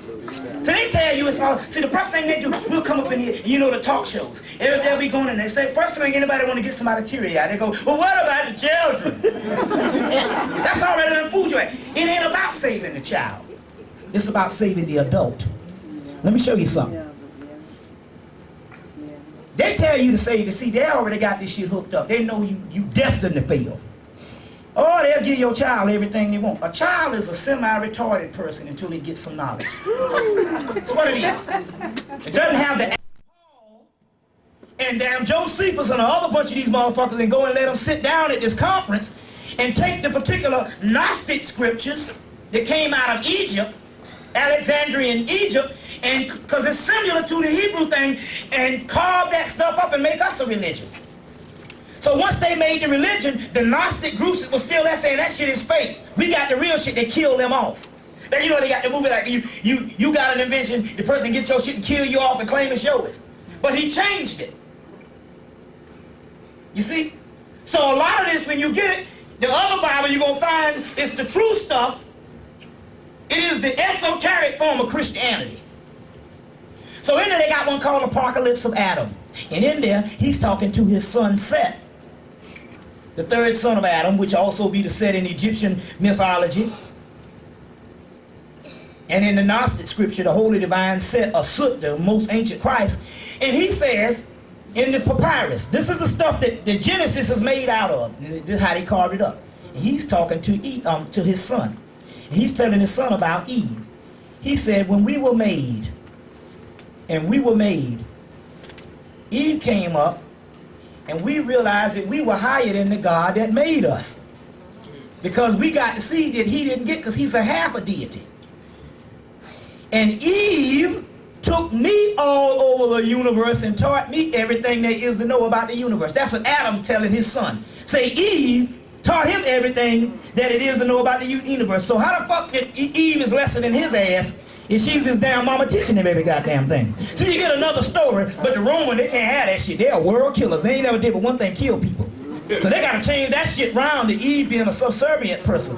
But the bone that Eve gets is the chief master of rabbinic law, or what you call rabbis call Rabboni. And the bone means master. So Eve is the master of Adam.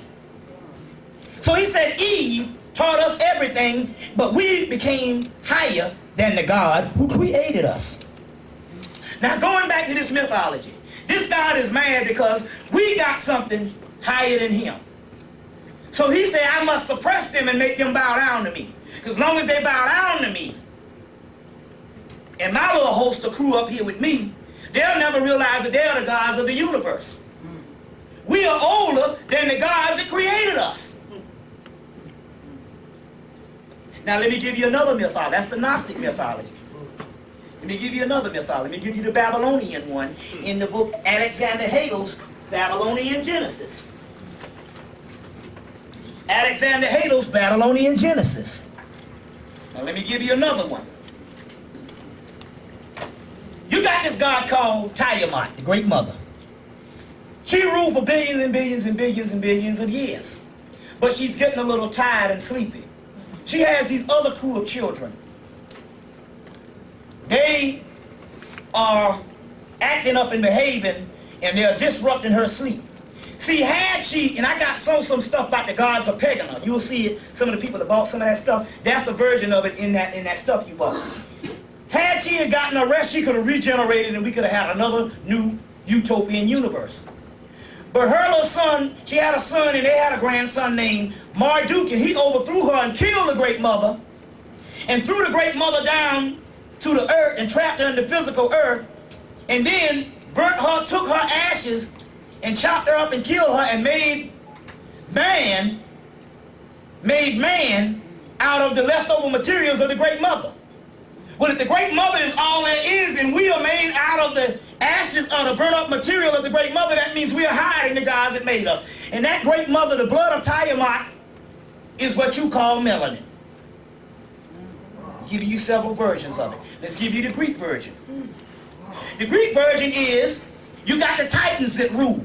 The word Titan, the word Titan, the word Shaitan, the word Satan. It just means the adversary, it means the primal rulers. Before you got this universe, you had a group of people from the primal worlds that used to rule. You ever heard the word primeval? The word evil has the word Eve in it. Eve means beginning. El means star or sun, beginning star. Primeval, which is talking about a pre-existence before this physical universe came into existence. The gods that used to rule that physical universe were called the Titans, the Typhons, or the Satans, or the Shaitans. You can get it in the book, Alexander Hislop's Alexander Hislop's The Two Babylons. Alexander Hislop's The Two Babylons. Get another book called Jeffrey Burton Russell's The Devil, the definitive text on the devil. If you just study the devil, you get it. Jeffrey Burton Russell, he got several books, Antichrist, Satan. You'll get the devil, his first one. That's the best one. Black and red book. Jeffrey Burton Russell. You get all these stories, the Greek one, the Tiamat, you'll get all these in that particular in that book. So these particular ones, they rule the primal universe. They get a group of younger children. They are old and the children defeat them and burn the Titans up. And when they burn the Titans up, they create man out of the ashes of the Titans. But they want to keep man in ignorance because they want to rule. But along come a god by the name of Prometheus. You know him as Lucifer now, as Satan. He goes in and he teaches man, Azazel in the Nukian text, and he teaches man the art of civilization, astronomy, astrology, and the art of metaphysical life. And he steals the fire from a Dalabrov, or what you call Zeus in these guys, because Zeus is the one who killed the Titans. And might I add, that's where you get your word Jesus from. That's the same fucked up bitch we talking about right here. This Jesus motherfucker is the enemy of black people. Now come on and challenge me, because I got the damn scholarship. We ain't dealing with no bullshit niggas right now. We can go at it. Now all y'all motherfucking damn expert, y'all challenge me now. But you can't don't come up with that fucked up ass King James Version bullshit. We ain't going with no book with damn 19 books missing. That ain't no damn book. That's a damn maze of confusion. You gotta, if I give you a damn book with 19 chapters missing, that ain't no book. That's a rag. Don't come with that shit. That's a secondary version. We talking about the ancient scriptures. You just didn't, we talking about the Satan. You just didn't go bother to study this shit. I studied Satanism. You didn't bother to study that shit because the white man don't want you to know that shit. How the hell you gonna have a damn, if the white man got an enemy, I'm down with the white man's enemy. You just never studied this shit. So you were scared based on somebody training you from a child that shit is evil and all that shit. Yet you all lovey-dovey. You out Jesus, out poke, out Muhammad. But yet your ass catch more hell than anybody on the planet. That's right. So don't tell me nothing about no damn religion and us being the righteous people. You gotta talk to damn, you gotta understand what's going on and get out of the fear. That's what we're dealing with. This year, I was dealing with what is called the dark side to get the fear from out of you. So Prometheus comes about, and what Prometheus does is Prometheus steals the fire from the gods of Zeus and them, or Jesus, Jesus. You gotta read mythology. He steals the fire and gives it to man. And as a result, Prometheus is later on, Satan is chained to a cross, or chained to a stake, and a vulture eats out his liver. Just as Jesus later on is chained to a cross and pierced by the side. Same mythology. You see, there's a guy by Carini, got a book called Prometheus, and in there he parallels Prometheus with Christ. Now let's go on. Anyway, the gods that rule, we are their mothers and fathers. That's not what they're letting you know about it. We are their mothers and fathers. In the Hermetic text, which is the oldest text, some of the oldest texts in the world, which comes out of Egypt, it says that the god Zeus, or Yahweh, mainly that male fucking deity. Anytime you get a male that ain't got no mama, that's your fucking enemy. If you got a damn male and that bastard ain't got no mama, you don't need to be fucking with him because he don't want you to rise up. Because the original primal pair is the mother and son, and the son come back as the Christ. You got a male and ain't got no mama, that's the enemy of man. Take it or let it alone. The good part about this is not the type of thing where we give you stuff and say, you gotta follow me. I'm just giving you a report of different knowledge that's coming up. It's not about following nobody. You don't need to follow me no damn way, because I'm not looking for no follow. I wouldn't trust a nigga to follow me to the damn bathroom. Oh, I'm your guru. Follow me. Pay a couple of $1,000s to follow my ass. And last year I was turning my damn TV with a fucking pair of pliers. You gonna follow my ass? You crazy as shit. Oh, I'm on the side. Follow me. All these fucking ass niggas coming telling you following them. Ain't produced shit yet. I got 2 eyes on my fucking stove at work. You gonna follow me. I got 2 eyes on my damn stove at work.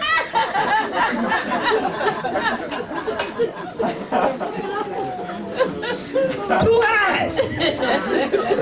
My damn air conditioning come on, or the heat, I got to turn the damn TV up high. The shit's so fucking loud. It's so damn old. Sound like a damn lawnmower.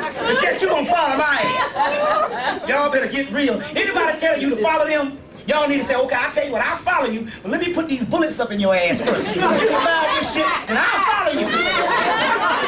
Otherwise, if you guys say, excuse me, if a nigga tell you, excuse me, I got to go to the bathroom, I'm not following you. See what I'm saying? You see? That's what I'm talking about. Now, dealing with this stuff, we are older than the gods who created us. Because they created the physical body and trapped us down here in these particular souls as boy toys for us to play with. So what happened? You only get one part of the Lucifer thing. See, after the Titans was created, Lucifer saw his brothers and sisters who used to be gods of the universe turned down into a lowly figure on the ground. Then this God said, now you'll bow down to him. Lucifer and them was not wanting to bow down, or what you call Samuel, the serpent, was not wanting to bow down because he was jealous of man. He didn't want to bow down because he had understood that these people was his brothers and sisters, and they were in protest for this particular God, their nephew, turning their brothers and sisters who was a little bit older than them. And you know how you beat up your old daddy, he's 75, you kick him in the ass or whatever, because their energy is, you know, it needs to be regenerated. The gods have a war going on too. So as a result, they was like, we don't want to bow down because we don't like the wretched state that you doggone put our people in. So as a result, they got cast down. You just got to hear the whole story. You know what I'm saying? You never hear the whole story. And that's the key about the whole thing. Nobody ever really bothered to go and worship, and not worship, but study. Because I don't worship shit. And study, you study it all of Satan. You want to hear everything about Satan. So that's how you get to the doggone truth. You never bothered. So therefore, you still kept it ignorant. You see what I'm saying? Now, the Titans later on, the Titans is the Greek version of what is called the Tetons or the Shaitans. And the Shaitan is the Yazidi tribe in Mesopotamia, worship a group of a god named Sutan or Shaitan or Sutan or Sutek, where you get the word Melchizedek from. All of this is the same thing. Now, are y'all clear on this, what I'm saying? I'm not losing you. We're going to go to a question and answer, and then we'll deal with this particular thing.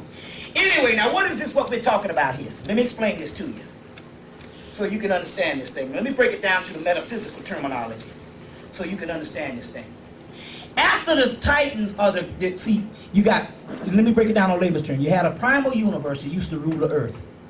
They got a little old and they was replaced by their children. Then their children turned around and took their energy and material and made man out of them. The physical man was a creation of the children, but the inner soul was their actual parents that they had in servitude. Not like your mama running the house. You get 18 and you go up in there and kick your mom in the ass and beat her ass up and then create a little motherfucking chastity belt and some wires and a cage and put her ass up in there and say, now worship me. Then you knock in the damn head and she really be thinking in actuality that you are God and you created her. That's what happened. You see what I'm saying? That's the true story. It's in the Gnostic scripture. It's in Robert Graves' Greek myths. Robert Graves' Greek myths is in there. It's in Jeffrey Burton Russell's book, The Devil. You get it all in that book. That's an excellent book. Nobody ever reads the book. It's excellent. It's the definitive text. Oh, he gets a little Christianized in his later works, but he's a white man. But his first book, when he first dropped it, I guess somebody kicked him in the ass. They're going to kill his mama. But his first book, he dropped it up in there. Bentley Layton's The Gnostic Scriptures. The Gnostic Scripture. Hans Jonas, The Gnostic Religion. It's all up in there. You just got to study. Quit going to different people and don't trust nobody where you can't go and check out nothing on your own. That's the problem. You bounce from leader to leader and them leaders always will sell you out. But never trust nobody. Don't even trust me. Like I say, I got 2 eyes on my damn stove. So when I leave and shit, you gotta check out the shit because you all alone.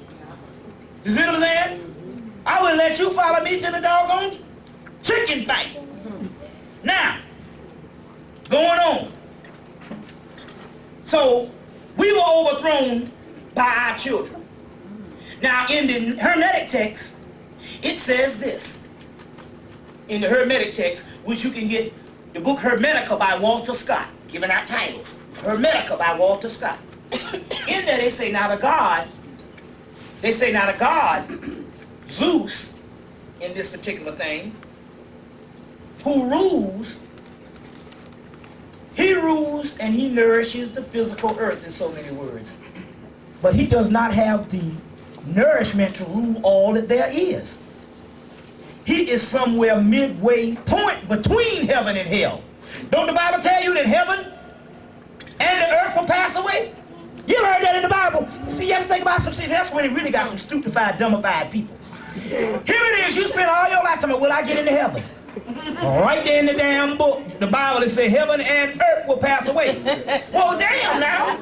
You telling me to damn give up all earth and joys and shit, I could be out here boogieing and shit? To get to heaven, and now you tell me I get to heaven and that shit's supposed to lead too? That's in the Bible. It say heaven and hell will pass away. Don't it say that shit? That's right. Right? Yeah. Well, hell, I thought I was doing all this shit to get to heaven. And you telling me heaven getting the hell on too? So what the fuck I'm doing? If I'm wrong, sue me. That's in the Bible. Right? But they say that this God does not have the nourishment for all there is. He is somewhere midway point between heaven and hell. Heaven and earth, it says. But it says, the most highest of all of us is on the earth, in the ground, in the circle. Let me tell you something. Now this is the damn ass whipper here.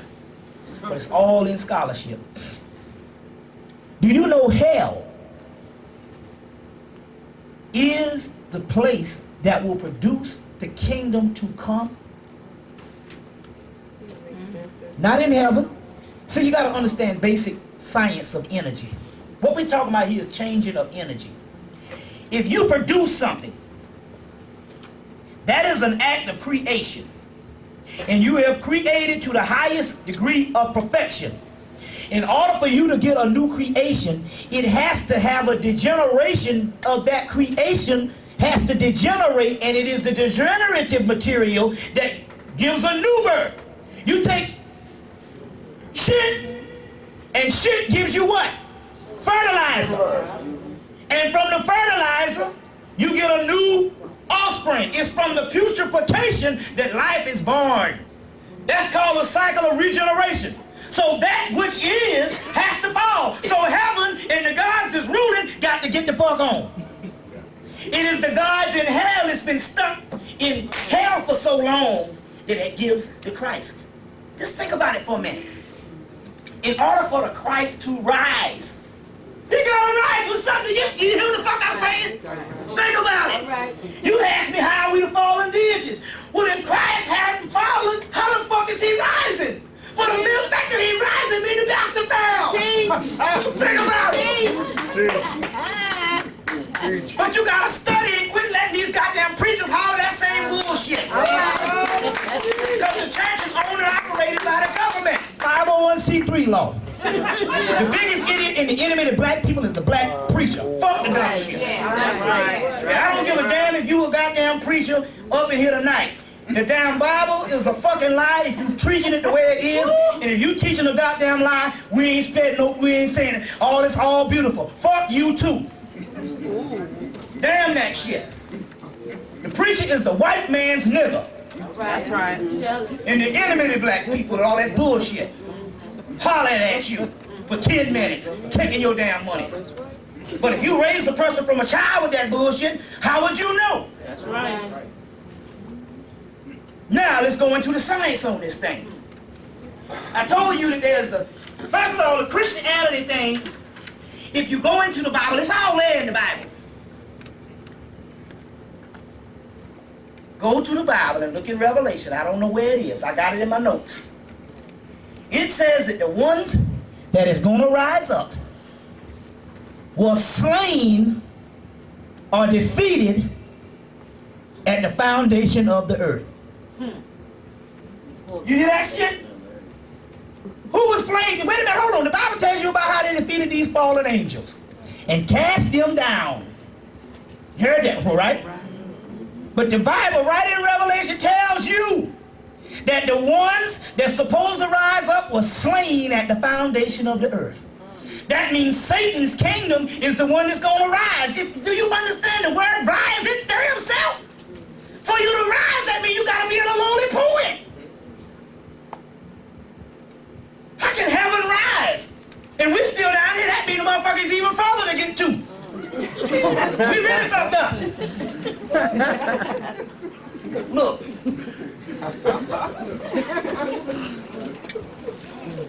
The ancient god Satan. The ancient god Satan. The Baphomet. You see the Masonic symbol. Boy, Mason ain't know what about this shit here. Now, what the Mason can do, because he learned his stuff in the lodge, if he goes and he studies, he can have a greater access to this stuff because he has been privy to a certain amount of symbols and shit that he don't know about. That's the good part about it. So the Masons are on a lucky thing if they just go and study and quit fronting to the motherfuckers that they know some shit because they don't know shit. They don't know their ass from a hole in the ground. You see what I'm saying? Because I'm talking about Satan up here and y'all talk shit about Satan. Oh yeah, see? You see? But let me tell you what's going on here. You see? See, you got to understand how, you got to see what it is we haven't taught our people how to learn scholarship. You thought I was supposed to come up in here and give you some things that fit your ideology that you already have. That's not learning. That's affirmation or confirmation. Yeah, right. In order to learn, you got to push the envelope. In order to learn, you got to break out of what it is, and that's when you get to the higher levels.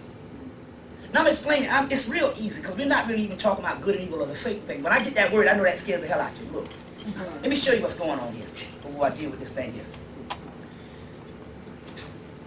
Jesus battles the Satan. And later on, he conquers Satan, right? Or let's say the Christ. Because before it was Jesus, the Christ later on conquers Satan.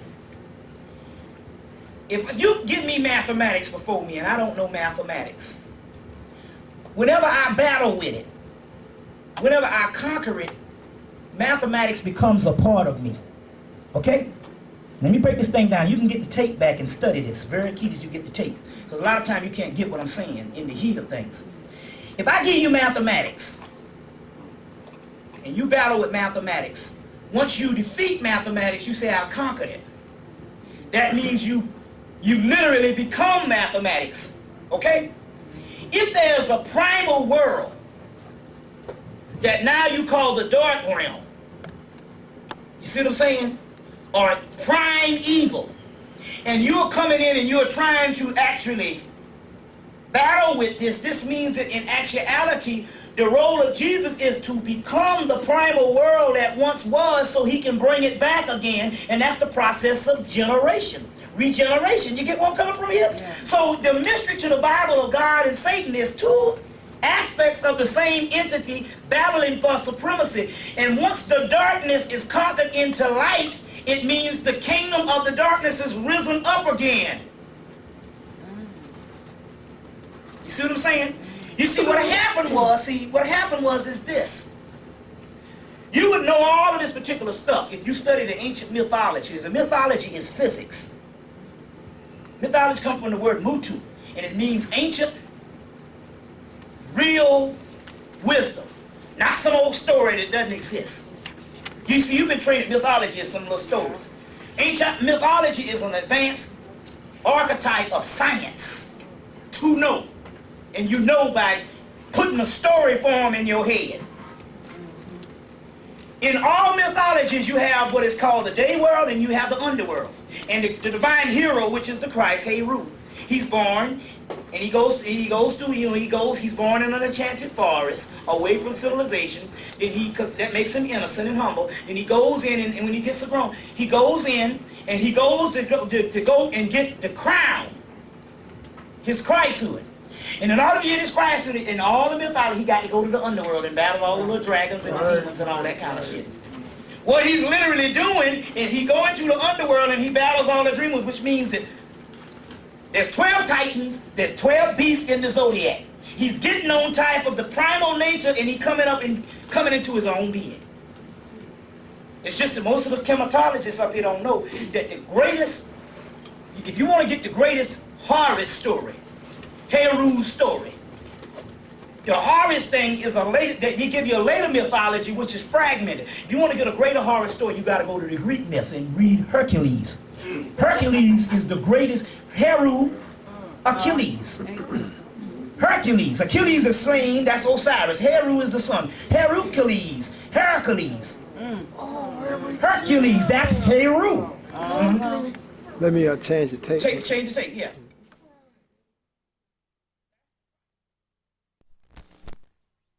Let me explain this to you so you can understand this. The Greeks went into the Library of Alexandria. We mixing the time cycles up.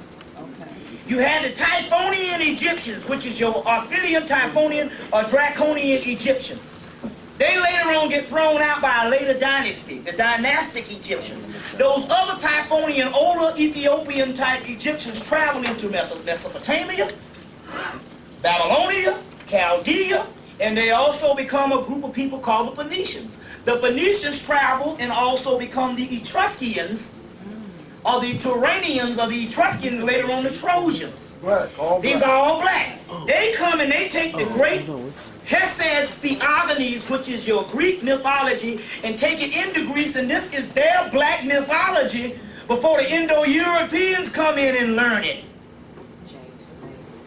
Well, not even the name. The Greek name is a black language. White man couldn't talk. How the fuck you gonna make a language as fine as Greek?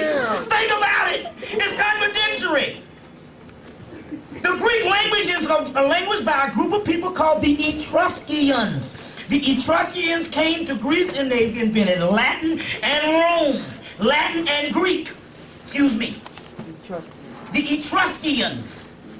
The Etruscans is a Phoenician people. It's all documented in Robert Graves' White Goddess book. There's no such thing as a Greek language. That is... No, see, the Greek language, there is such thing as a Greek language, but the Greek language, you know how you got the damn Indians over here? They're over here. The white man come over and learn the Indian shit. 2,000 years later, you looking and you thinking that the white man spoke Native American. It was a black language. It was a black language. The Greek language is a black language. The white man couldn't talk. You got to realize the Greek language was one of the most advanced dialects on the ancient world. How the hell can a man can't talk come in and make an advanced dialect? You see where I'm coming from here? They were called the Etruscans. We setting the record straight. The Greek thing I'm telling you with Zeus and Hera and Hercules and Apollo is the Phoenicians' mythology. The Etruscans' mythology. You see where I'm coming from here? Yeah. That's their mythology. You got to get all these particular stories right. You understand? To understand that. They bear witness to it. If you ever studied it, they always say that Etruscan. Get Robert Graves' Greek myths. Get Robert Graves' White Goddess. You'll see the word Typhon. You see the word Tyrania. That was a group of the Typhonian Egyptians, which is called, Typhon comes from the word Dracon. You ever hear the word dragon? That's the ancient black dynasty called the Dragon Kings. There's a whole article in dealing with it this month in Nexus Magazine, a 3-part series this month, next month, and January. Nexus Magazine got a whole article on the white gold and alchemy and the Dragon Kings, which is a crocodile deities of Sebek, the dragon.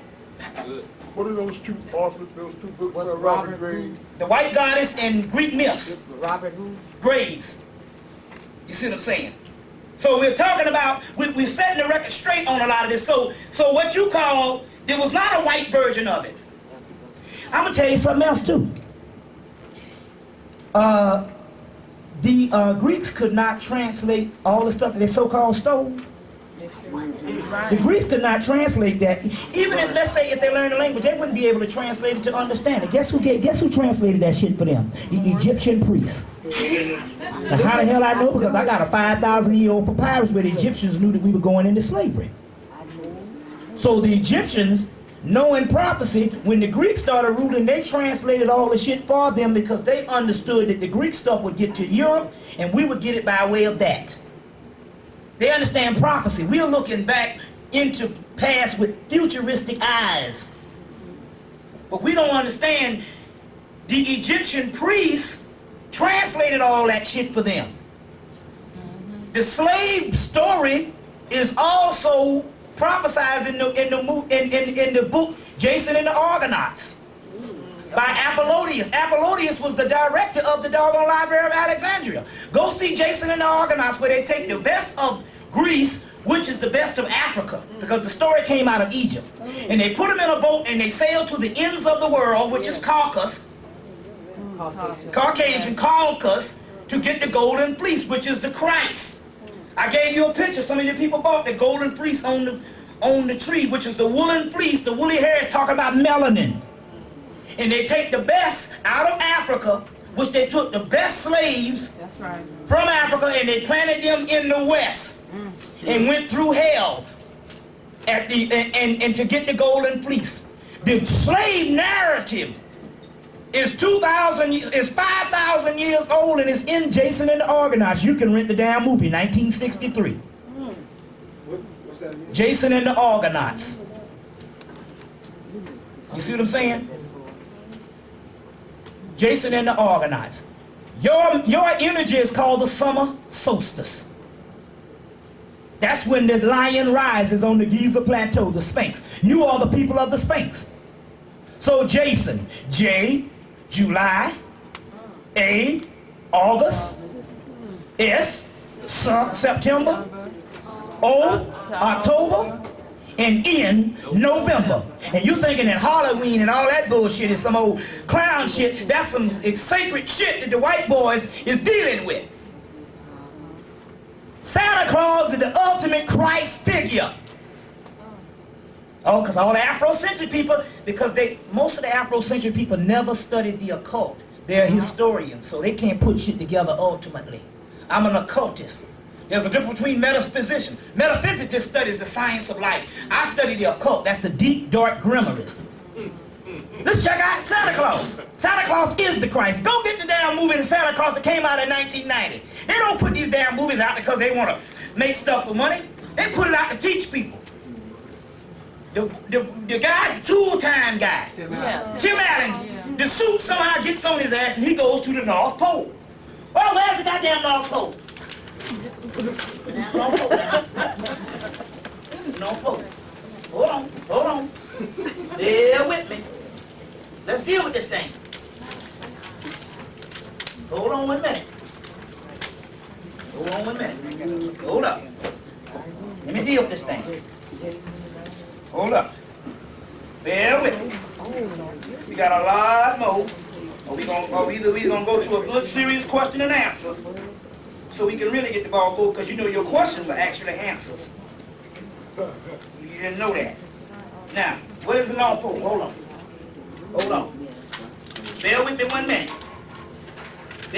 minute. Here's a smaller one. It's down the movie. Boom, boom, boom, boom, boom. That's the damn North Pole. Santa Claus is in the North Pole. Santa Claus colors is red and black. That's a leg bar. Yeah, the leg of that. It's red and black. Red represents the root chakra of the Kundalini. Okay, that's backwards. Yeah, well, okay, hold on 1 minute. You get the picture? Yeah, hold up. You know how it goes. Red represents the root chakra of the Kundalini, down here. That's red. That's called Babylon the Beast, the Great Mother. Black represents the black dot. Yeah. But when the black dot is polarized, it becomes white. That's why he got a white ball on the top of his head. Now let's deal with this. His damn hat is cone-shaped, which represents the pyramid, which is the ultimate symbol of Christ, as Sirius. He got red and black. Some of his doggone, he got a black belt, but he has, and anytime you see the black belt, that represents melanin. That's why the highest degrees in damn martial art, the black belt. Melanin. The ninja puts on all black to represent melanin. The Jewish priest of the Lubavitcher put on all black to represent melanin. It's the highest form. The judge put on all black to represent, all of these are representing the black God of the perfect black body of Osiris. Lord of the perfect black.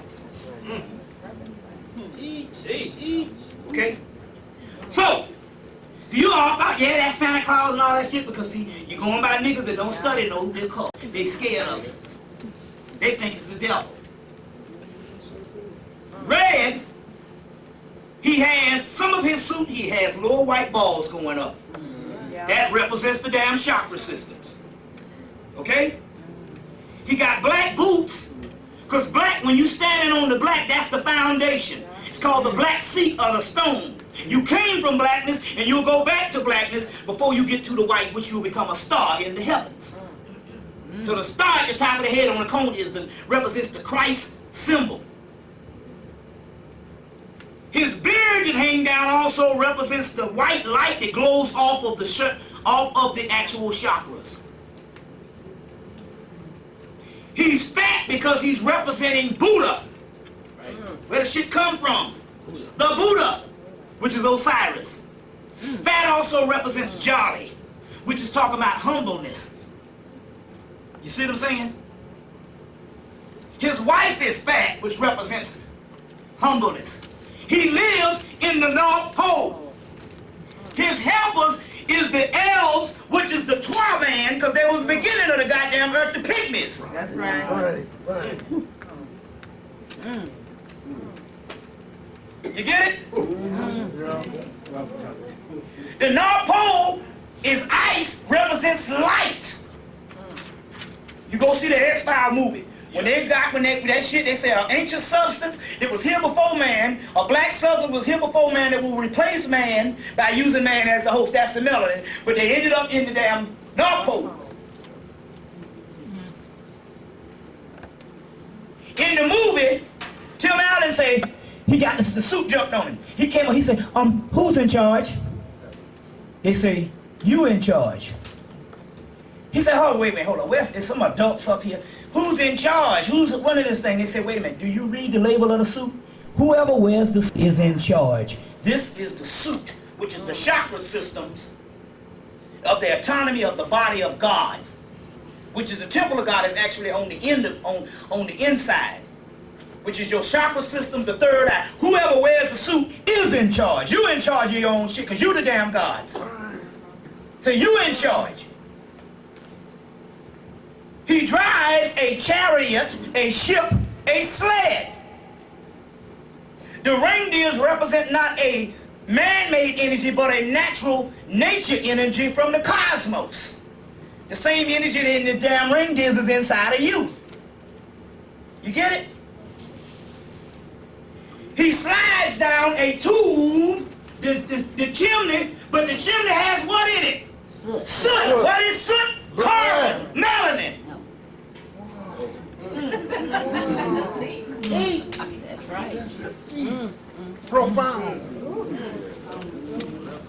He slides down the chimney bearing gifts. The gifts are the jewels of the spiritual enlightenment. They say, brother, you dropping some jewels there. Your gifts is your knowledge. You regaining your knowledge. But he gives the gift to who? Children. But they have to be naughty or nice. They have to be nice. But children represent humility if they're not grown. That's why I say you fuck till you grown, no, you ain't getting shit. But the children represents humility.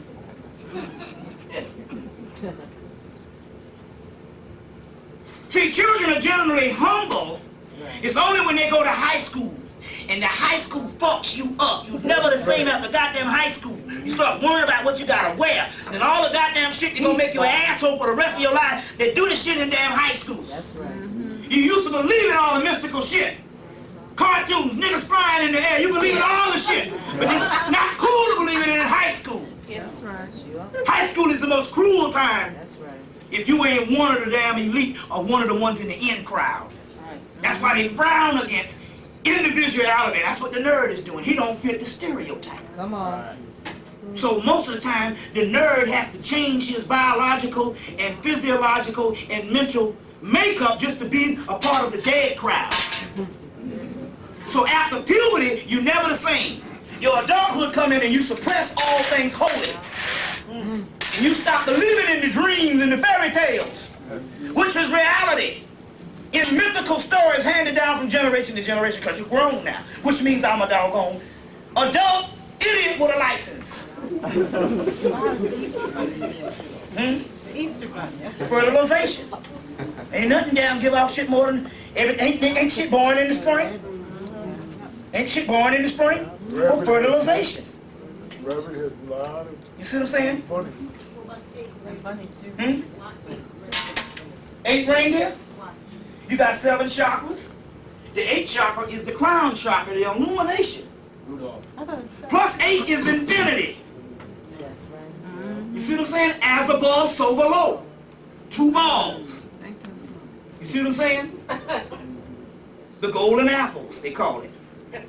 The golden apples is supposed to be, Hercules battled all these gods and he's giving these golden apples. Same damn apples God tell you not to bite off of in the true life. Same golden apples.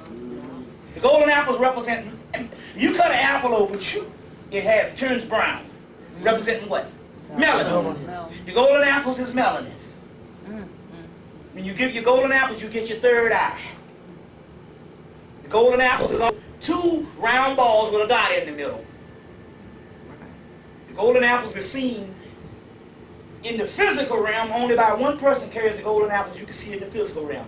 When you take off your damn bra, you see 2 titties, them the golden apples in the physical realm. 2 round circles with black dots. From the woman. From the woman. There's a book called Ishtar Rising. Every woman should get the book and read it. Robert Anton Wilson. Ishtar Rising. That's why a man has a fascination with titties. Them the goddamn jewels. Big ones or little ones, even them little green apples in the summertime. Robert Anton. Robert Anton Wilson, Ishtar Rising. How the great goddess fell and went to hell, and now what you gonna do when she's rising back up? The golden apple. You see what I'm saying? That's the science on this particular thing right now. Now let's go into some other science right now. What we're gonna deal with. On page 2. But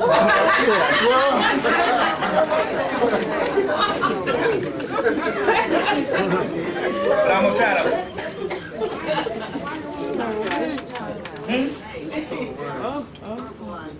We used to have mental telepathy. We started verbalizing and stuff because we lost that mental.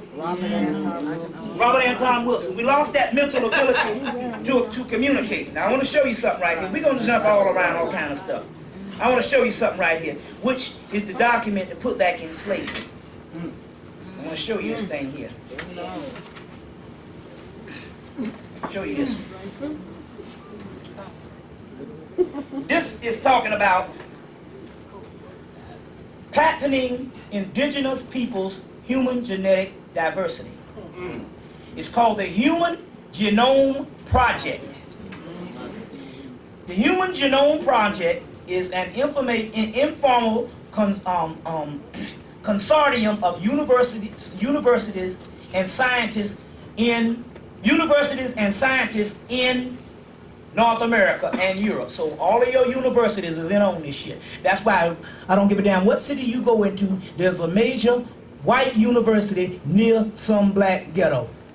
Do they have one here? Wayne State University. In Philadelphia, it's fucking down it's Temple. In New York, it's Columbia. In Columbia, South Carolina, it's the University of South Carolina. In Atlanta, it's Georgia Tech. Techwood Project is right next to it. And that's the guinea pig place where they learn all the secret shit from based on the black projects. So medical science and the ongoing forwardness of medical science was the experimentation of black people in the hells of North America, which set up the Human Genome Project. Has launched a campaign to take blood and tissue and their samples from hundreds of so-called endangered and unique human communities in the scattered globe. Now, let me explain this to you. You heard all kind of niggas talking about the black man is an endangered species, the black man is an endangered, and that Emerge magazine, which is the government magazine, Time Warner and all them shit that run that bullshit. Black man is an endangered species. Once you become an endangered species and they put you on the endangered species list, that means that companies like Coca-Cola, IBM, any big major corporation, Lilly Pharmaceutical, all these people can go and your genes become patented and they become on the market. So under the guise that they're supposed to, the project is supported by United States government and National Institute of Health, has linked to multinational, multi-billion-dollar initiative maps of human genetic structure known as the HUGO in the Human Genome Organization. The sampling of human genetic material for the scientific research is currently being discussed in the Human Genome Diversity Project and has serious implications for endangered people. The product and process is extracted from collected material could be enormous in commercial value. The material itself may be patentable even within the future research. And will the profits be made off the genes of poor people whose physical survival is at stake? Now, this is what the deal is. Then I started telling you shit about the projects when we started off. So now you got it in black and white. I'm documenting the shit for your monkey ass. So you can't say this nigga just made the damn shit up when I told you they closed up 16 projects. It's right here in black and white. You can go to the internet and just type in human genome diversity. Human genome diversity. And it will give it to you. I'll give it to some of the people, if you want to get the direct link, I'll give you the www.com thing after. But my point is, this is the documentation. Now let me tell you what happened here. They will come in, they will say, well, the Detroit Negro has killed up itself, shooting itself all up, which they started through cloning, through mind control. Go see the movie The Manchurian Candidate, where you pick up the phone and somebody say the apples is on the table, and you will go downtown and shoot up the place, drive-bys and all that. Because somebody done, them free clinics and all that shit, done came in there, or the boys home, or little old juvenile shit, and then done put it in your head, and they done doggone did some mind control on you, and it can be 10 years, and you're coming to the apples is on the table, the bananas is on the table, and you go up there and they'll say, go kill this section of black people. And these people go do drive-bys and killing and all that kind of shit. So, they done started the crime, Manchurian Candidate, with Frank Sinatra played in it. They started the crime in 1963. They start the crime. So they'll come in and say, bam, bam, bam. We got the north. What's the black side called here? East side. The east side.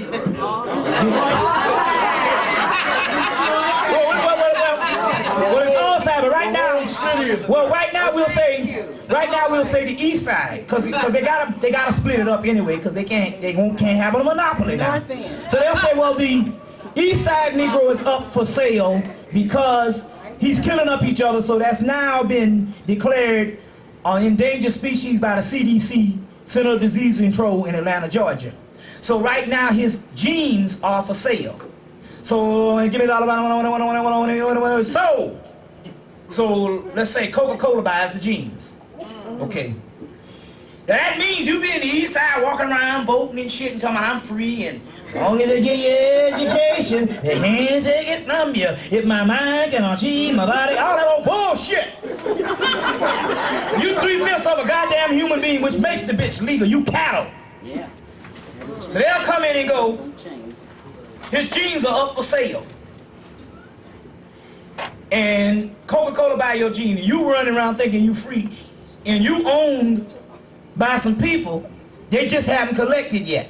Then they come in and say, we're going to do our collection, and the next thing you know, you go to sleep and wake up in some damn shit with some clothes hangers up your ass in some damn plant somewhere in some laboratory. And they taking your genes and shit. That's right. Now you got it in black and white.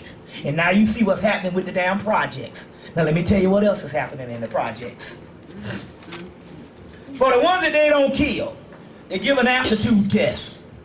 And the ones who, because everybody in the projects is damn degenerates, especially up north. You get in the project because it's damn high as hell. Rent is high as hell up here. Now down south, if you in the projects, a lot of times you in the projects because goddamn, you damn in Atlanta, Georgia, you down south and shit. Well, niggas get out of the city to go down south so they can have it easy, and you can't make it down this bitch. Obviously, the genetic ladder has fallen off the damn curve here, and you done missed out on a few goddamn marbles and shit. Down south, if you down that mark down there, most of the marks down there in the south, it is the lowest of what we got. Now up north, everybody living in the project for the simple fact, rent is high. You see what I'm saying? And plus up north, there's more prejudice up north, and they put you in certain areas based on reservations. But in little old south, south is the place you're supposed to go to retreat from all this shit. So how the hell you down and out when home is right there where you live? Anyway, the ones even down south, the ones in there, they give an aptitude test. And if they are, if their minds is to the particular point that they are trainable, they take those particular ones and erase their memory and put a new memory in and ship them to Africa. Now, in Africa, Africa is as big. Africa, you can fit the United States in Africa 5 times. Some say more than that. So we're talking about a place that is vast to take up half the damn planet. That's how big it is. So, as you know, Africa is cut up like a jigsaw puzzle where you might have to get on a damn airplane to go to damn Ann Arbor. You know what I'm saying? You just can't get on the damn great Highway 76 or Highway 95 or 285 or whatever the big highway up here and end up in fucking Texas. It don't go that way. See what I'm saying? Most of you to go to Africa, most of the time you go to the actual cities of Africa, or what you call one little piss-poor form of civilization. But as far as the whole of Africa, you don't know what goes in because Africa is a continent. That's right. Africa is a continent. The whole equatorial part of inner Africa, no Africans live on now. So we're talking about a place that is as big as the United States of America, in the middle of Africa, that no Africans have lived on for quite some time, for the last probably 40, 50 years. And no Africans go to this particular part of Africa in a 200-mile radius. And on that part of Africa that the government don't show you is a city that make New York City look like goddamn the shame.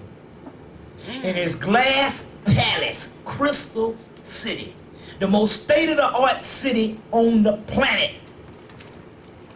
And white people are retreating there. That's why damn Clinton had to go and give it the blessing. He the one that plugged up the goddamn plug to that shit. And that's why Bush and all them are going in January or something. Yeah, January. To christen this brand new state-of-the-art nation. A city and a place is as big as the United States, but a city that's out of this world. And that's why the UN started, put that old nigga up there, that's to show you all, telling you all of a sudden. Now they sat on Africa for 100 years, all of a sudden Clinton and all these people talking about rebuild Africa. UN talking about send all the money.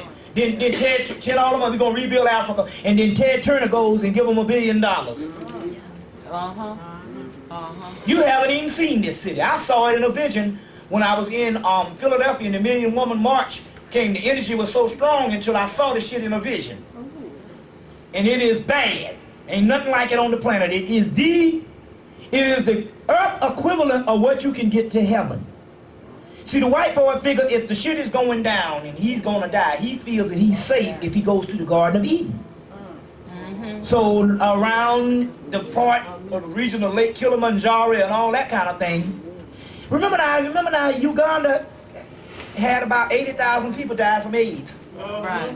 And you got all these, why you think they killed them all off? All that area, majority of that area is now a Crystal City. Yeah. And so what they do is now, white people ain't gonna work now. Fuck that shit. They ain't gonna work now.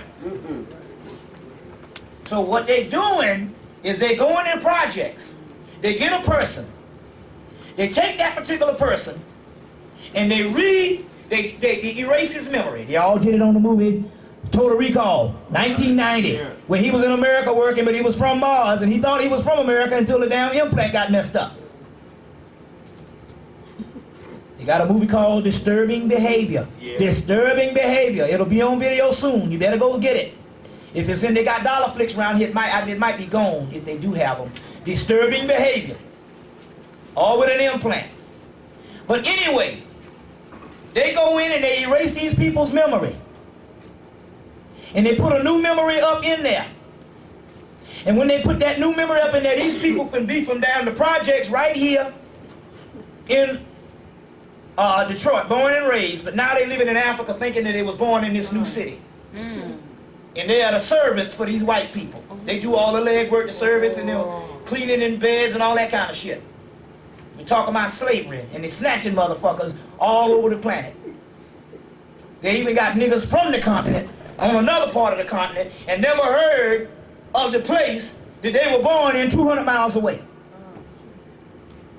That is kind of stuff. So they're taking hundreds of thousands of black people from over here in the inner city. They're killing off some for melatonin, but now they got the bulk of Africa for that. They got all these people from Rwanda. You know what happened to Rwanda? Right. Rwanda was a kill for melanin. What happened to all the damn bodies? Remember now when the Rwandans went to a Mobutu place, Zaire, and then they said that on the way back they missing something like a damn 75,000 or 60,000 missing, and they can't count for them. What happened to those people? Those people, they took those particular people and they cut them all up, and they send them to Europe and they process them in melanin camps. In the melanin camps, what they do, they cut up all the raw material in the melanin things, just like you butcher shit. You know, certain parts go this way, like prime rib and all this stuff. Then they freeze it and they ship it over to America, because America is the pharmaceutical industries, and some other parts of Switzerland and Europe, but mainly America, and they process it into melatonin, growth hormones, and all other types of stuff. Viagra, all types of memory things, sun tanning lotion, all that sunblock shit. Well, I don't know. It's another one they got that they do. It's not ginkgo, but it's another one. But they all, No, not those. Some of those are vitamins, but also sunscreen. All the sunscreen, that's pure melanin. They ain't not gonna block it from no skin shit, but the shit that come out of you to block it from the sun. It's gotta have something that's connected with the energy from the sun. Because the energy from the sun is nothing but, that sun doesn't exist. That sun only exists in this particular solar system. You go outside of the atmosphere, it's black up there. Where that sun? The only sun exists is the sun behind the sun, Sirius. Our sun is only getting the light from Sirius and magnifying it within this particular electromagnetic force field you call the atmosphere. You thinking it's the sun. That sun don't even exist. They say that woman, Mae Jameson, that's her name, the astronaut, she said when you go up there, you can't even see your goddamn hand. It's so black. You know, sometimes when you damn cover up the windows in your house, you damn near go crazy. You know, sometimes, you know, you get a damn good room and you cover up them windows and it be so damn black, you say, I gotta get some light. He said, what you think out in space? So there ain't no sun up there. That's Sirius. The sun behind the sun, and this sun here is an illusionary sun taking that light and shining it down here, and you thinking it, and it lights up this light for these two eyes to see, and that's where your third eye don't see shit. These two eyes are damn cheap. These two eyes. So they're using that particular sunscreen, and I even had the brother even from Lily Pharmaceutical, he sent me suntan lotion where it said melanin. It don't say melatonin, it should say melanin. Carpetone and all that shit. The suntan and sunscreen lotion, that ain't nothing but your ass. The crackers is rubbing on. So it's a whole industry based on black people's genetic material That's for sale. Hell, Coppertone gotta buy a goddamn couple of gallons of this shit. You see? And you buying fucking malt liquor, which they urinate in. And Jack all put sperm in it, hog sperm. See what it is these canisters that they had to be in is as big as this room. So they can go and dump a couple of gallons up in there, but if they fill it all the way up, it's still with the alcohol and the barley and hops, and take the piss smell right out, and the hog sperm and all that shit. Because all malt liquor is the damn dregs. It's the Funyun. It's a gel that they doggone recycle and make that shit for niggas. And they take it and they get it, and this is the shit that come from all the other brewers that brew the damn beer. They got a damn dreg department, you know, dregs are the Funyun. In the leftover, they process that bitch and make it into thing, but they pee in it also. And they put hog sperm in it too. What's that for? Just for meanness. They're just the devil. That's just their way of the conquest of black people. Yeah. See what I'm saying? That's just their way of the conquest of black people. And they pee in the actual stuff. You see. So the Human Genome Project and this thing in Africa, but your man Richard Noon in his book, Ice the Ultimate Disaster, he said that the ultimate goal of the Illuminati and these secret societies, they're going to retake Africa. Yeah. Oh, they've been saying that. Right in his book. And now we seeing it happen. Retake Africa. Africa is the new Garden of Eden for these crackers. So, and I even got a doggone article. I'll think if I can't find it tonight, I sure will read it tomorrow. But let me get into some other stuff right now, so you can understand something. All right. Lucifer, the pineal gland, is understood as light bearer of mankind. As a result of being given this light by Lucifer, which continues to be reborn in every generation of humanity, because it's reborn to your pineal gland, and mankind will be able to take a measure. No, I got to say this shit. I got to say this shit. Spirit just told me I got to say it, and I got to say it because you love your people and all, and you're not in any trouble, but you got to do something because the melanin will sustain itself. But let me go into the history of this shit, and I hate to say it and all, but I got to say it. Now let me go into this before I go back into this. In the 1970s, we were wearing afros. And the black man was going natural. And from that would have led to other natural hairstyles, like your braids and your dreads and all that kind of stuff. But what happened is that's only a minority of our people. So what happened was, in the corporate sector, the white boy put pressure on some black people, some key black people across the country to stop wearing the afro somewhere in the mid-70s. It was a campaign. As a result, the masses of people that look to what is called the elite, just like all cultures do, as the trend of the style, the perm caught on with the masses of the people. Now, this is what happened. In the late 1970s, the hair care product, in with the government, with the Human Genome Project, the Tuskegee experiment, and all of this particular stuff is one consortium of the same doctors. So what you call a Tuskegee experiment in the 40s ended up becoming the Human Genome Project, as well as Fort Detrick, Maryland.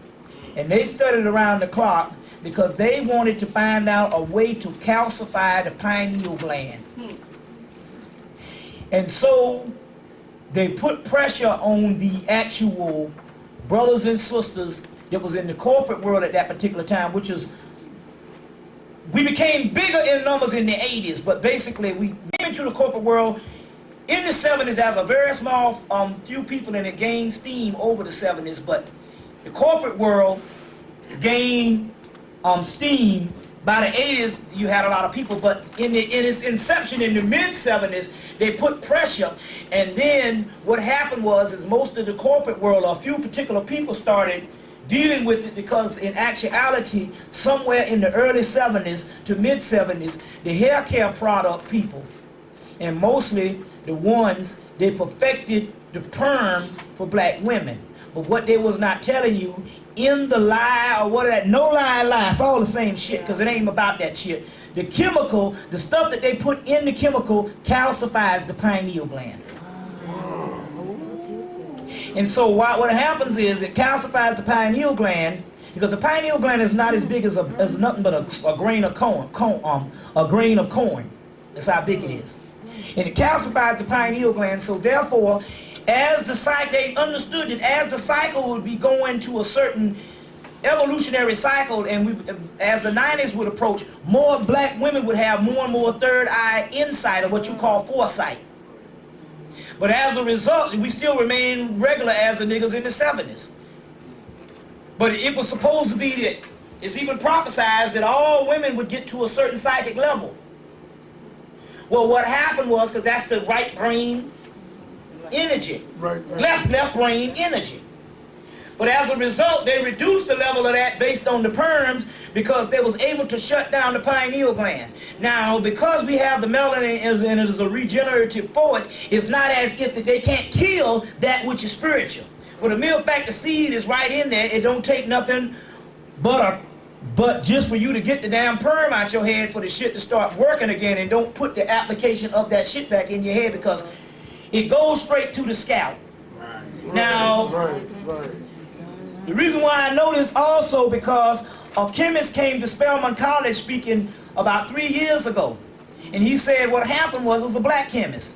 These white people was doing autopsies on black women. And they called him in because all the black women that were splitting over the cranial had this green residue on their damn brain. And he was like, they was like, what the fuck is this? And he automatically, by him being black and understanding the process, he automatically knew what the hell was going on. So he didn't say nothing to him because he was embarrassed. But he came back to Spelman and said it was coming from the damn perm relaxer. Lie, no lie, and that shit calcifies the pineal gland. Now the deal is, all you gotta do, it's nothing to be alarmed about. All you gotta do is take the shit out your head and start drinking a lot of water. Take it out your head, start drinking a lot of water, and also just take the Kundalini energy up your spine and rush it to the top of your brain, and just rush it to the top of your brain, and imagine the whole thing bursting out of the top of the pineal gland, or imagine the whole thing healing the whole top of your head, and you can do it at instant. But you got to take the shit out your head, because that's what it for. It was a government project to do this, and they started from that, and they started a trend with it, and they wanted it to catch on with the men. That's why they invented the Jerry curl thing. But as anything else, that becomes a fashion. But anything else, the beautiful perm hair becomes an institution, because the woman somehow wears it because the man likes it. She does a lot of times. See, it's not that the woman is wrong. A woman is a double victim. A lot of times she does shit because she understands that the man is infatuated with that goddamn white woman look.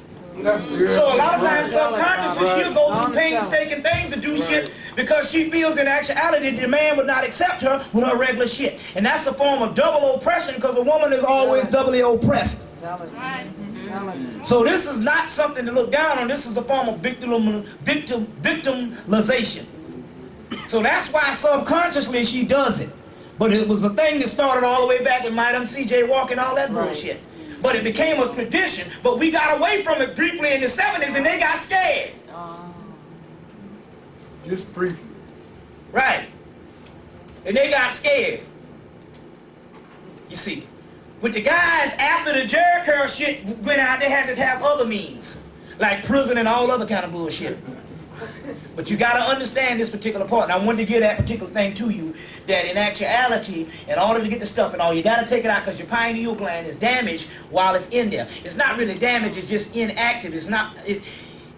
because you spiritually, some things happen anyway because they're different capacities, but the spiritual maximum that you need to get that out, and therefore you can actually do the stuff. And the moment you do it and all, you will notice the damn results. But drinking a lot of water, the melanin itself will pure the shit. But the only thing you got to do is just imagine that Kundalini fire coming up your back and straight into your brain, and you would automatically do it.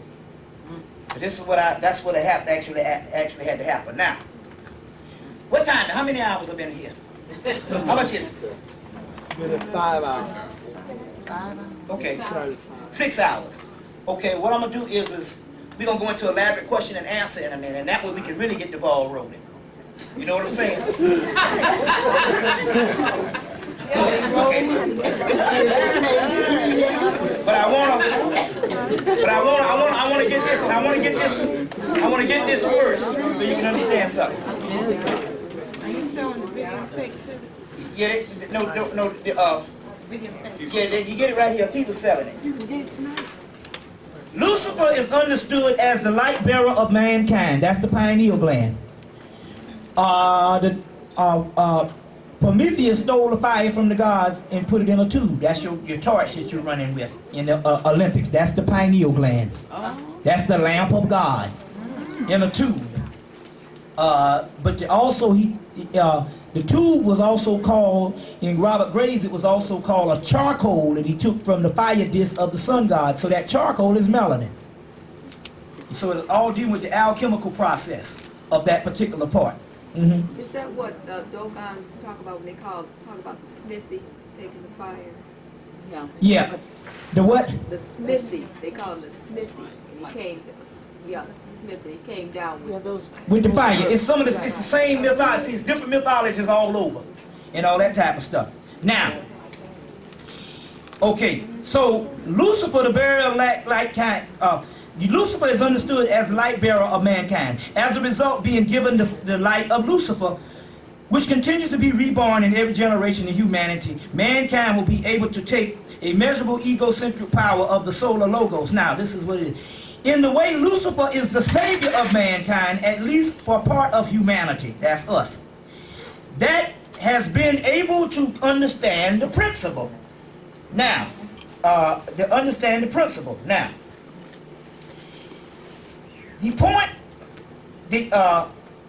experts point out that the Luciferian mythology is in fact older than the ignorant misunderstandings of willful distortions of Judeo-Christian tradition, and claims to have its origin and knowledge from what is called the pre-Christian or non-Christian Barbello-Gnostics. That's those Gnostics again.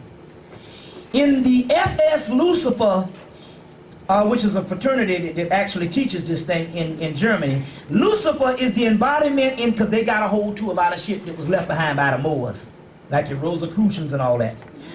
Lucifer is the embodiment and enlightenment and reason. There are none of the destructive slanders against him as in the Christian tradition. However, hold on, let me get the part right here. Interpret now. There's a direct interpretation of the light bearer. The light bearer Greek means Eos Phorus. Eos Phorus. E-O-S-P-H-O-R-O-S. And that is referred to as God. Perhaps the oldest version of the Lucifer myth is one of the Greek Prometheus, which there's several ones, but this is older than the one you get in Christianity. Prometheus, he who has foreknowledge. That's what the pineal gland. The tradition differs in many details, but of the Promethean mythology. But the essential is that Prometheus, wishing to help preserve mankind, some say even created mankind, brought the divine fire or higher consciousness and bestowed upon man. That's what the serpent said, bite from the apple, the third eye, and bestowed upon man. This was the first enlightenment of humanity. Zeus, however, Jesus, Yahweh, Jehovah, however, was angered and punished Prometheus or Lucifer by hurling him into the depths of the Erebos. Now, there he was staked to a mountain as an image of purifying and crucified by hundreds of years. Oh, excuse me. And I'm sorry, I gotta slow down sometime when I'm reading. The image of prefiguring the crucifixion by hundreds of years, maybe thousands of years. This point is that the creator God, Zeus, Yahweh, Jehovah, or in Judeo-Christian tradition, Jehovah wants to keep humanity in subjugation and slavery to the natural laws which he has set up. But a divine rebel, Samuel, Lucifer, Satan, a figure here, Prometheus, elsewhere, Lucifer, befriends man and brings him the means to become as one of the gods. This is the fundamental idea of Luciferian science now. And it is the connections to pre-Christian or non-Christian attitude about the myth. Now this is the key. I want to deal right here. Now this is the key I want to deal right here. Now, you can get all this in a book called Hermetic Magic. Hermetic Magic by Stephen Eldred Flowers, PhD. Stephen Eldred Flowers. Hermetic Magic. And it says, the myth is most readily available in the Judeo-Christian in Genesis. Now, a close object of reading the myth cannot be proved by certain points. And this is the point I want to get right here. I'm going to go past all this bullshit. Here it is. The serpent in Hebrew is called Netchesh. N-E-C-H-E-S-H. N-E-C-H-E-S-H. The serpent in Hebrew is the friend and the brother to Adam, while the Lord, Hebrew Yahweh Elohim, is only his keeper and his shepherd. The rebel spirit of Lucifer opens the way for man's rebellion, hence his salvation. Jehovah wants to hold man into eternal bondage of ignorance. The serpent gave knowledge, i.e. gnosis, and thus is the true friend of mankind, the true liberator. Another order interpreted in the text is Genesis 3, would seemingly be wide imaginative. Now, this is the key I want to get to right here. Boom, boom. The following basic Gnostic thoughts and doctrine in the Gnostic Christology is the consensus which a view with the Eden myth. It consists, with the view of the Eden myth. I'm trying to ramble because I'm trying to get to the point I'm trying to get to. They would hold that the Orphite or the Nicene teachings of the serpent, the Hebrew Netchesh, in the Greek Garden of Eden is the anointed one, Mashiach. Hebrew Mashiach. Now, it goes on to say that Christos and Christos are one and the same. So they say that let me go back. Sometimes I have to slow down and get myself back on the page because I'll be up here. I want you to get this. The Nicene teachings of the serpent, Hebrew Netchesh, N-E-C-H-E-S-H, in the Garden of Eden, and the anointed one, the Hebrew Mashiach, the Christos, are one in the same. Just what I told you at the beginning of the lecture. This could be backed up by the Kabbalistic interpretation. The word Netchesh, N-E-C-H-E-S-H, equals Kabbalistically 358, as well as the doggone number Mashiach, Kabbalistically equals the number 358.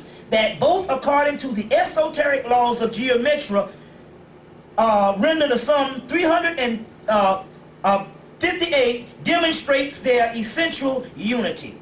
Christos is the messenger and the son of the serpent. That's the top part right here, the kundalini of the serpent. Therefore, not of the creator. This Christos preaches gnosis, knowledge, and not pistis, faith.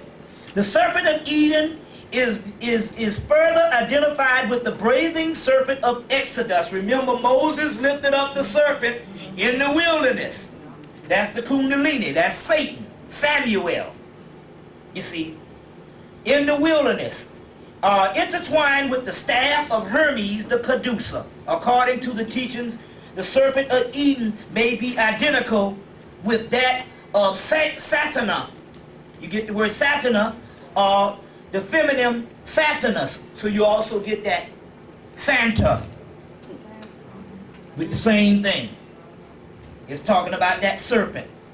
And all of this particular stuff is talking about this particular part in this particular science, which is also talking about the Kundalini energy. Now tomorrow we're going to go deep into what is called the Leviathan energy. And we're going to break down some things that is going on that's surrounding this shit. But right now what we're going to do is we're going to go into a question and answer. Any questions, any answers right now to get the ball rolling, because your questions are answers. What's that, sister? I have a question. First of all, I was going to ask about well, going back to something you said earlier about Greek, Yeah. ancient Greek really being a black society. Yeah. So when I just recently finished reading the book Stolen Legacy. Right, yeah. So really, the Greek mythology wasn't stolen from Egypt. It was No, already Egyptian. no. See, what happened was see, they got time cycles mixed up. The Greek mythology, the Iliad, the Odyssey, is called Hesiod's Theogonies, and Apollonius, the Histories, and all of that particular stuff was there before white Greeks came down. Then you talking about almost maybe 1,000 years later, when it became white Greece, they later on went up into Egypt, and the rest of the material they got out of Egypt. And that's the stuff the Stolen Legacy is talking about. But when we talk about the basic Greek mythology, that's left over by the ancient black people that was there. Then later on, after they became white, the white people came in and became Greek and went up into and that's when they got the stuff from the Library of Alexandria. So we're talking about two different time cycles. Yeah. Two other questions. Yeah. You've been talking about the serpent and how you Yeah. know that really, even though we've equated it with it being Satan and everything. Yeah, right. Okay. It's somewhere in the Bible it talks about that Jesus or someone is going to crush the head of the serpent. Yeah. What does that really What does it mean? Right. What does that really mean? What it means is this. It's metaphysical.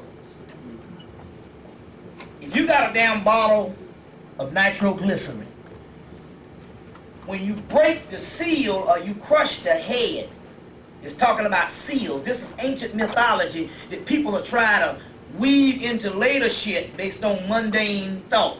When you crush the head of something, you open up the powers. Because in the same thing in Isaiah, they talk about this same serpent is going to be let loose.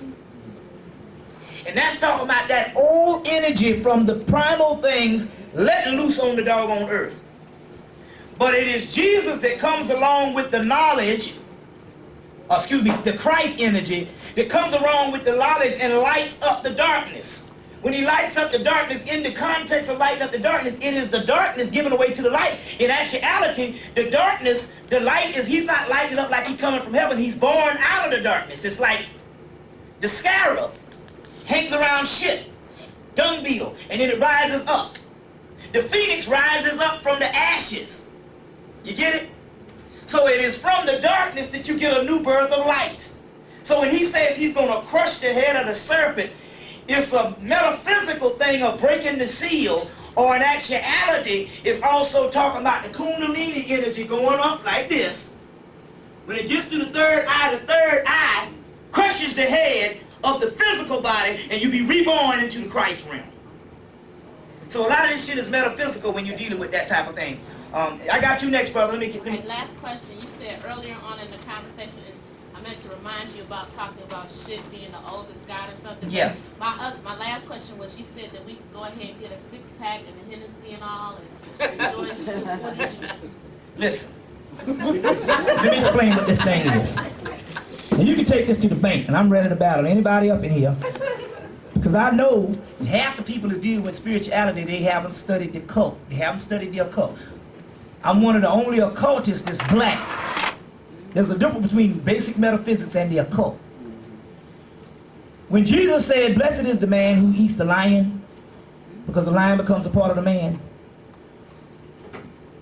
Diet and stuff that you're dealing with is dealing with something only, they only put that, see the ancient laws, they put the stuff, the diet, that was based on, if you're in a physical body, you didn't want your body to deteriorate. So better diet just represented better living, you see. But that has nothing to do with spirituality. Spirituality is a whole other realm. Now, all these new people come up in and tell you that you're melanin and all this kind of shit, but that's bullshit. That's bullshit. The reason why I know it's bullshit, because I was a vegetarian for 5 damn years. And I eat damn meat now. Not no red meat, but I eat white meat. And guess what? Was I more spiritual when I was a vegetarian, or was I more spiritual now? No. I'm the same. Because when you get to a certain level, you override all that anyway. So what I was saying was, when I say those particular things, I'm talking about to rejoice. You don't need to be worried about shit. In the Gospel of Thomas, it tells you that he who seeks, the first chapter of the Gospel of Thomas, which is something that was dug up in Egypt in 1945. When you get the Bentley Leighton scriptures, they'll have it up in there. It said, let who is searching, may he find what he is seeking for. But when he find what he's seeking for, he's going to be troubled. That means your eyes going to be open. But whenever he is troubled and horrified, start rejoicing, because the kingdom of heaven is within. The kingdom of heaven is at hand. You see? So what I'm saying is we need to start rejoicing, because it can't get no worse than already getting. But then again, on the other hand, there is something metaphysical in knowing that the earth is not going to get better. So all these goddamn people coming and telling you this shit about improve your life, that's some bullshit. This shit is over. You should be concerned that this damn cracker don't come up in here and kill you every damn day. I wouldn't want to put my faith in a motherfucker like that running the government, me walking around this bitch every day looking for checks and all kind of bullshit. This shit is over. And let me tell you something. It's him or us. He know what time it is. And he said, if y'all motherfuckers don't do something soon, you gotta go for what you know. You see what I'm saying? You gotta go for what you know. But I already know some shit. I know something. And I know that motherfucker ass is through. You see? You just gotta just wake the fuck up. And quit waiting for some bullshit ass God to come save you. He could have saved your ass a couple of million years ago. But they mad at us because they the gods of the old cycle that ruled for ages, and now it's their time to relinquish that, and they want to sit around this kind of shit here. Now you gotta realize that the Netters, the Orishas, the Netters, or the Nephilim, those are the ones that came down. The word Nephilim means who has fallen, or he who came down. The Nephilim is Nefer in Egypt, or Netters. The Orishas are, they call underworld entities. Whenever you see Osiris in the underworld, those are called chthonic beings. That's different than the ones in heaven. The ones in heaven is the peon light things that you worshiping. We are the ones. You see. So what I'm trying to say is the shit is over. You see what I'm saying? So what does this mean? What I'm saying, does this mean you're supposed to give up what you're doing? No, you just go on every day as you've been doing, but you just got to know what time it is. You see what I'm saying? And quit worrying about some stuff that you ain't going to be able to do nothing about no way. You got to know what time it is. So I'm not telling you to just give up, just go walk outside and just say, I'm just going to take off my damn girdle and just goddamn dance all over the place. Take off my damn wig and just flip some damn somersaults in the park. I ain't talking about that. I'm saying you're supposed to know what time it is. Them people that they got this week in Bible prophecy, they got it. We believe in Jesus Christ. And we believe Jesus is coming soon. But if Jesus don't come by the next week, we'll see your ass next week. It's business as usual. But you just got to know what time it is. The Bible tells you you got to know the time in the damn season. And we are in the fucking season. And so you won't know the time, but you won't know the season. Because the people up there don't know the time. We gonna know the time soon, because we the only shit coming back. And we are already here meeting right now. So we are the upper room. In the upper room and all that. We are the goddamn upper room. We are the gods. They say the sky's open and I saw an army dressed in white. That's the black people with the auras, because your black dot shines the auras. You are the ones that's dressed in white right now. And you are meeting on the upper room right now in a meeting. Figure out how you gonna kick some goddamn natural born booty. And that's what we're gonna have to do. Kill across the land. It's prophesied. So get ready, because you're coming back with the sword in your hand to cut off them damn heads. That's the Highlander. There's a whole things in the Egyptian scenes where they got all these heads cut off. What does that mean? Smiting of the heads. It means when you cut off the head, if you don't have a spiritual head on the inside, which is the black dot, you die one death. That's called the second death. The other people, they died the first death because the physical body goes that they are advanced beings because they fell into the physical as a prison in the first place. But the other people was created afterwards. And they are only physical beings. That's a mutated being. That's the white man. You see what I'm saying? So that's what that thing is eating. What's that, brother? Oh, what is the significance of the star systems? Sirius and the Orion and... Okay. Sirius is the chief stars of the Egyptians. It is the point of origin on where we came from as far as when we fell from that. So it relates to the primal world? It raced to the primal worlds, but there was one little, basically, star system of our children that got out of hand and barricaded themselves off and created this particular sector of the universe, and then took the ancient gods of Sirius and plunged them down into this shit. But the star system is star configurations of not shit that you got to go to. That's bullshit. Them shits up there don't exist. Them ain't nothing but lights in the damn skies. Those stars up there are nothing but representation of stars that live down here on the earth. Melanin is called techim, heavy star material. Or the word stardust. You ever heard the word stardust? That's melanin. Where would these words come from? And why would there be stardust? See what I'm saying? It's called heavy star material. Is what that thing is. So when you get the, no, I want to get this thing out of here. When you get the, these some good shits right here. These are Altoids. If this don't help the breath, you might well cut your head off, because ain't nothing help. Come from England, awesome.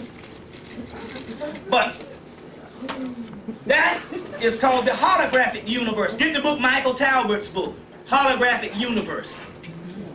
That's only an illusion of where we used to be. Now, we are here. In the Hermetic text, they say that the heavens is transferred to the earth.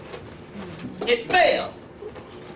So, those stars up there are only emanations of what's the stars in our head.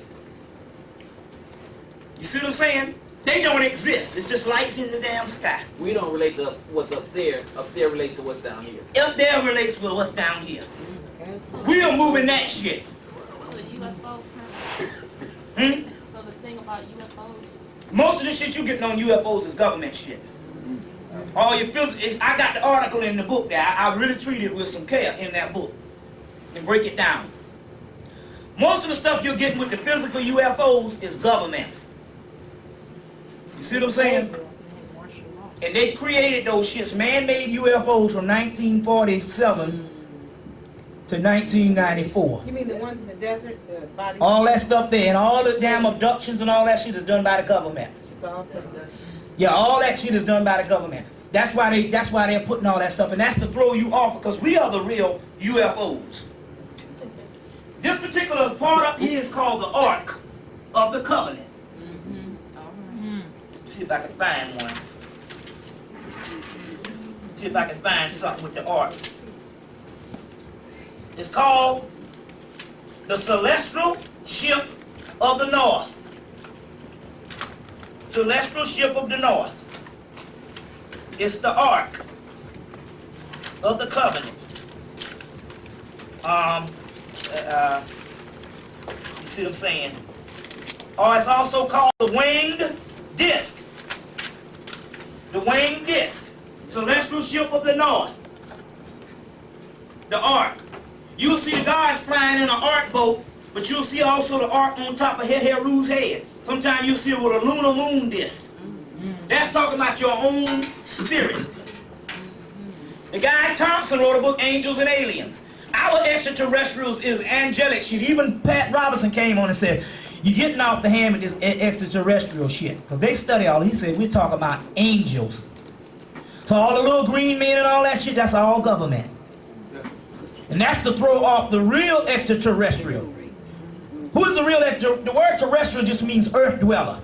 Extraterrestrial means one that's beyond the earth because we fell and was transferred to the earth. So we are the true extraterrestrials. The ETs. In the Gnostic text, we're called the alien. That's where they get the shit from. Hans Jonas got a book called the Gnostic text. The alien God in the beginning of Christianity. In the Gnostic text, the alien just means an outer person that was transplanted here. That's the alien. He's a stranger in a land that's not his home, which the earth, in the physical context, is not our home. What's that, brother? I just got a question as far as, you hear about the great catastrophe as far as supposed to fall on this land, as far as the great flood. Are we as a group supposed to exit out of the United States and go to another part of the world? No. All that shit has already happened. You see, what's happened is this. White boy dropped it on me about 2 years ago. Older guy in his 60s. He said if you read the text, any ancient text, whether that shit be fucking from India or Middle East or Africa, and they talk about the great floods and all the type of stuff that's supposed to happen. If you study the history of the United States, for the last 15 years, a lot of that stuff has already happened. Now, out in LA, they got all these fires that was burning up the last couple of years burning. My girl is from doggone she's from Monterey, California. She said that them fires been on fire ever since she was in damn high school in the damn early 80s. So these things been on. What it means is the government has the technology to take certain portions of the world that's having these catastrophes, and he don't show them to you. So there's things that's happening every day and people dying. And then sometimes they have these National Geographic specials that come on all these catastrophes, and they'll be like 1986, 1996, 1991, 1992, and I'm like, damn, was I on this planet? Because they have the technology to basically not show portions of the world, and they regulate what you see. So all of that type of shit has already happened. So all that exiting, going to other damn places, that's all bullshit. You see what I'm saying? This earth is, the physical realm is got to go. It's petering out. All the other people telling you all this type of stuff here, you got to see, the thing about it is this, there's a difference between New Age material, which these white people have come in and they've changed all this particular stuff. Going to get your ancient scripts. The ancient things tell you over and over and over again. You got the spiritual realm, you got the physical realm, and then you got back to a new spiritual realm. And that's the order of things. But all this stuff about the stuff here, and you're going to be someplace and going to be a liberation, and you're going to be light beings in this particular body, that's bullshit. For the mere fact that you in this particular body is called a sac of excrement. Your gastrointestinal tract is a shit sack. And you walk around all day with a shit sack. That's why the gods that used to be divine beings say, oh, why did you cast me in this stinking body? So the whole thing of this, all the cleaning up and all that kind of shit, you just clean it out of damn septic tank. This is not the body of God, first of all. Oh, our sacred bodies of God, but people don't study. The body of God is on the inside. There's an invisible temple. That's the chakra system, is the body of God. And ultimately, it ain't got nothing to do with that. It got something to do with your thought. Hell, white people got a better diet than us. But they the damn devil. But so that's what it's dealing with. It's not dealing with the physical is leaving. Don't let nobody fool you. What's that, brother? Yeah, I came across a book called Magic by Alistair Crowley. Yeah. And I know you mentioned him before in your book, Human Artificial. You have some background on him? Yeah, I got several. I got a whole bunch of background on him. It's just that the Crowley thing, he tapped into some stuff based on a guy named Awas, which is a form of Horus. But the problem is with Crowley is he was, in his day, although he was unorthodox and he broke a lot of things to try to get people to understand that this shit is not about dogma, he ended up cloaking it in dogma because he loved the Masonic thing. So he cloaked a lot of his stuff. You see what I'm saying? But the same stuff I'm talking about is the same stuff that he was dealing with. He just cloaked a lot of it. He's kind of hard to read and stuff. There's some other authors out here that explain his stuff a little bit better. There's a book called Abracadabra, the beginning of the Beginner's Guide to Thelemic Magic, which is, there's a lot of other ones that explain it a lot better. Yeah, but he was on the money on the stuff he was saying and all. What's that, brother? What about Newman's book, the 5-5-2000? Is it when the planets are supposed to line up? The planets lined up last November doing damn Thanksgiving. Or just go back and get your start thing. It was all on the damn TV. Did everybody see the shit? Yeah. Anybody saw it? All day, the motherfuckers lined up 3 times. They lined up in November a certain couple of weeks, and they came back and lined up again. Then they came back in January and all lined up in '97. Well, what's supposed to happen on May 5th, 2000? First of all, you got to realize you can't calculate these dates based on the 2000 thing because the shit is all off. Now, based on the Dogon, the end of the world was 1994. Now, why you go by them? Because they're the only one that has survived the ancient accurate record. Or you got other cultures, but somewhere in the cultures, although they have fragments of the cultures that survive what you call basic religion, most of the cultures have had some type of thing where they where some of the systems broke down and they wasn't able to keep the timekeeping. The Dogon literally separated themselves from people, and so therefore they was able to keep it. So based on them, the end of the world was basically 1994, and they said after that is what is called a null period.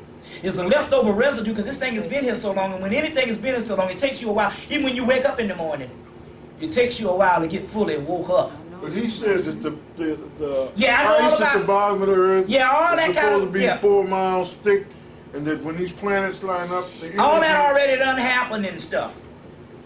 It already happened. You see what I'm saying? The white boys' timing is off and stuff. That's why, look, to be frank with you, there's only 2 people on the planet that's accurate. The Dogon tribe in Africa, and another group in there's a group, a smaller group called in the Dravidians in India. But they don't let you in their shit. 2 white boys tried to get in 94 and they ended up killed. So a lot of this, so he's saying that, and that's an estimation, but even the damn Chinese, their calendar is up here. It's like 2002 now for them. All right.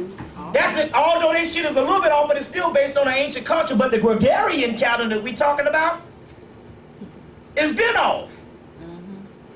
You see what I'm saying? We don't know if it's damn November. Shit. And based on the equinox and the weather, hell, it might be July. You see? Plus, it's not based on dates. See, I had to learn that the hard way. You can't. That's why the Bible talks about seasons. You can't put a date of mathematical time on energy, but you can understand seasons. So, like, let me tell you what I'm talking about. The white boy put a mathematical time. He'll say what? March 20. When he say the first day of spring? 21st. March 21st. He's estimating. He knows that somewhere in that season, the first day of spring is when the damn bud wheels or whatever bloom. But he doesn't have he can't give you a calculation on this particular second this bud is going to bloom. So he gives you an overall season or period. And within that time frame, you know that spring comes in. But as far as March 5th, 2000, you wait for March 5th, 2000, or May, whatever that shit is, that's a calculation. It don't happen that way because it's talking about seasons. That's why they have leap years and leap minutes. And all that kind of shit is all off. So basically, we've been in the season. I'm in Osman, no, Emil Bach's book. You got to get it out of England. Apocalypse of St. John. Comes out of England. A little small book cost $24. Flores Press, Emil Bach's book. He said in hell, when the people get into the apocalypse, they would have been in the damn apocalypse 10 years before anybody know about it. Why is that? Because they would have grown so far, that you've grown so accustomed to bad news. So something 2,000 years ago would have been a horror. But now it happens every day and it's brought to your ass as a form of entertainment. Some people don't get their fix until a couple of motherfuckers die. Let me tell you what I'm talking about. My girl works at the Atlanta Journal-Constitution in Atlanta. Whenever they have a mass killing or some horrible shit, man, you should see that place.